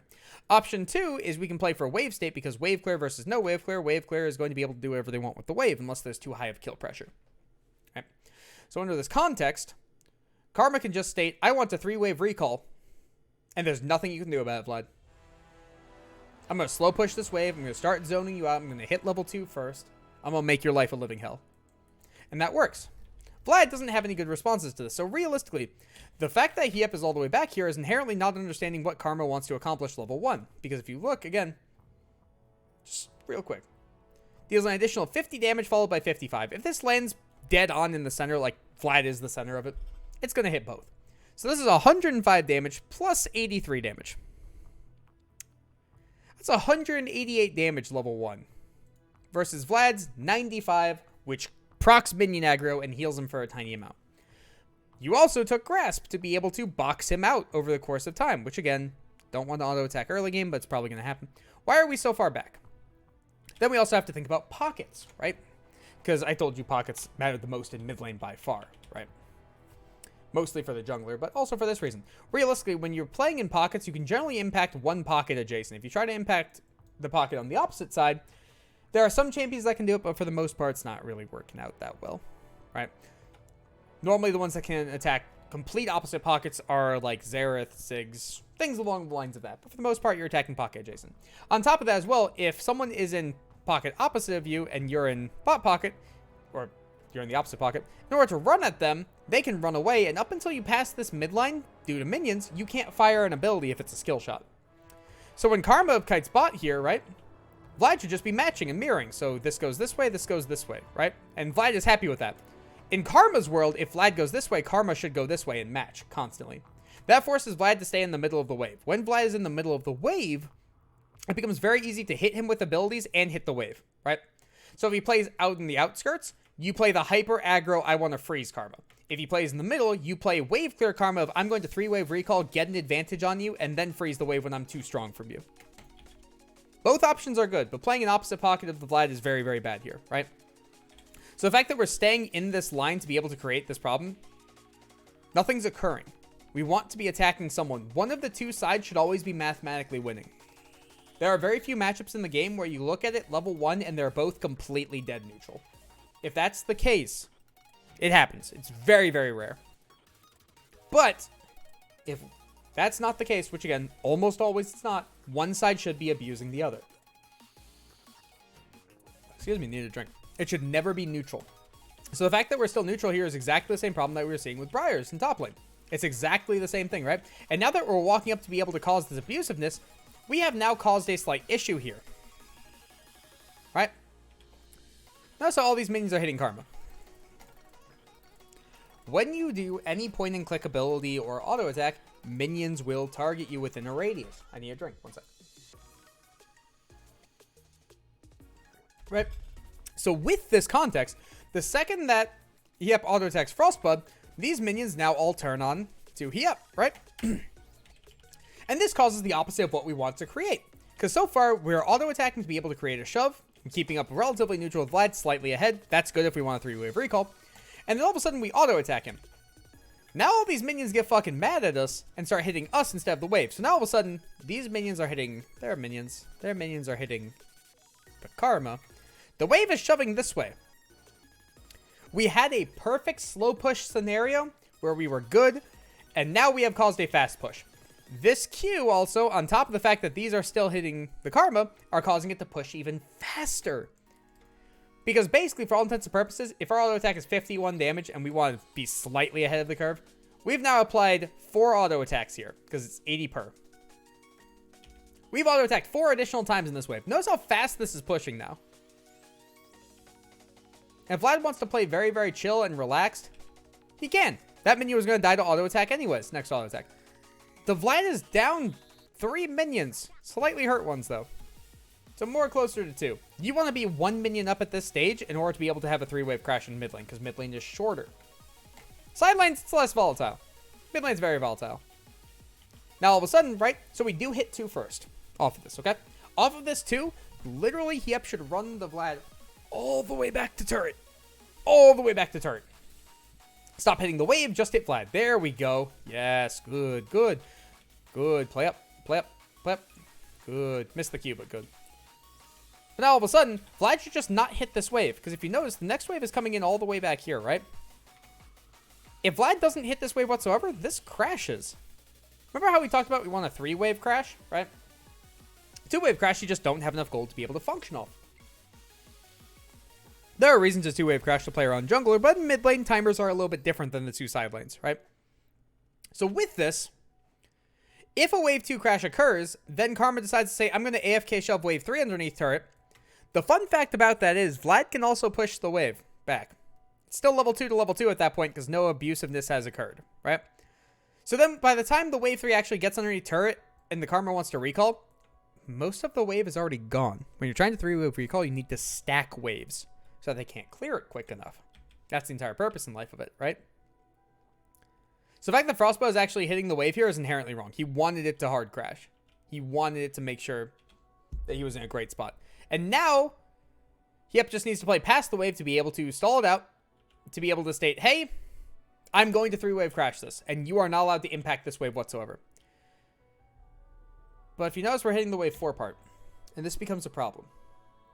Because on wave 4, right, we already have enough gold for any of our starting items that we could want, so this 4th wave doesn't actually give us gold to be able to change our recall whatsoever. Nothing changes here, as long as we farm correctly, which we can clearly see we are not farming correctly. Well, actually, just Karma, because there's still minions here. Karma's not farming well at all. These are just organically lost minions. What I mean by organically lost minions is he had the option to get them, he did not. So then with this, right, now with the wave 4 coming in, if Karma tries to hard push this, nothing's going to happen.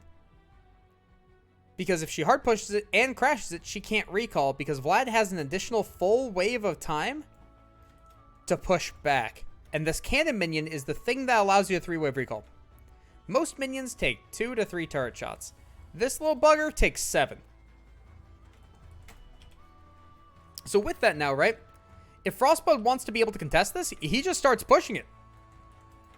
And Yep can't actually attack him because the fun fact about this is the worst spot for you to be in the entire game as a laner is on the opponent's third of the map. Right? If you're on your third, you can freeze, you can attack them, you can chase them all the way back to the turret. If you're in the middle, you can concede, you can go forward. You're in a pretty good state, right? If you're on their third of the map, you can't attack them because they'll just walk 2 steps under turret. On top of that, you are also the most vulnerable. Because you're on their side, you have the farthest to run back to your turret. So sitting here is one of the worst things you can possibly do, especially when we talked about in mid lane, where mid lane is the most volatile lane because everybody can come help that lane, right? So now all of a sudden, if we have this playstyle, we're going to sit all the way at their turret for extended periods of time versus a J4 who we do not know where he is. We have a problem. Because can't J4 just be sitting right here right now? Yeah. We're just guessing he's not. Because this ward is false hope. It doesn't do anything. Similar concept to people who ward here. People who ward here, then the jungler walks this way. Doesn't work. People who don't ward this corner. Jungler hugs wall. Doesn't work. People who ward here. That ward works for the majority of circumstances unless they have some way to get over this wall. Then this doesn't work. I always have to think about those things. So versus a Jarvan. Jarvan literally, you'll even see this in pro games. Walk to here, EQ over the wall, sit in this bush and wait for his next set of cooldowns. And then just kill someone. If they know where the ward is placed. Same context. So now if you look, if Vlad wants to clear this wave out, he's going to clear this wave out super, super quickly. Because also Karma would have reset by now. She would just be in base right now. And this next wave, no cannon. This wave already almost gone. If Vlad wants to eat it, Vlad will eat it on next cooldown. The wave will be gone. He can't 3-wave recall anymore. So that entire first segment of laning phase, the only thing it accomplished was him having lower resources than they did previously and him being down in farm to a Vlad that he's supposed to abuse. This laning phase so far is atrocious. And it's because it's not trying to accomplish anything. And he's having fun. I remember this, by the way. So for those who end up watching this game that were in this game on red side. Oh yeah, I was standing behind you. I'm very aware you guys were dicking around. And then now that I'm watching back at the laning phase and watching how poorly it was played, still think you should have been dicking around? Just out of curiosity. Love to hear that opinion. Because I watched top lane be atrocious. I'm watching mid lane accomplish literally nothing and go down in farm just naturally from being worse. Oh, yeah. I'm aware. I kept track of all of that stuff. Because for fun fact, I kept track of who made the lobbies. I kept track of what comms were like. That's why I was hovering over top of you. I wasn't watching your guys' gameplay. I kept track of who was dicking around. I kept track of who messed up the lobbies. Everything. The reason I was in person was literally to watch attitudes and comms. That was it. I could have done the rest online. I didn't have to be there. But so then when I watch this team dick around for the early stages and do things that are very clearly wrong and then have now piss poor laning phases, I'm going to remember you dicked around during it. Because the best way to think about tryouts is treat it like a job interview. Anything you wouldn't do in a job interview, you wouldn't do here. Because for instance, my rule of thumb that I love to use is if I hear someone, just anyone slam their mouse, they're immediately done. Don't care what rank they are. You're not playing on the team. You're done. Things like that. I'm watching for all of that stuff, and I remember. So now again, watching back at this laning phase, watching literally nothing happen besides both the top laner and the mid laner having no idea what they're doing while dicking around. Just kind of hurts your chances, nothing more. Because I remember those things. Alright. So anyways, now back into the game, now that we've gotten over the less fun stuff. So now that we're in this kind of a state where Vladimir is perfectly happy with this, Vladimir scales like a fucking monster, right? You have to be able to set him down in laning phase. You shouldn't be 4-farm down under him while trying to abuse him. That doesn't make any logical sense, right? This ward is also atrocious. Please just place it slightly up because this is a dead spot. Don't want the dead spot. If you place it up here, there's a dead spot here, but this dead spot has a lot less chance of being utilized comparatively. And then also, if you want to see this river, you can just place it here, and this gives you much more preemptive vision as well, and you still have this corner. Either way, there are wards to be able to do much, much better cases comparatively to this one, which is just overarching It's meh. It's better things to be able to do with it. So, with this, now we're looking for one side to be able to abuse the other. And in this case, right, Frostbite is in a beautiful, beautiful spot to be able to win the rest of this lane phase. Yep, has no mana. The wave is slowly pushing in this way, right? Because if we look, it's minion, minion, minion, minion, minion, minion.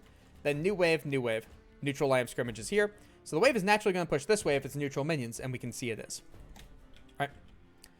So realistically, Frostblood's entire purpose in life now is just to state, I will stop this karma from recalling at all cost. Because remember, your goal, well, all costs besides dying, your goal in mid lane is to attack the opponent's economy to the point where they can't play the game anymore. It's not to kill them. It's to make them scream uncle and ask for help, right? So if he keeps Hiep in this lane, this mana will run dry in the near future. And at that point, he has to call for help. He does not have an option. When he calls for help, that relieves pressure from wherever the jungler should have been going. That also gives Frostbud an experience lead because the Karma has now shared a wave of experience with the jungler. That has then done one additional thing. You, on the blue side, now know exactly where the Xin is, what camps he has done, what camps are available, and his exact resources. You now have perfect information. Do something with it. But that allows you to be able to do so much more, right? Similar concept to when that play in mid happened where J4 got chunked and had to leave. We have perfect knowledge. He has to leave. He's one hit. I should go take his camps because he can never contest me. Same exact concept. So the fact that Frostbud is fighting here is actually really, really good. Whenever you're trying to attack someone's economy, there are different ways to be able to do it, right? And also, based on what the matchup is, that determines what economy you attack. Because, for instance, Control Mage versus Control Mage, Victor versus Orianna is the one I love to use. Neither side has the capability to attack each other before, like, kill each other before they run out of mana. If you, on either side of that matchup, start attacking their health pool, you fuck the matchup, unless the opponents are making massive mistakes. Right? So in this context, we can state, Hiep is trying to attack Frostbud's life. Because Hiep has infinitely more damage than Frostbud, and Frostbud's sustain is relatively low at this stage in the game, especially with no Doran Shield, no Revitalize, no Second Wind, right?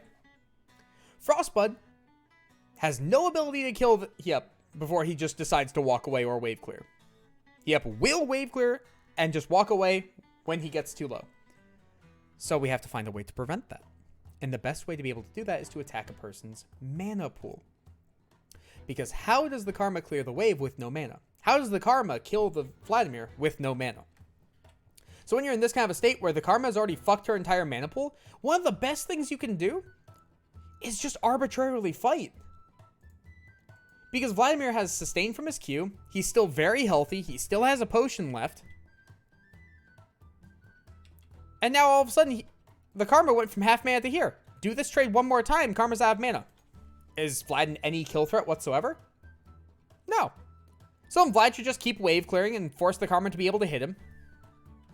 Right? And then now, the Karma is forced to recall. When the Karma is forced to recall, you have two options here. Either hold this freeze and recall because you're too low. Or push the wave. Either way works. In this kind of a context, all Frostbud has to do is chill. He doesn't have to push the wave. J4 doesn't have to take it. He should literally just right now, where he's standing, start his recall. That way, Hiep finishes it. He finishes it. It takes him 25 seconds about to be able to get back to here. Right? He will miss 2 to 3 melees, but this will be no TP, no flash, and Vlad is happy. Because now Vlad can just keep attacking the Karma's mana pool on repeat. And keep going and going and going. Unless this Karma can kill this Vlad or get a massive lead off of roaming, the Vlad will just keep doing Vlad things. So if we notice, Vlad pushes this out. Let's look at when Hiep could have TP'd, right? So let's look at his resources. So we could have already TP'd right now. It should be starting already. This is a super, super late TP. I have to sneeze. I don't have to sneeze anymore. All right. So right now, Hiep should already be TPing. It's already a late TP. So if Hiep TPs at this stage, he has the ability to take this wave, walk it up, and freeze it here. In mid lane, the best spot to be able to freeze is on the opposite side of your turret because it gives the least amount of chance that minions just kill themselves. Can you do it on the side of the turret? Yes, it's just worse. Right? So for instance, on blue side, you would freeze it over here. So Hiep has the full ability to freeze. Can Frostbud clear this freeze? Or break this freeze? Abso-fucking-lutely not. No. So then he's forced to take either a bad recall or a call for help to be able to break the freeze, then get his recall off. This is the problem with the AFK shoving problem. He needed J4 to be able to help him because he doesn't have enough wave clear to be able to do it before the TP can come in. If there's no TP, this play's fine. Also, if there's no TP, the freeze is better, but that's another conversation. Bless you for that. Yeah. So if we notice now, bad recall comes in, he up just shoves. And now he gets first roam. This roam and this dive is purely caused by the fact that he fucked the entire wave. Excuse me. He was in such an incredibly winning state, and he chose not to take it. So then also, when Karma starts rotating like this, and it's pinged, it's probably told too, they should already be leaving the turret. They've already screwed their entire laning phase up. The fact that neither side has recalled by 6 minutes is a travesty to both sides. It means neither side understands how to abuse a lead, and as a side note, in bot lane. But we'll touch on that in a second. So now, unfortunately, because Frostbud doesn't have TP, took a bad recall, fucked his wave state, now all of a sudden he's basically forced to just crash and let it come back into him again, right? Because it's so hard to play for plates in the early stages of the game, because 0.6 of your AP goes towards turrets. But mages also have relatively low attack speed, relatively low AP at this stage of the game, and relatively low AD. So hard to take plates, right? Now on top of that, if you decide to go for plates and Xin Zhao shows up and your J4 is away, well, fuck. Yes, this is still the first game. So I wanted to go more in detail with this game. I'm still skipping a lot of stuff just because it's the first game. So then at any point in time in the future games, I can just go back and reference like, hey, I said this in this moment, just go back and look for it. So tonight, I want to like stop at midnight per game kind of thing, or like per night, and just do this over the course of like 6 nights. But I'm halfway through the first game and it's already midnight, so I'm going to keep going. I want to finish this game out at least. This is how much intricacy I look at the game too. And again, I'm skipping like over half the information. So like when I talk to people in one-on-ones, generally it takes me about 1.5 hours to 2 hours to go over the first 5 minutes of a game. That's a realistic time frame because there's so much information there and so much discussion. So now with this, what we're looking at is a state in which Frostbud is still in a fantastic position because Karma doesn't have the ability to bully him out anymore, right? On top of that, Karma doesn't have the ability to flash right now. So if Vlad wants to be able to channel his E, flash to be able to guarantee the slow on Hyup, that works. Now, we already previously talked about this, of this play is very, very sketchy because we're just gambling people aren't here. Because this was never checked, and we don't know where multiple people are. So if Zen turned the corner, we're slightly fucked. So, luckily the root doesn't miss. Or the root does miss, sorry. Frostbud pops his phase rush, that's fine. Then Hyup plays this correctly as well. I think the only thing Hyup did wrong was he spaced wrong. So, this is what I normally get into in the one-on-ones. With the one-on-ones with clicks in particular, because also as a side note, where's the wards? Yeah, he has no wards whatsoever, so him picking a pocket is incorrect.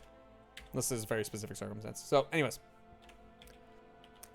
When we get into the clicks, realistically, J4 has nothing left in the tank. Vlad is rooted, and you have assistance coming. You know assistance is coming. Right here, Hyup should want to stay near melee range to the J4, because up until J4's flag goes away, he doesn't have flag and drag back up. No. I don't speedrun things because I want to give back information. The only reason I would speedrun it would be for my own personal knowledge. Because I don't have to go over all of this little explanation. So, like, when I notice the misstep here, I would just overlook it and just, like, keep going kind of thing. But I want to give back the information. So, realistically here, because J4 doesn't have the ability to EQ up until this flag is gone, because the flag literally lasts for a shorter duration than the E in early stages. I think it requires 3 points in E plus Score Drinker before it fixes that problem. Then, he should actively be wanting to play as close as possible to the J4 to continue attacking, especially with the Senna coming back into play. So the fact that he's still walking backwards is inherently a problem. He is still clicking, more likely than not, what you're supposed to do is click close to your character model constantly, because that way it works. Yeah, it's really, really nice. You want to click close to your character model constantly to be able to move frequently. What's more likely than not with happening on his screen is his mouse was all the way out here, so he couldn't flick back in time. Or he just straight up wasn't aware of this existence. Very abusing. It's true. With the whole jungle thing, where there are champions where it's just like, they have such absurd stats that they just make it work. So like Hecarim, for instance, can full clear his entire jungle and then be like, all right, I have time to literally gank 3 lanes all simultaneously. And if one of these works, I snowball out of control. Also, by the way, Derek, I'm putting all this on YouTube. So you can always look back at it at any point in time, especially once it gets to your games too. So, with this, right? So the fact that he's still clicking backwards is inherently a problem, more likely than not, of either A, mouse being way out here, or B, he just wasn't paying attention to what was actually occurring. He just didn't see anything. It was pure lock screen. Gotcha.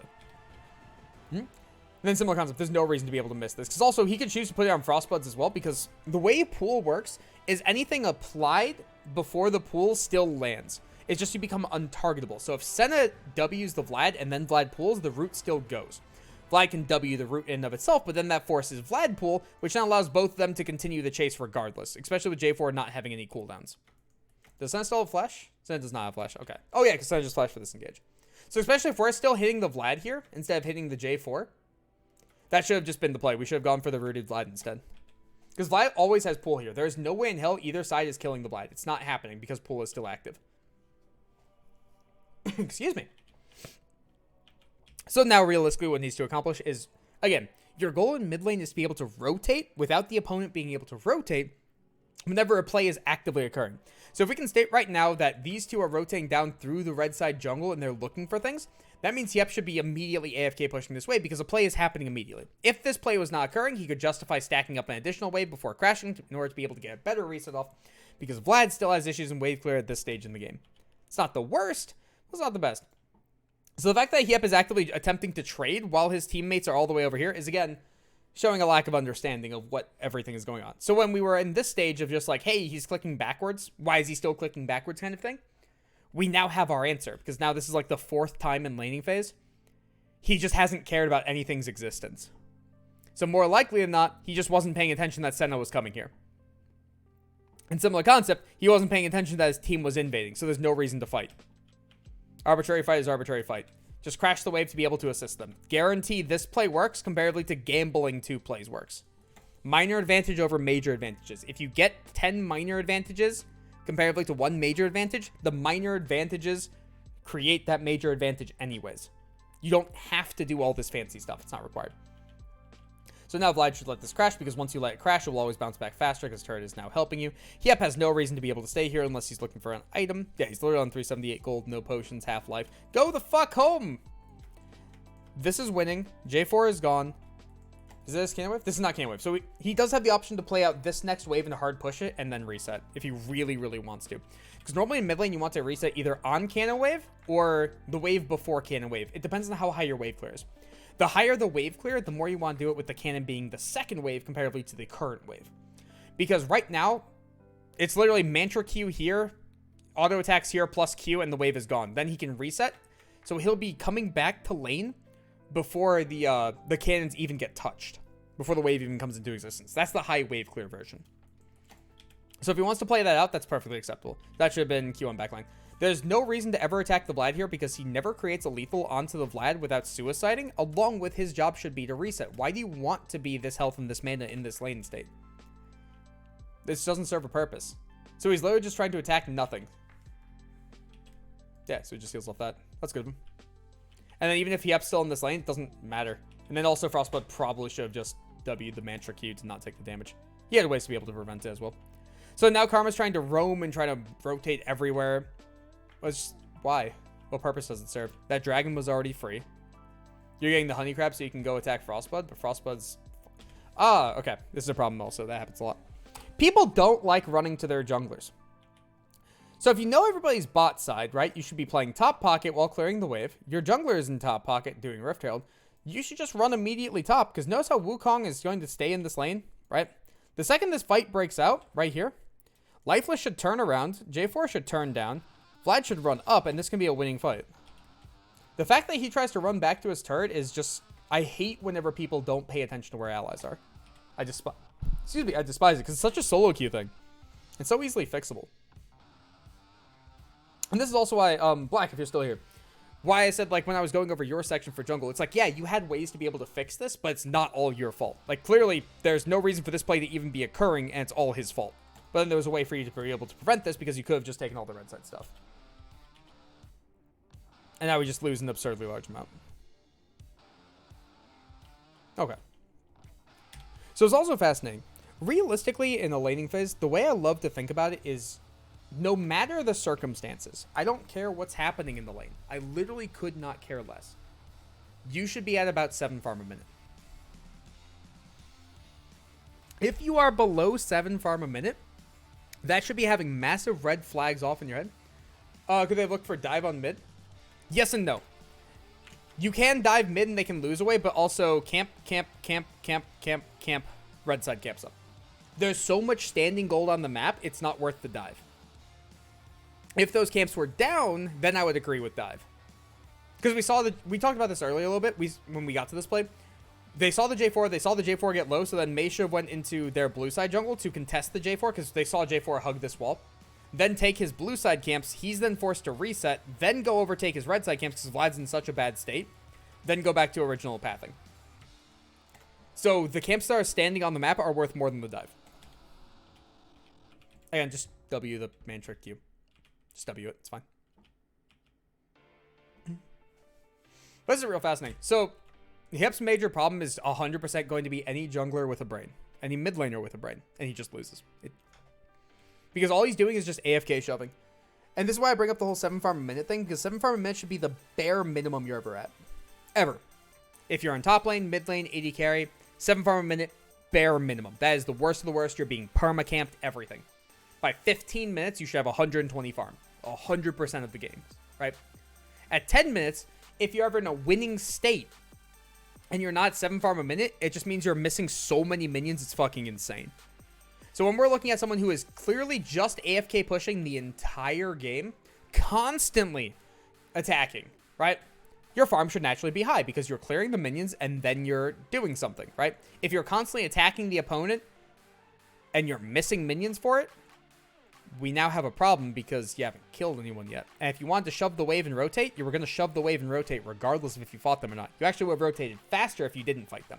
Because there's been multiple times this game where like the Karma has chosen to fight the Vladimir, where it served absolutely no purpose, where there's a better option that doesn't even involve interacting with him. So when I see 5.8 farm a minute at 10 minutes, and we're in a winning lane state, and we're in a winning matchup, something's very, very wrong here. Probably means your playstyle isn't actually as good as you think it is. Because you're trading so much, you're losing farm for it. And then similar comes to the opposite side, right? If bot lane is competent, these two don't exist. If jungler doesn't walk forward and int, this one doesn't exist. All three of these, this KP, is literally through people not playing the game correctly. Or just allies not playing the game correctly. Karma's going to shove, Karma's going to roam. That's going to happen. Team disrespected it. Problem has now occurred. All right. This is good. So, again, one of those things for mid lane in particular, you always want to be able to rotate whenever a play is in existence, right? You don't want to just rotate in downtime. So right now, for instance, Mei is looking to invade. Yep, immediately shoved. We are rotating. Why didn't this happen the other 3 to 4 times in the early game that it was happening? Why are we just now shoving it? Is someone calling you to shove it? Telling you to do it? I'm super excited for silent scrims with you, sir. Okay.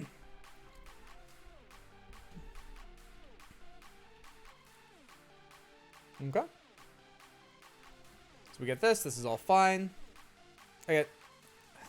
No, it's better to take Mantra Key than to press W. Yeah, because we're very quickly approaching the area where Vladimir just doesn't care about Karma anymore. Which is a problem, because that point's not supposed to happen for a while, but it's happening. It's because we're so low on farm. Our build is also bad. I'll touch on that in a second. That we run into this issue. And now again, hey, Karma pushed in mid. We pinged it. Walked over a ward, right? Oh, no, that's their ward. Yeah.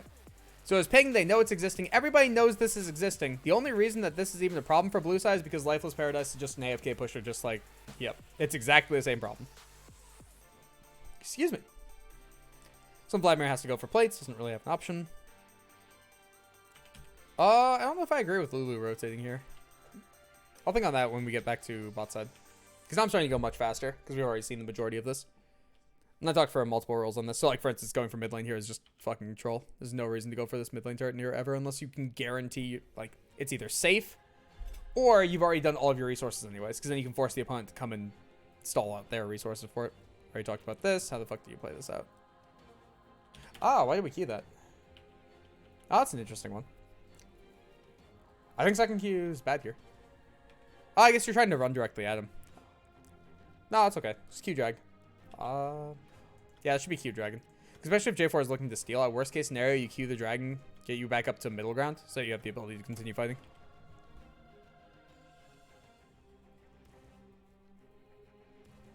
Yep, here is fine.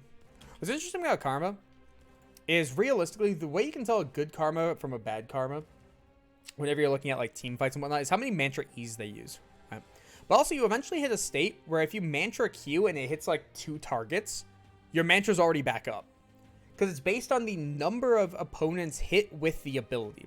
So if you mantra Q and it hits 2 targets, then it's down by 10 seconds. If the detonation hits 2, it's down by 20 seconds kind of thing. So with that, I think it's like rank 3. Yeah, it's like rank 3 plus a little bit of CDR. If you land a mantra Q on 2 targets, it's back. So right there, it gets a little funky because we're trying to one-shot the Lulu, which isn't inherently bad. So let me think on this for a second. What has more value?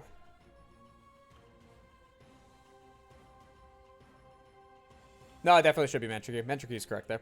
That's what I think on that, because we are playing the one-shot, but it's like, did that actually make the difference in the one-shot comparatively to the large amount of shielding and movement speed we all get? I think the mantra Q is correct there. I think mantra Q is correct. Okay. We've hit the same point as everybody else in this game. So let's talk about a couple things build-wise then. For this. Night Harvester is one of the top 3 worst items in the entire game. And there's a reasoning behind it. So to start with, any mythic that gives the mythic passive of ability haste is dog shit. The mythic passive is just terrible. Because realistically, there's so much ability haste in the game currently that doesn't really serve that much of a purpose. And there is and there isn't diminishing returns to it. It depends on how you calculate it, but let me explain. It'll make sense in a second. So the way old CDR worked was the higher CDR you got, the higher percent damage it was and the higher percent it was worth. Because for instance, if you have 10% CDR, in theory, you should deal 10% more damage. If you have 100% CDR, you should, in theory, deal 100% more damage. But that's not the reality of how the math works. The higher up you got in CDR, the faster you got your abilities off, and it was way more damage than it actually showed when you put a calculator to it. Ability haste is 1% damage increase. No matter what ability haste is, it is 1% damage increase. That's how its math works. And that's why also when you look at a graph of just like it's increasing your damage less and less the more you get, or like giving you less ability haste the more and more you get, it's because ability haste per point is more valuable the higher up you get. So it has to reduce it. So when you're looking at Night Harvester comparatively to other options, the mythic ability haste, that's 5% when you have so much ability haste that's coming from other options. Well, yes, technically it's still a damage increase. Still exists. It's still worth as much as the previous ability haste. The problem is you could have more damage, which then, if you have ability haste, the more damage amps up the more ability haste. So while it's worth as much as the previous ability haste, it becomes worth less than other options when you have ability haste. That makes sense. So when you're looking at the other option is Proto Belt. Let me pull this up.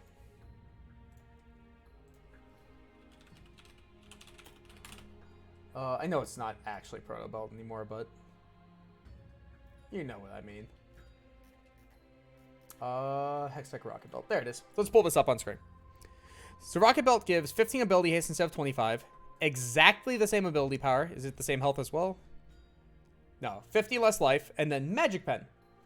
Then the actual damage output of the active and passive is... What is that? I have to click on here to be able... Oh, no, I can't do it. I have to manually do it. I'm 99% sure it's exactly the same as Proto Belt. Let me just double check for clarity's sake so I can explain correctly. 125.15, 125.15, right? Yeah. So it's exactly the same amount of damage, right? So the problem with this then is people that build Night Harvester generally make the argument of it deals more damage. It doesn't in realistic scenarios because Magic Pen and then also Mythic Passive of Magic Pen. It's disgusting. It's wonderful. You can make the argument that I want the ability haste. No, you don't. Not when every other item gives ability haste. Doesn't make sense. So even with this being 10 down ability haste, it doesn't matter when everything else gives ability haste. Oh, I need the 50 life. No, you don't. 50 life doesn't determine anything. If you lose a fight at one item by 50 life, you probably fuck something up worse. What about when I hit my Night Harvester on 5 targets? Yes, that's the scenario we're talking about. So, isn't part of Night Harvester the Codex pathing? So is this. Or Codex pathing, yes. But you don't care about Codex. Because up until you get actual damage output, it doesn't matter. Because it's a similar concept. The more ability haste you have, Let me pull this up. The more ability haste you have, the more ability power is worth. Right? So that's also why, when you get into the higher amounts of ability haste, where you hit like the 60, 70, you could have just built damage instead. And you would get more value per gold piece than you would off of building ability haste. So in reality, this is, like, for a laner especially, you can back on 450 gold, 450 gold, 400 gold, 850 gold. You can back on such cheap buys that if you ever don't have 850 gold on a reset in mid lane, you probably fucked up. So realistically, the build path, not that big of a difference. Then also 10 ability haste in the early stages. It's reducing the cooldown of your abilities by a tiny, tiny amount. I think it's like 8%. So if you have your main ability being a 5-second cooldown, and it's 8%, you're reducing that by 0.4 seconds. That's all you're getting off of it. It's not actually that much. Can it make a difference? Yes. Should it if you play correctly? Absolutely not. No. Not at all. So, when you're thinking about the actual active and passive mode, this is when the real conundrum starts and where people generally stop thinking. They see big number, they like big number, they play off big number.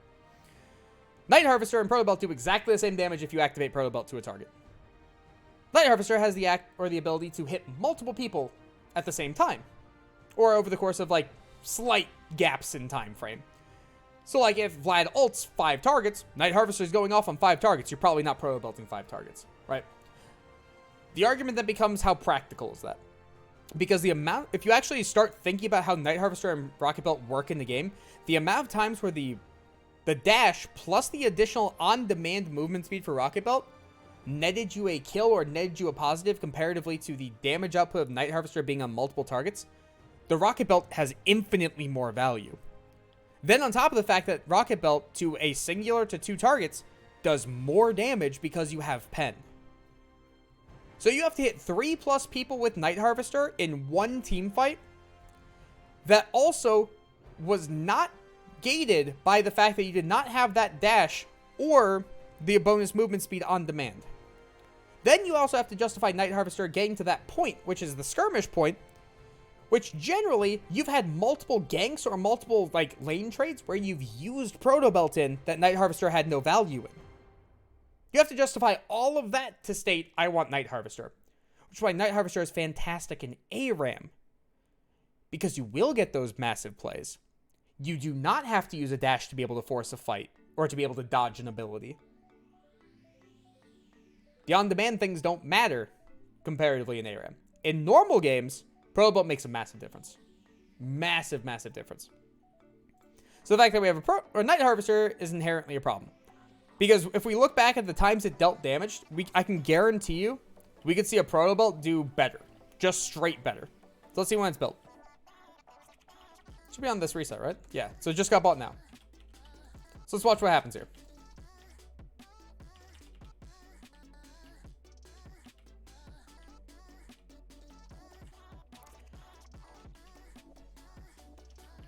So you're telling me that Vlad can't choose if he wants to all in this to be able to use Proto Belt?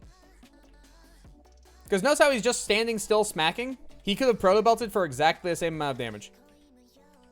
Because he was already far enough back to be able to use it. And now all of a sudden, here he's in point blank.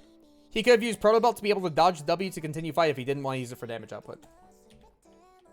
We can immediately see the practical use comparatively to Night Harvester. And in the majority of plays, you're going to use Proto Belt. Because now with the rest of the laning phase, he can use Proto Belt to dodge a Mantra Q. He can use it to get out of a W. He can use it to find and engage on the Karma even while slowed. He can use it to dodge J4 EQ. J4 is on his team, but as an example. He can dodge Xin W with it. There's so many things that you can do with Proto Belt where Night Harvester is me like big damage number.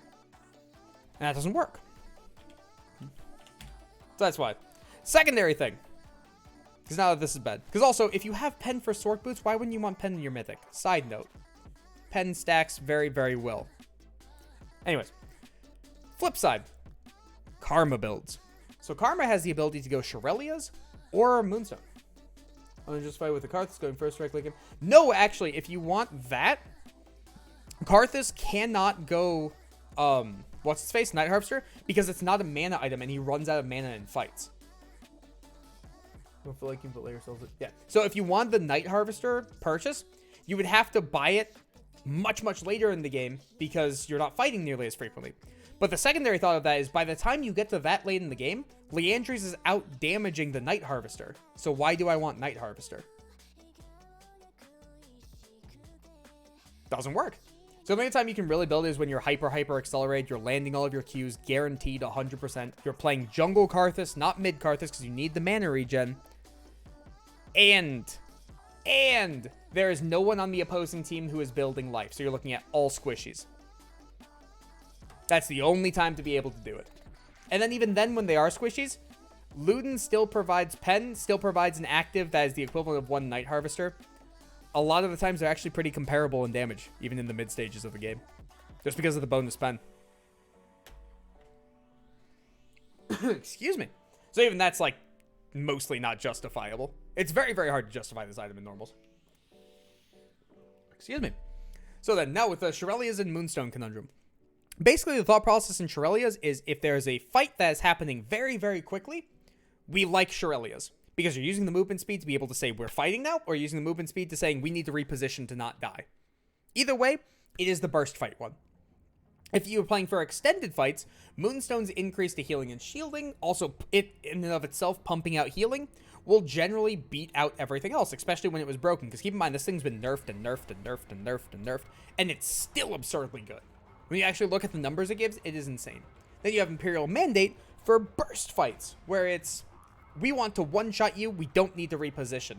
I want raw damage output. That can also be viable, but generally on Karma, you're picking her for the shielding. If I wanted to pick a damage mage, probably would have picked, like, Brand, Dolkaz, Zyra. There's so many other options comparatively to Karma. So Imperial Mandate doesn't really work on her for what she wants to accomplish. Unless you're one-tricking her, in which case, yeah, you'll probably see some Imperial Mandate.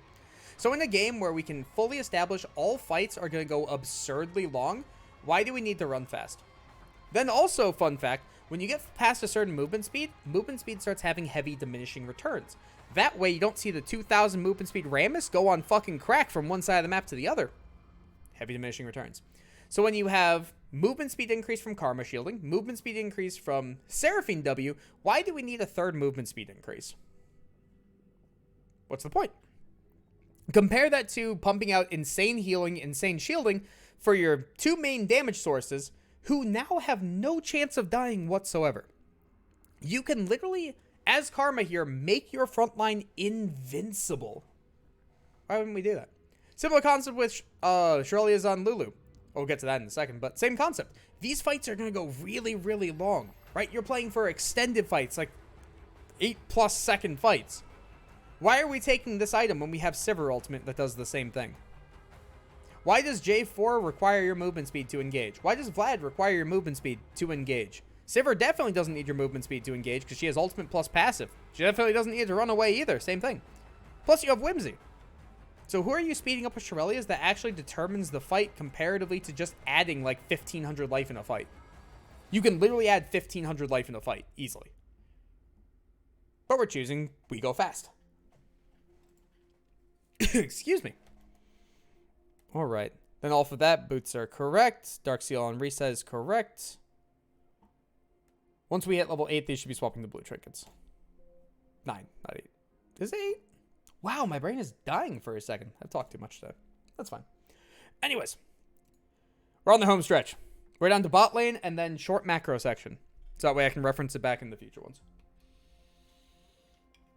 Alrighty. So in bot lane, we already talked about the items right at the start. Doran's Blade is shit here. Doran's Blade is great versus all-ins because you want the extra 80 life.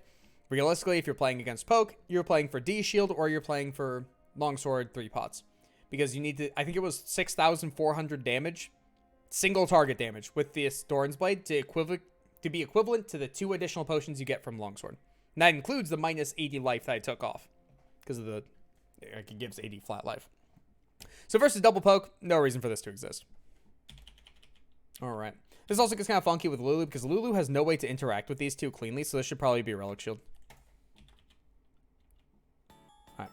So we fake the leash, which is good. What the fuck is that music? Why does that sound like a phone? No. Absolutely not.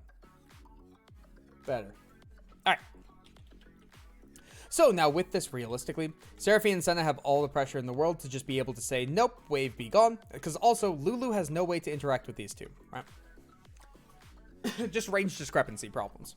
Right? Sivir runs into a very, very similar problem, where Sivir has issues running into them. So, what we can do here is we can establish that both sides want to play in a 2v2 environment. They do not want to play in isolation.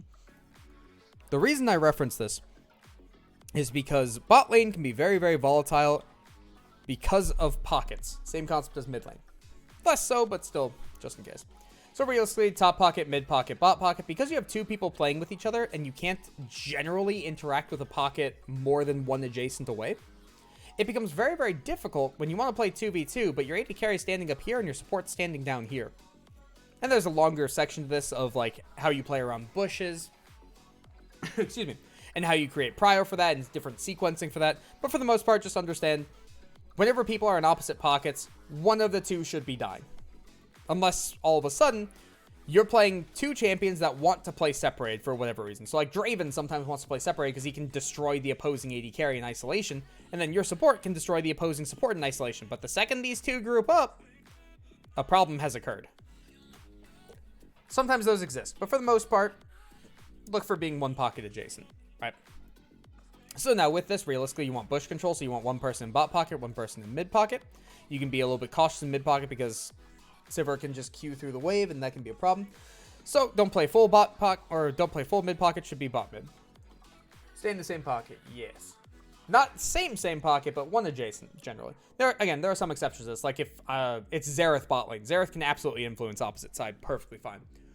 Jhin can help with a gank from opposite side, but he cannot full help pre-6 kind of thing. There are some that break this rule. League is a very, very fluid game. Take everything I say with a grain of salt. It can always swap. There are things that break every rule I say. Always. So, with this, right, similar concept on this side. We realistically want the Lulu to be able to play in bushes, right? And we want the Sivir to be able to play here to here because they have to farm. The reason that the AD carry is not in the bushes is because when they auto-attack from outside the bush, inside the bush, they reveal the entire bush. Who the fuck wants that? So supports have a lot of downtime to be able to walk out of the bush and be able to create pressure and then keep walking forward, right?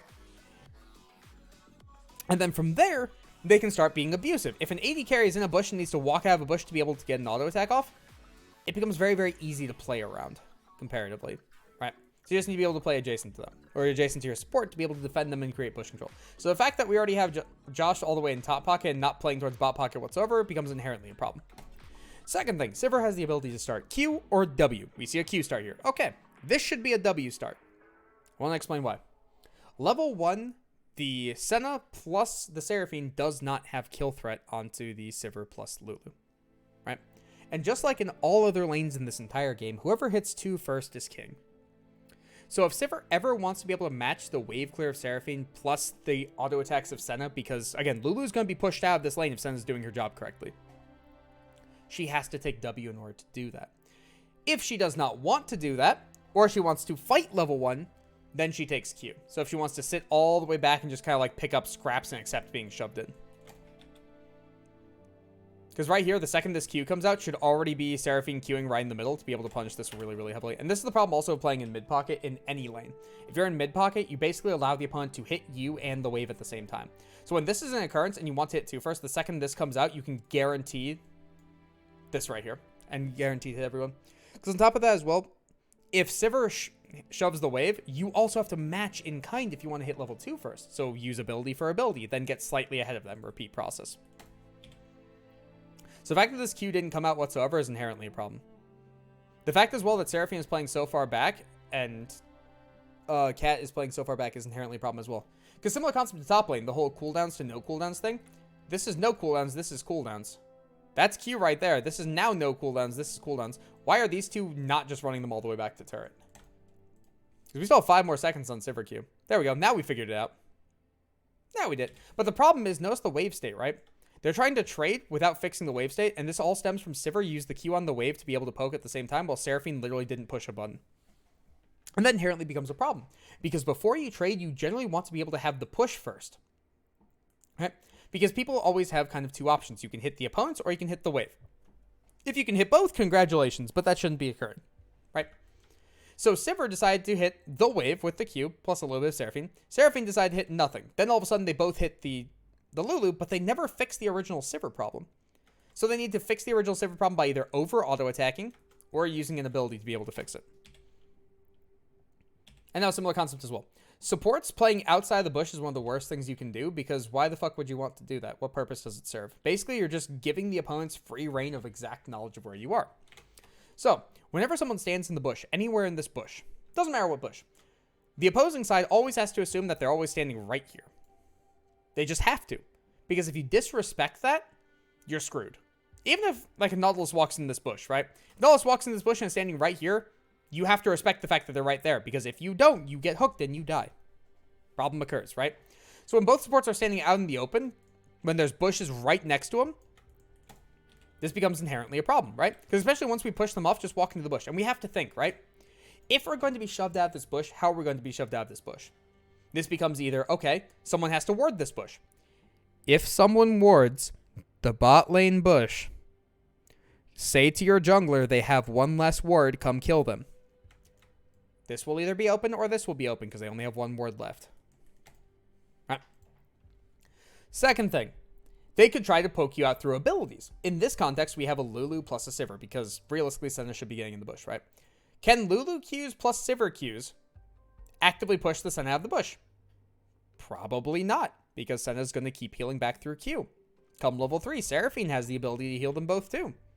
So why are we so afraid of getting in this bush? We should just be standing in this bush. Take the Lulu Q. If Lulu Qs this, how does Lulu hit your AD carry? How does Lulu hit the wave? How does she help the shove?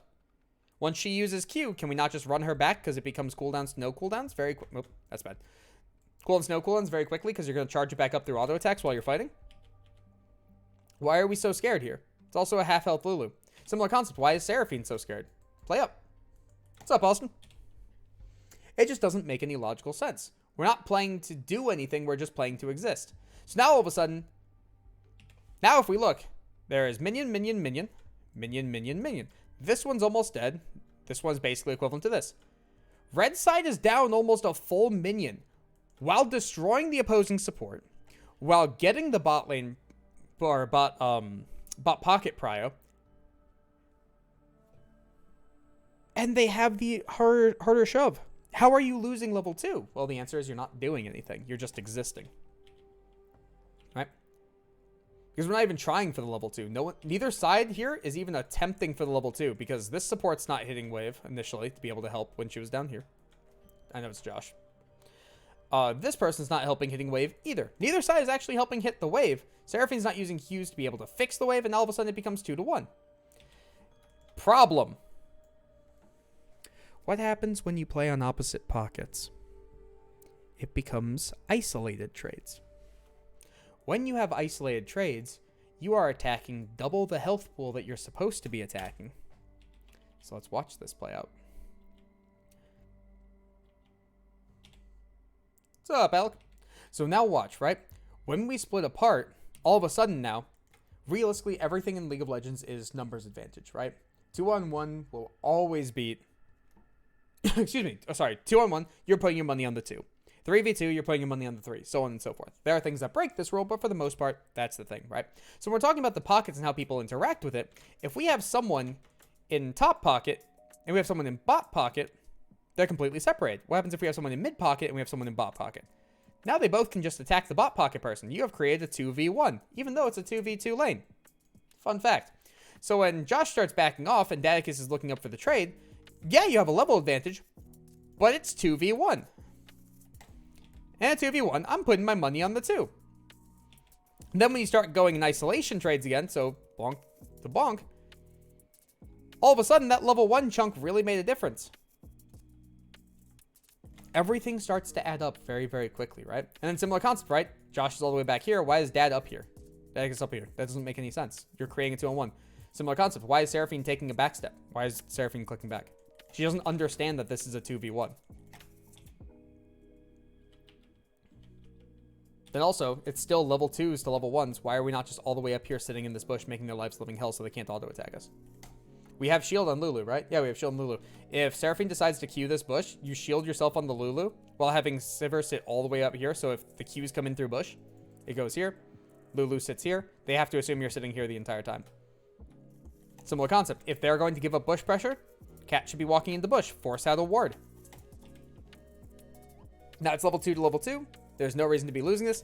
It just used double cooldowns. No cooldowns, but it's an AD carry. 2 cooldowns and cooldowns. This side should just be bum rushing. Same problem on repeat for all 3 lanes. And now similar concept. We're attempting to trade onto the Lulu here when we have a horrendous lane state. The lane state is still pushing into us after we already killed these 2. So now all of a sudden, if Sivir wants to shove this and just reset, if you didn't kill that Lulu in that trade, they're resetting, they're going home. None of that damage matters. So we're just trying to exist right now, which is inherently a problem.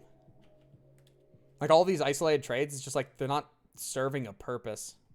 Not doing anything. Because in similar concept, right, we just keep playing on opposite sides of each other. Stop playing on opposite sides of each other, because then you can never get good trades off.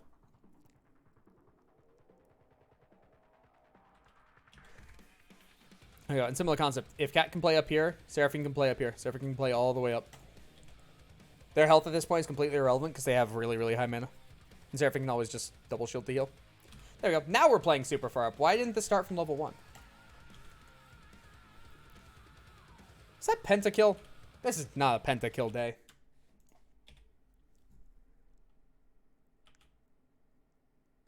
So notice how hitting this person, we're literally separating our targets. So we're literally not killing people in this lane on both sides because we're attacking separate targets, because we're playing for separate targets, because we're playing in opposite pockets. You move Seraphine down to here. How long do you think this Lulu lasts?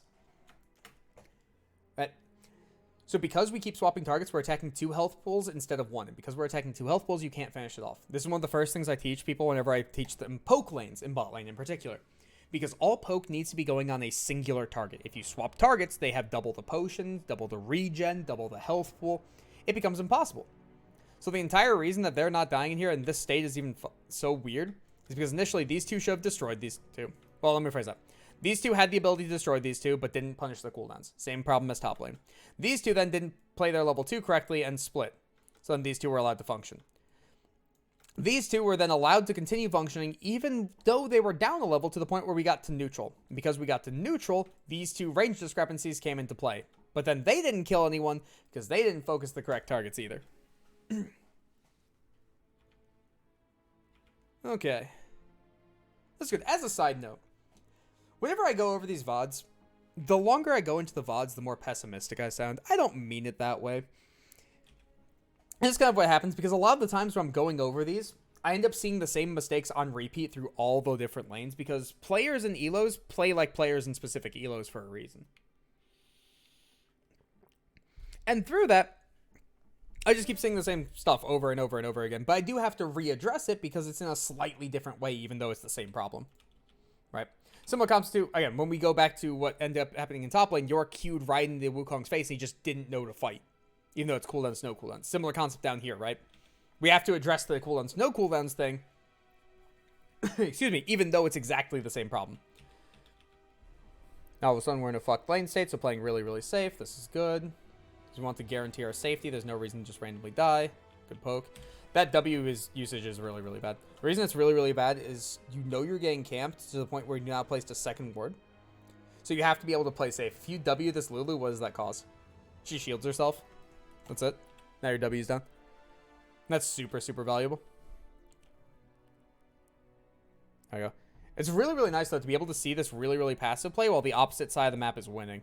Because clearly, like, they're about to do the second gank. Just don't die down here. You're the weak side. You're designed to be the weak side. Just play it chill, nice, and safe, right? And then here we get to basically no mana. So this becomes a similar conundrum to mid laner problems. And most AD carries don't understand this problem, which is fine. But it's because of a very, very poor misconception. So I'm going to go ranty here for a second. AD carry players are the worst players in the game to the coach, just straight up. Supports are the worst, like, because they're the second worst, because they are the straight up worst players in the game. Supports just are. They're the only role in the game that can go 0-10 and still find relevancy. So you get a lot of recency by it, or results-based analysis of I won the game, so I did things correct. They also are the ones that can sit back in the laning phase as long as their AD carry doesn't play forward, and the opponents aren't good enough to punish. It's not going to be punished. Clearly, we can see this is a plat game, plat low diamond game, and no one's good enough to punish, so you're going to naturally get up there kind of thing. Right? But AD carry players are the only players in the entire game that whenever you tell them to play something that's not an AD carry, they contest you to all high hell and basically refuse to play it. And the reasoning for that is, their thought process is, I'm an AD carry player, so I enjoy playing AD carries. That's great and all, but how about top laners playing marksmen, assassins, tanks, bruisers, enchanters? What about mid lane playing all of that as well? What about jungle playing all of that as well? What about supports having to play tanks and enchanters? They even have to play multiple different roles. They even have to play mages, technically. They have to play 3 roles. So why are AD carries just allowed to only play AD carries? It's generally because of attitude, honestly. So when an AD carry then has really, really poor mana management, it's not surprising. Because they've never played mages before correctly. They've just played AD carries, and a lot of AD carries don't have to care about their mana pool because they're right-click based. Right? Some of them are, so like Lucian can run out of mana, Ezreal can run out of mana, sort of, but eventually they just fix their problems. But for the most part, you're right-clicking in the lane, comparatively to having to use spells and have correct wave manipulation to be able to get correct recalls, so that you don't run out of mana. Things along the lines of that. Right? So when we get to this kind of a state, this is something I have to talk about a lot with mid laners, or any AD carry that I start transitioning into mages, because it's the whole concept of, you will never create kill pressure here, and you're about to run out of mana. So you get one more rotation of spells. If that does not kill for any reason, your entire lane is fucked because you're out of the game. You're not a champion anymore. You're not the Lucian. You're not the the Caitlyn. You don't get to just right click anymore. It's over.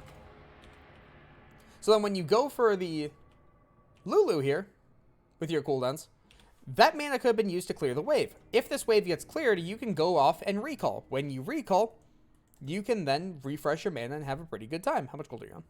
So you pick up Dark Seal, Amp Tome, Potion, walk back to lane. And that's fine. That's a happy recall. But instead, we end up playing this really, really extended lane phase out, because if you remember about an hour and a half ago, I said, why are we still in this lane at 6 minutes? That doesn't make any sense. And it's because we just don't want to recall. But we had the option to.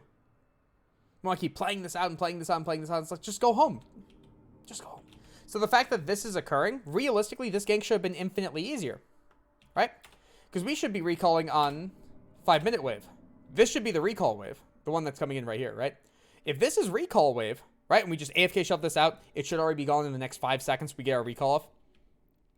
All of a sudden, now the wave crashed. The wave is pushing back into us. That's a cannon wave. That's literally the time to recall. And then we can hold a freeze. And now the gank, instead of being a dive, is just them dying here or them being starved out here. Gank is infinitely easier. Because then we also have resources. It doesn't have to be sketchy. Because let's be real, this is sketchy. If this gets played out better from blue side, this is a very sketchy dive. But it's just so fascinating to be able to see that. And then also on the flip side, right? There's a Sivir on the opposite side. Why can't the Sivir just decide to say wave gone at some points in time? Because realistically, right, a good way to think about it is when a wave crashes, it will always bounce back. As it's bouncing back, these minions will be coming in first to help you push, right? So if you push plus your minions show up, the opponents, if they want to shove back, must use resources. In this case, mana. Generally mana, right? They can't just keep AFK shoving under your turret all game. That doesn't exist. So let the wave come in. Stop taking poke. Just chill. Just because something is annoying doesn't mean it's useful. People that sit outside of your turret all day and have like the 5.5 farm a minute instead of the 7, yeah, it's not actually useful. It's just annoying. Just farm underneath turret, hit your farm marks, wait for a reset. And you can reset also by calling for assistance, whether through mid lane, through jungle, things along the lines of that, right? There are also specific spikes. So like level 6, you could potentially fight back because of Lulu things, right? So all you have to do here, for instance, is if you're in this kind of a state where your health is in a really, really bad spot, you can either A, call for help, or B, just let the wave come into you. Just chill. Just let it crash so it can bounce back. And when it bounces back, again, your wave is going to die second. It will always push away, meaning also you get an experience lead because their minions are dying first. Just relax. So like this entire wave, if they thought they were actually in kill threat, they would just let it crash. And then similar concept, right? Just let the Seraphine and the Senna push. It's fine. It's annoying. It's just annoying. We don't have to lose all this life. We don't have to waste excess mana, because realistically, Sivir was like up to here in mana, and then she threw 2 Qs. One Q got 1 minion, the other Q got 1 minion. It's not worth it. And just wait.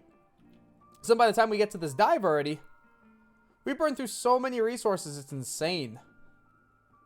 We also exhausted the wrong target, too. If exhaust went on he up there, he died. And then also support lived. Because, fun fact, Senna's damage is actually stupidly low early. Because she scales really, really hard with level and with souls. No levels, no souls at this stage. So this is fascinating. So better jungler, this red side dies on repeat because they're just AFK shoving with no resources. Better mid laner, he ups roam, doesn't work. Better bot lane, he ups roam, doesn't work, and all of this pressure doesn't work. Nothing that's happening works if any lane is just patient.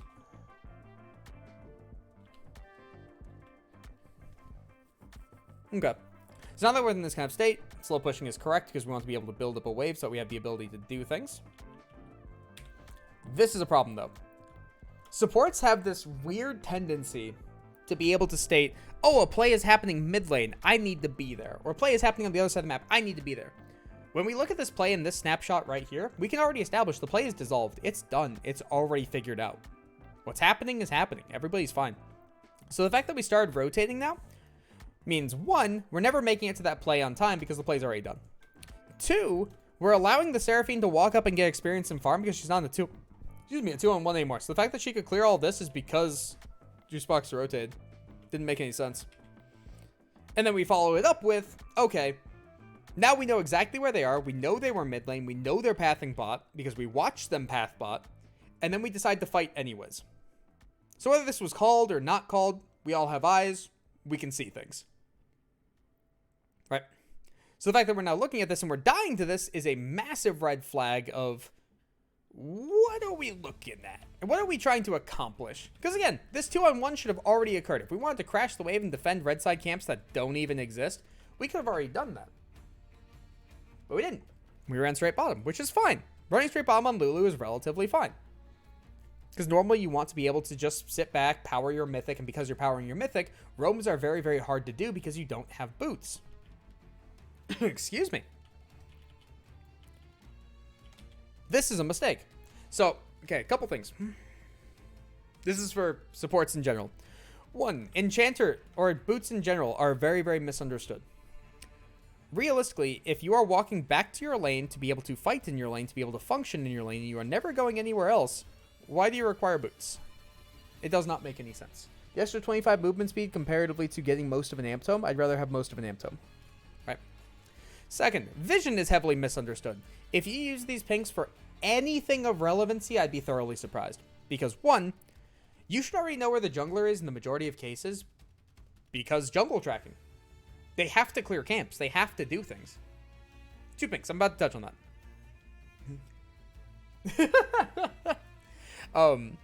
Yeah, realistically, you're going to know where the jungler is for the majority of the time. If you know he's in this blue side quadrant, why do we need to know exactly what camp he's on? If we know he's in red side quadrant, why do we need to know exactly what camp he's on? Right? Then on top of that as well, basically anything you can do with these pink wards, you can probably do with the yellow wards just fine. Because, like, for instance, what did this ward accomplish? What did this ward accomplish? You still died from the gank the same way. Nothing changed anything. If this ward gets cleared, it doesn't do anything. If they want to take your raptors, they're going to go take your raptors because they're taking your raptors at a correct time. They're not going to just randomly sneak it. Wards realistically only see stupid. And stupid does exist.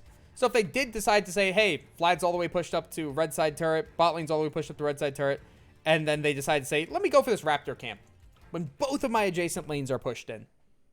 Yeah, the ward would be able to see that, and the ward would be able to prevent that. You can do that with a normal ward. Why do we need to spend 75 gold and give the opponents 30 gold?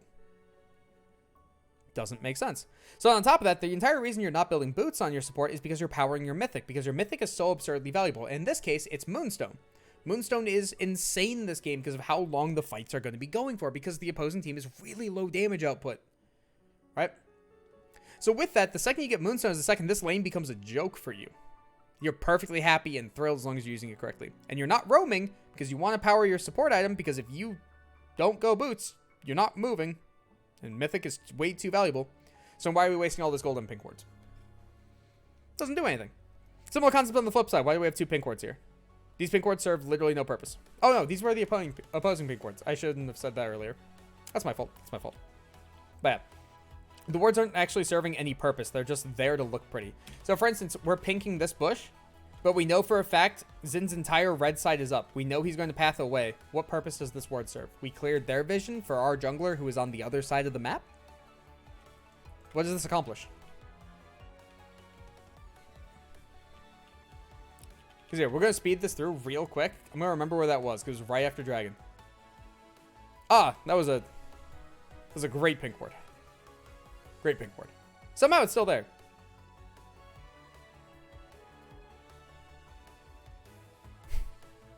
Jesus Christ. So the argument a lot of the time for pink wards in this bush is like, it lasts for a while. It's like, yeah, that's true. But also, if you're tracking the opposing jungler, you probably don't even need that ward because they can lane gank you and you can just die very easily. Or they can get through here and you can just die. This ward doesn't save you a lot of the time. They can also just play around it and go around. It's very easy to play around that ward. A lot of people don't, though, because common sense doesn't apply. Second, right? If this ward is in place and you're pushing very, very far up because you're the aggressor, you're probably dying from this bush. Or you're dying from a lane gank where they're sitting in bush as you're pushing. You're not dying from this spot. If you are put on the back foot, how do you defend this ward? They just walk over and clear it. This ward serves such little purpose, it's insane, but people have such high value on it because they feel safe. And it feels like it does a lot. But in reality, you take 2 seconds to start thinking about the actual state of the game and it does literally nothing. The only time this is relevant is if your jungler is camping bot lane, right, and you're being pushed in. There's one circumstance where it works. And here's the problem. Before any competent player will go from here and push up to your turret, they will go and check this bush. So either your jungler is there waiting literally right here to pounce on them, and these people leave the second they watch you rotate from that bot lane, because you're losing minions for rotating. They're happy with that. Or it just doesn't do anything. That's the problem with it. So all these extra pink ward purchases on both sides, like here, we have 2 pink wards right here. This literally doesn't do anything. It serves absolutely no purpose. Anything that this pink ward could have done, you could have either swept because people don't have many wards out on the map. You found a pink ward, which then sweeper does nothing, and you just got free gold. Or in this case, you have Umbral Glaive. You can also just walk around them if you know where they are. If you pay attention to where people are, you can figure out where wards are placed and just walk around them. So similar context, right? They just literally walked right through the pink ward, did nothing. And then we placed... I'm sorry, did we just place another pink ward? Hold up. Whose pink is this? This has to be Lulu's, right?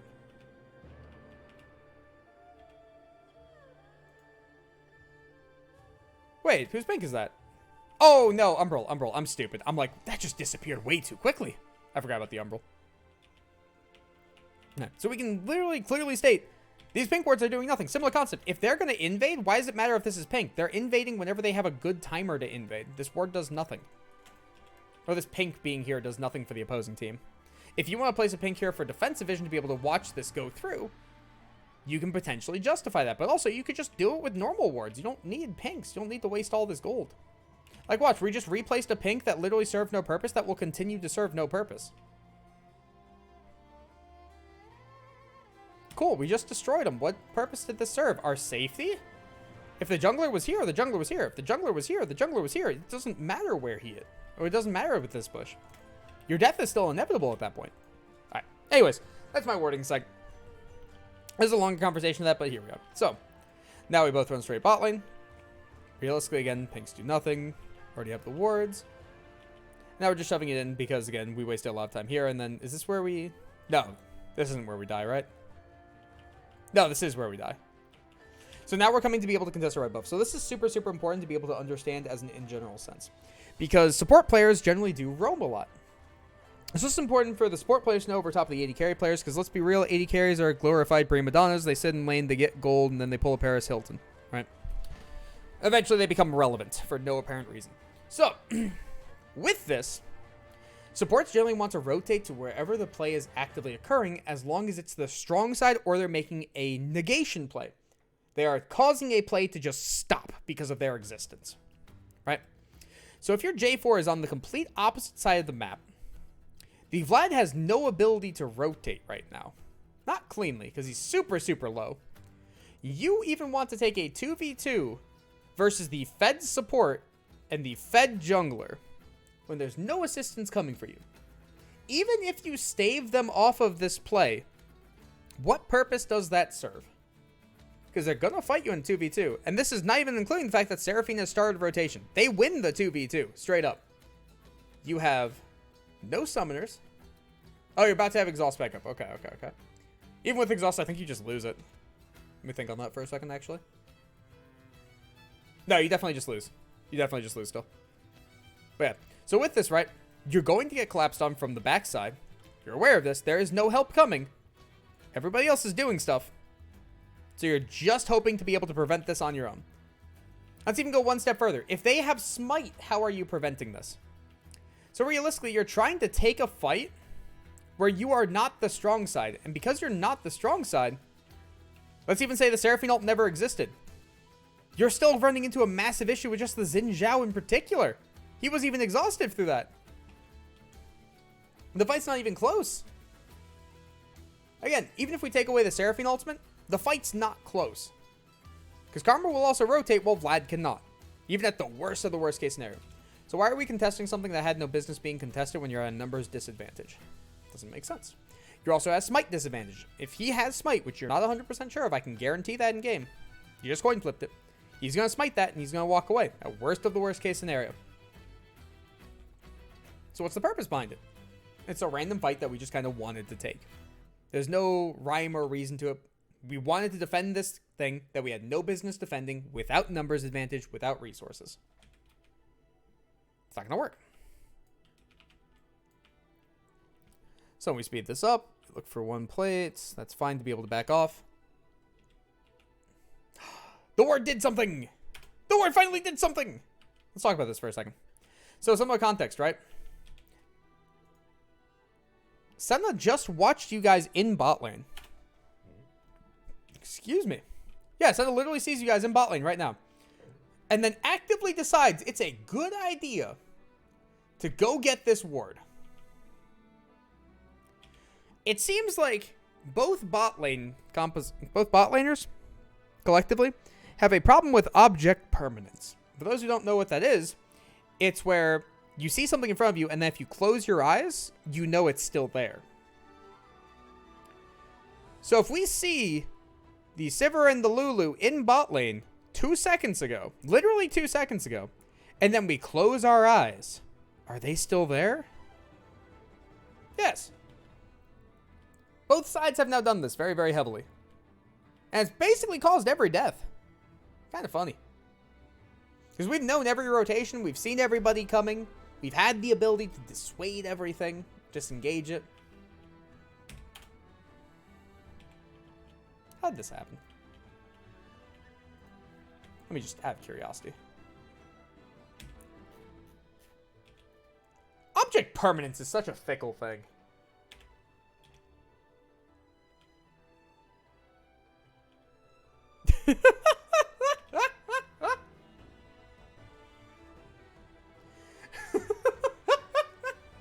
We're just running it. Oh boy. If I would have known better, I'd say this was the silent scrims. Oh man, I'm super excited to see those now. I might just skip straight to them at this point. This is fascinating. Alright. So, similar concept with the Lulu, right? So we're roaming to a play that's already completely predetermined, right? It's already completely set. If you wanted to rotate to be able to help your J4, that would be understandable to an extent. The problem is, because J4 path top side, sorry. Because J4 path bot side, you guys down bot are supposed to be the strong side. You're supposed to be the side that's winning. So if you go help J4 on the weak side, you deserve to lose that fight because it is your weak side. It is the side that is supposed to be behind, supposed to be the side that is okay with being behind the curve. But in this case, it's a 5-0 Wukong. Even if you show up, you're not changing that fact. And this was the play where, realistically, Vlad should be able to collapse. J4 should be able to collapse. Yorick should be able to collapse. But both solo laners decide, nah, let's just let him go. And then similar context as well, right? So to put in perspective in pro play, the average mythic for an enchanter, minus North America, is about 14 minutes. So in a normal world, you're about a minute off from being able to get your mythic. And this is with basically no kills, no assists, right? That's the standard 14 minutes. So if we look at this, right? You're saying on 800 gold, which is basically the what the fuck is it called? Bandle Glass Mirror, right? If you take away your boots, if you take away the 3 pink wards you bought, hey, guess what? At 14 minutes with Global Gold, you have your mythic. But you don't. It's not like you're accelerated. It's not like you have an insanely large amount of gold on Frostfang. You actually are low for Frostfang right now at this stage in the game. Normally it's completed by about 12 minutes. This is also low. That's kind of funny. But we don't have it yet. And in similar context, I talked about this previously. We're just bum rushing mid lane because we feel like bum rushing mid lane because we're like, well, we need this turret now. In reality, no, you don't. Doesn't actually do anything. And then what I love to talk about as well is please, please, please run to your help. Your help is down. Your help is nuts. Excuse me, sideways. Why are we running away from our help again? Everybody runs away from their help this game. It's very painful. And late pool. Okay. So now that we actually got our mythic because we got the additional kills bottom, that's the reason we have this. The kills are the reason we have this. We shouldn't have to have the kills. But we have to have the kills because we bought the boots. We're buying another 2 pink wards. We bought another 2 pink wards here. None of these serve any purpose. Right. On top of that, we also have the wrong mythic. We don't need Trellias, but we already talked about that earlier. Should 100% be Moonstone. Not even close. Does Yep have? No, Yep doesn't have Moonstone because his farm is ass. This is atrocious, by the way. This is terrible, terrible, terrible farm. All of this is really, really bad. Because again, by 15 minutes... it is inexcusable at a decent level to have under 120. That's kind of the bar that I look at. If you have under 120 at 15 minutes, you better have been absolutely destroyed. And if not, time to Google farming practice. Because you're going to need it. Because also the best advice I give to people who are trying to climb is, 1, just play 2 to 3 champions. Don't play more than that. Just 2 to 3. Nice and easy. When should you buy the pinks?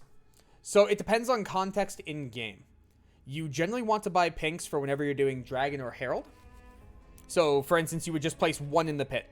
And that's all you require. You can take your team and sweep all of this out as need be. You don't require pinks in every single little bush. Second reason to be able to buy pinks is when you start getting into hyper late game, where all of a sudden everybody just gets one shot. Because then all of a sudden, what we saw here where, for instance, Senna randomly walked into this bush that she knew was pinked. She didn't know people were there.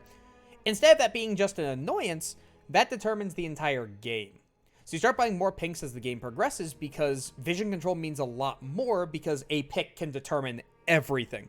And then also, instead of standing in a bush that is normally yours, red side could randomly be sitting in this bush and you just pink it. So you start buying a couple of them later comparatively. But objectives, 100%. Pinks are very, very useful. Excuse me. Early game, they're pretty worthless. Mid game, they're mostly worthless. Late game, they have high relevancy again. Because even for like Baron standoffs, where this pink is super, super, super, super relevant for Baron standoffs, because it means the opponents can't just walk through this area to be able to bum rush you. They have to go around the long pathing. Or they have to contest this ward. But if you decide not to do Baron and you're just hiding here to be able to guard this whenever they go for it, they can just die. Was Berlin this game or did they just miss CS? Which role in particular? Because it depends on context. So top lane got ADC. They just missed it. They're rotating so little, they're just straight up missing it. So if we speed through to normal snapshots, I normally snapshot like 10, 15, 20. And if we look at the bot laners, realistically, the supports were roaming a little bit, but every time we saw the supports roaming, Sivir was here, Seraphine was here. 99% of the time. The only time there it wasn't was the random scuffle in red side. But that random scuffle in red side shouldn't determine you being under 7. It should determine you being at 7 comparatively. Because it's so easy to farm with Sivir Seraphine that waves just get deleted. So if we look at the 10-minute snapshot, we're looking at 6.3 and 5.6 farm per minute. That is atrocious. Especially, again, it's 10 minutes in game. They haven't been moving.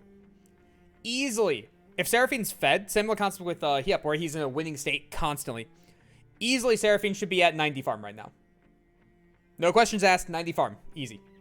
Because Seraphine, starting from literally double Amp Tome and level 7, clears backline with a double Q. I'm 99% sure on that. If it's not that, you also require one additional E. But either way, if to put into perspective how easy it is to get 7 farm a minute and why this is like my barrier for entry for functionality, if you clear only the casters from every single wave in the game, you have 6 farm a minute. Slightly under technically, but you eventually catch up if you get any additional things. Because every wave is 30 seconds. If you clear only casters, that's 3 farm every 30 seconds, which translates to 6 farm per minute. That's how easy it is to get 6 farm a minute. So if we're looking at under 6 farm a minute right here and barely over 6 farm a minute here, it means we're not even doing that. 7 farm a minute is like the bare minimum. Oh, when CSing early game, what's the typical number of backs in the first 10 minutes of laning phase, assuming it goes perfect? That is 100% dependent on lane matchups and also how it gets played. So there's the ideal world and there's the perfect world. Oh, sorry, I said that wrong. Ideal world and actual world. Ideal world is 2 computers going at each other, and then it's 100% determined by champions. Champions will determine when you get to recall, how you get to recall, when your junglers can assist you, things along the lines of that. In actual world, people make so many mistakes in laning phase, it's more determined by the players than anything else. And there's no correct way to be able to do it. Or let me phrase that. There's no correct number of backs, but there's correct ways to back so that you lose as little as possible. So normally when you want to recall, either you've AFK shoved the wave completely, so that it's crashed underneath the opposing turrets, and then you take the reset and you lose like 1 to 3 minions on reset. Or you have it come into you and you're holding a freeze, and then in bot lane in particular, you can take the support to be able to hold the freeze while the AD carry recalls, and then the AD carry comes back in the lane, and, like, basically no minions are missed for that. Then also it's determined by, like, okay, what happens if you have Misfortune? Well, Misfortune has the 55 bonus movement speed, so she can take worse backs than other AD carries because she misses less farm because of that. Things along the lines of that. But for the most part, whenever people actually do have this low of farm, very rarely is it, like, they're taking bad recalls or things like that. It probably means they're just missing that many. Because up until, like, to put into perspective, the game started actually feeling like how I'm talking about at about 650 LP games. Then people started being like, okay, I can function kind of thing. Everything before that, everybody who had bad farm was literally just missing it. Wasn't bad recalls or anything, they're literally just missing farm. Above that, it became more matchup dependent where it's like who is abusing who and how. Then once you get abused, then you're forced into the bad recall, then you fall like 10 CS behind, then that 10 CS transitions into now it's level 5 to level 6, and the level 6 people start abusing you harder, so you got down another 10 CS, and it starts compounding. But as we can see in this laning phase, neither side is good enough to determine that. It's literally just been missed farm, straight up. Let me see if I missed any part of that question. I don't think I did. No. Okay. If you have any more questions, happy to answer them, by the way. So now with this laning phase, right? So we're looking at the 10-minute snapshot, and then we were looking at the 15-minute snapshot as well, which was right before Dragon. Realistically, again, this should be 120 for both people. So Sivir is down 30 farm from the bare minimum of acceptance, and Seraphine is also down 30 farm. Seraphine also destroyed this lane, and has no business missing it. Sivir has the ability to say Huevo Delito whenever she feels like it as well. So again, not an argument. If we were having like Vayne versus Caitlyn Morgana and this support is perma roaming, then I could justify 90 at 15 minutes. But it's got to be that one-sided. And even then, at this skill level, the Vayne can still function just fine. The Vayne shouldn't be at 90 farm at 15 minutes even in that matchup at this elo. Just shouldn't be happening. And that's very, very important to be able to note. Because to put into perspective, if we're looking at Sivir, we're looking at Seraphine, we're looking at Karma, why does the 0-4 Yorick have more farm than all three of them? The Yorick's been camped all game. But why is the Yorick higher farm? It's one of those fascinating little things. Especially on AD carry. Realistically, AD carry, again, they have one way to be able to function. They get gold, they join a team fight, they deal as much damage as possible while keeping themselves safe. If you can't get gold through farming, you can't play AD carry.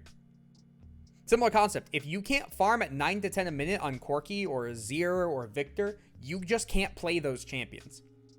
Because you will never be at the correct spot. Well, let me phrase this. There's an easy way to phrase this. So there's the normal curve of the game, right? Generally, the game right now is determined by third dragon, right? If you are on curve uncorky at that third dragon, and you have the 10 farmer minion and everything, you're going to be functional. You're going to have your merman transformed, you're going to have your ravenous hydra, and you're going to have your boots. And that's all you should need to be able to be functional at 18 to 20 minutes, right? It's 2 items. If you're farming at 7 a minute on Corky, you don't have your ravenous hydra finished. But this is the game-determining fight. So you literally, because this build is so expensive, cannot afford to be under that farm threshold in a standard game, or else the game is not determined by you anymore, it's determined by your teammates and how good the opponents are. Similar context on AD carries. If you don't hit your item spikes at the relevant times when the game is being determined, you are not useful. Time to play another role, or time to stop playing AD carries, and it's time to play mages down bot. Excuse me. Or double enchanter. Double enchanter is disgusting. That kind of stuff. So, whenever it's this low, this is a massive red flag. Again, especially when it's a super farmer and a super farmer. No excuse there.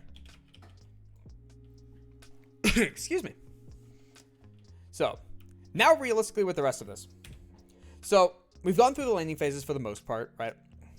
We're realistically seeing the same problems on repeat now, which hopefully change throughout the tryouts. If not, it's just something that needs fixed. It's okay. Shit happens. But now we start talking about the macro of the game. And realistically, because it's already so late, it's already 1 a.m. I'm not going to go too much into detail with it, but basically what I actively look for in the macro states of, depending on how your composition wants to function, is how you set up. So there's 1-3-1 compositions, there's 4-1 compositions, right? And then there is group up compositions. Why did I screwed this up. 4-1, there we go. Much better. Much better, right? There's group up compositions, right? Even group up compositions still need to be able to catch the side waves. So the way that this generally gets played out, let me zoom out a little bit more so I have the full map, is you end up setting one side laner here, one side laner here, and your side laners are going to be your solo laners. Because realistically, they're in the solo lane to get experience, to get gold. They want to be higher accelerated than other lanes, right? Because the jungler has less gold and less experience than solo lanes. AD carries have the same gold, but less experience. And supports don't get anything. They don't get even happiness. Nothing. They just do what they're told and they just suck it up, kind of thing. So with this, right, what ends up occurring is people will push out those side lanes, right? And then from there, they won't understand what to do past that point. So what ends up occurring is whenever you push a lane too far to the point where you don't have the ability to push this any safer, what you need to do at that point is be able to rotate into mid lane, right? And when you rotate into mid lane, whoever is the primary carry, so normally the AD carry, picks up the farm while the solo laner leeches the experience and keeps them safe and allows them to be able to push in freely, right? Because someone has to respond to the wave that just got pushed. That means there's one less person to respond here. And remember, League is all about numbers advantage, right? So if you have an additional person in mid lane, you can just fight it, dive it, start invading, take things potentially, right? Just based on the circumstance and what champions are being played, right? Then once the wave comes back to a safe state, you can rotate back to be able to pick it up. And then similar concept, the opposing top laner wants to be able to do the same spot, or the same concept. This is also why a lot of games devolve into an ARAM.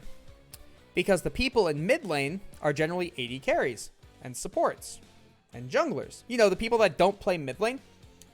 Mid lane is a role that gets attacked from all sides. That's why it's so hard to actually solo kill anyone in mid lane, right? With this context, when it hits mid game, they just push the wave out without thinking about it, like they're in bot lane. Where they're just like, I'm here, I'm just going to push out the wave. It's fine, I can only be attacked from here. And all of a sudden they get jumped on from a random spot and they're just dead. How do you prevent that in solo queue? You go with the stupid and you make sure it doesn't die. So then all of a sudden now, numbers advantage mid lane. The opposing solo laners are like, fuck, they have numbers there. We have to go stop that. And it creates the ARAM. And it's really annoying. So in this game in particular, right, we have a 1-3-1 composition and a basically death ball. They want to group up, they want to fight. It's a bunch of enchanters, right? So during the downtime, realistically, we should have 3 people here on both sides. 1 person here, 1 person here, 1 person here, 1 person here. These 3 have a job to be able to push out on against these 3 as fast as possible and then rotate to either of the sides to prevent the Yorick or the Vlad from actually getting anything. And their job is to stall out as long as possible until Dragon Timer. Then they take Dragon and they repeat this process. Keep going, keep going, keep going. Another Dragon. Keep going, keep going, keep going. Another Dragon. On the flip side, the Yorick and the Vlad's job is to be able to have enough pressure that they have to send so many people over an extended period of time to stop them that the red side just can't. Because if they send all 3 of these people top to go deal with the Fed York because they have to, or else he keeps pushing, well, then Sivir just takes mid turret. Well, then Vlad just takes the side turret because no one on this team can also deal with Vlad. Karma would be the only one to match. If Seraphine had TP, Seraphine could match Vlad and just out wave clear it because she also scales relatively well for wave clear. Wukong definitely doesn't deal with Vlad. He does in the Piper accelerated state, but under normal circumstances. Right? So if no one can stop the York and no one cleanly can stop the Vlad because Seraphine doesn't have TP, then all of a sudden, the downtime is the blue team's time, and the dragon is the red team's time. And as long as the blue team doesn't go team fight over an objective, they're probably going to win, as long as York is big. Problem: York is very far behind. So we still want to see the same thought process, but instead the blue side has to transition into a little bit more stalling. So like when dragon comes up, they need to be able to stall up the dragon temporarily. You don't have to get it per se. Getting one would be phenomenal. Absolutely phenomenal. But for the most part, their job is just stall as much as possible. If I believe later on in the game, it ends up being like a random ass team fight after Baron, and then that just snowballs the game out of control, right? Whoa, that's too zoomed in. Let's see how this plays out. This is after they got Baron, right? Okay.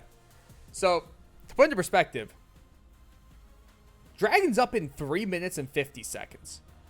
Baron just died. We are gambling everything right now over a red buff. With our Wukong, you know, the super fed member with no TP, on the other side of the map. Oh boy. Whoever called for this is a problem. What's up, Yorick? How's it going? Wife doing good? Wife's doing great. Wife's full life right now.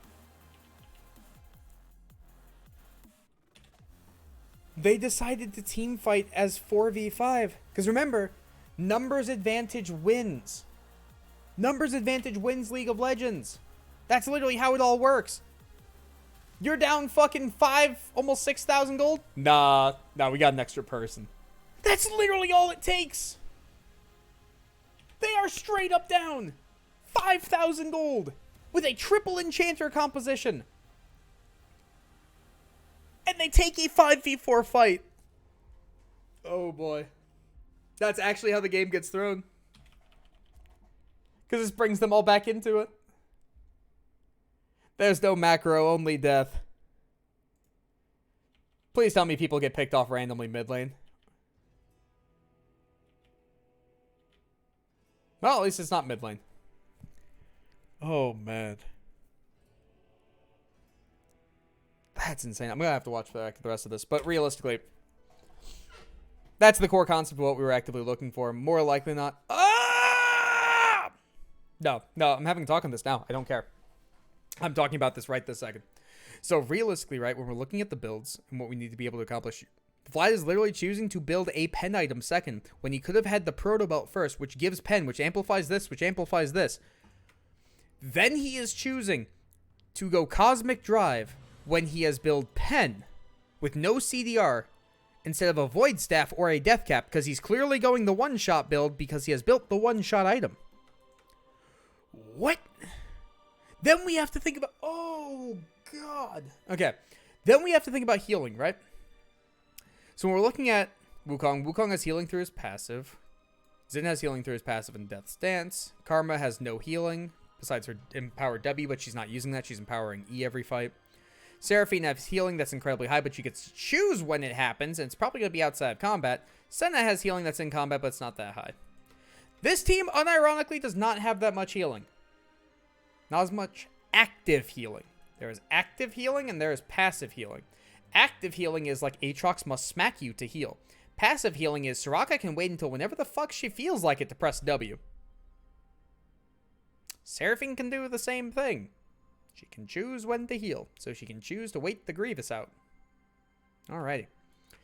So then Yorick has healing through Q plus Divine Thunder. Realistically, it's not realistic, or it's not relevant, kind of like Wukong's. J4 has it through Death's Dance and Gore Drinker. Again, not that relevant. It's a behind J4. He doesn't actually have that much life to heal from either of these. Vlad has a lot of healing. Vlad's healing is also active healing. Okay, this can be a little bit justified, right? We'll touch on that in a second. Sivir has basically no healing. Lulu has literally no healing in her kit because her ultimate doesn't count as a heal. It's why in heal cut meta, Lulu becomes insane, because she is shielding and gives life, not healing. Two separate things. So why the fuck are we building Oblivion Orb for what the fuck healing on this side? Because there's no Moonstone. What's up, Jack? Then on the flip side, we have Chemtech Putrefier to deal purely with Vlad, but Vlad is always splitting away from us. So we're not actually dealing with that. And then only during the middle of a team fight would the anti-heal actually be relevant. But the problem is, you have so much healing and shielding on your own team, mostly shielding, between the Karma and the Seraphine. Vlad's not getting a one-shot off. Then Vlad is not getting a one-shot off, especially with this build. Your team probably just wins the fight anyways. So why would this not just be Staff of Flowing Water, giving people a massive amount of damage, which probably outdoes the healing that you would apply to Vladimir? Because Staff works amazingly on Zen, works amazingly on Karma, works amazingly on Seraphine. I'm pretty sure Senna has decent AP ratios too, right? 40%, nothing. That's irrelevant. 70%. Yeah, 40 and 70%. That's not even bad. And then CDR to everybody is super, super relevant. This makes no sense over top of Staff of Flowing Water. It's also only reduced 900 healing. 266. It's so bad. Here, also, by the way, bone plating. Bone plating this game has reduced 364 damage over the course of 25 minutes. It's so bad. When you look at the numbers, it's so bad. Comparatively, look at Revitalize's numbers. They're fucking insane. And this is also without the Super Shield Karma. This is no Moonstone. This is no Staff. So one side. Now you could potentially justify Chemtech Putrefier on Lulu for the Ocean Drag Soul? Maybe that's the reasoning? That could be our legitimate reasoning. This is not. This is absolutely not. This has no justification.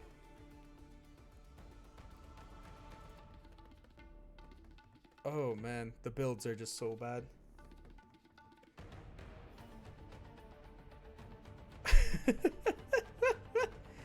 Oh man, we're gonna pull out calculators later.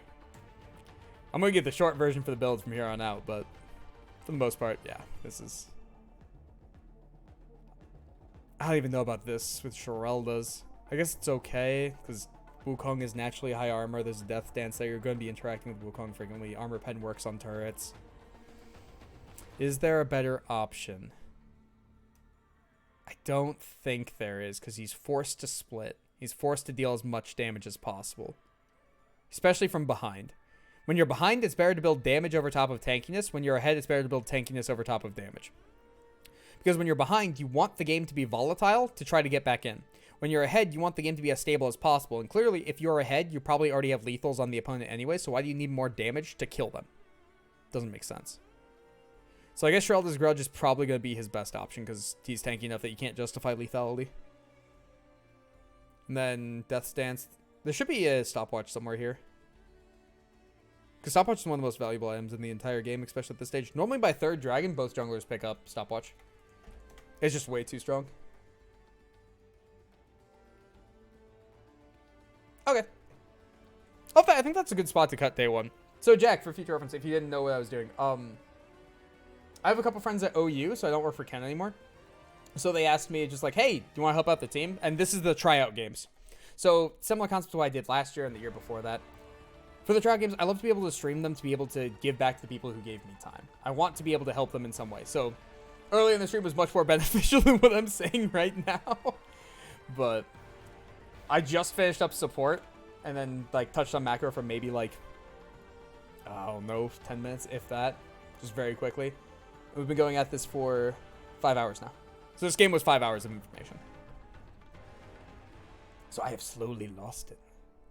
But, again, good spot to stop it. So, for those that are still here, that's my background. I just realized that would show. Let me do one of these things. There we go.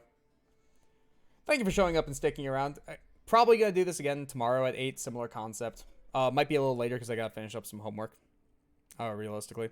But I'm planning on doing one of these like per day for the most part, maybe skipping a day or two. Because we have to have the full team determined by the 29th. So I have 6 days to go through everything. So also, eventually, I will hit a point where it's just like, nope, I can't stream them. I just gotta go.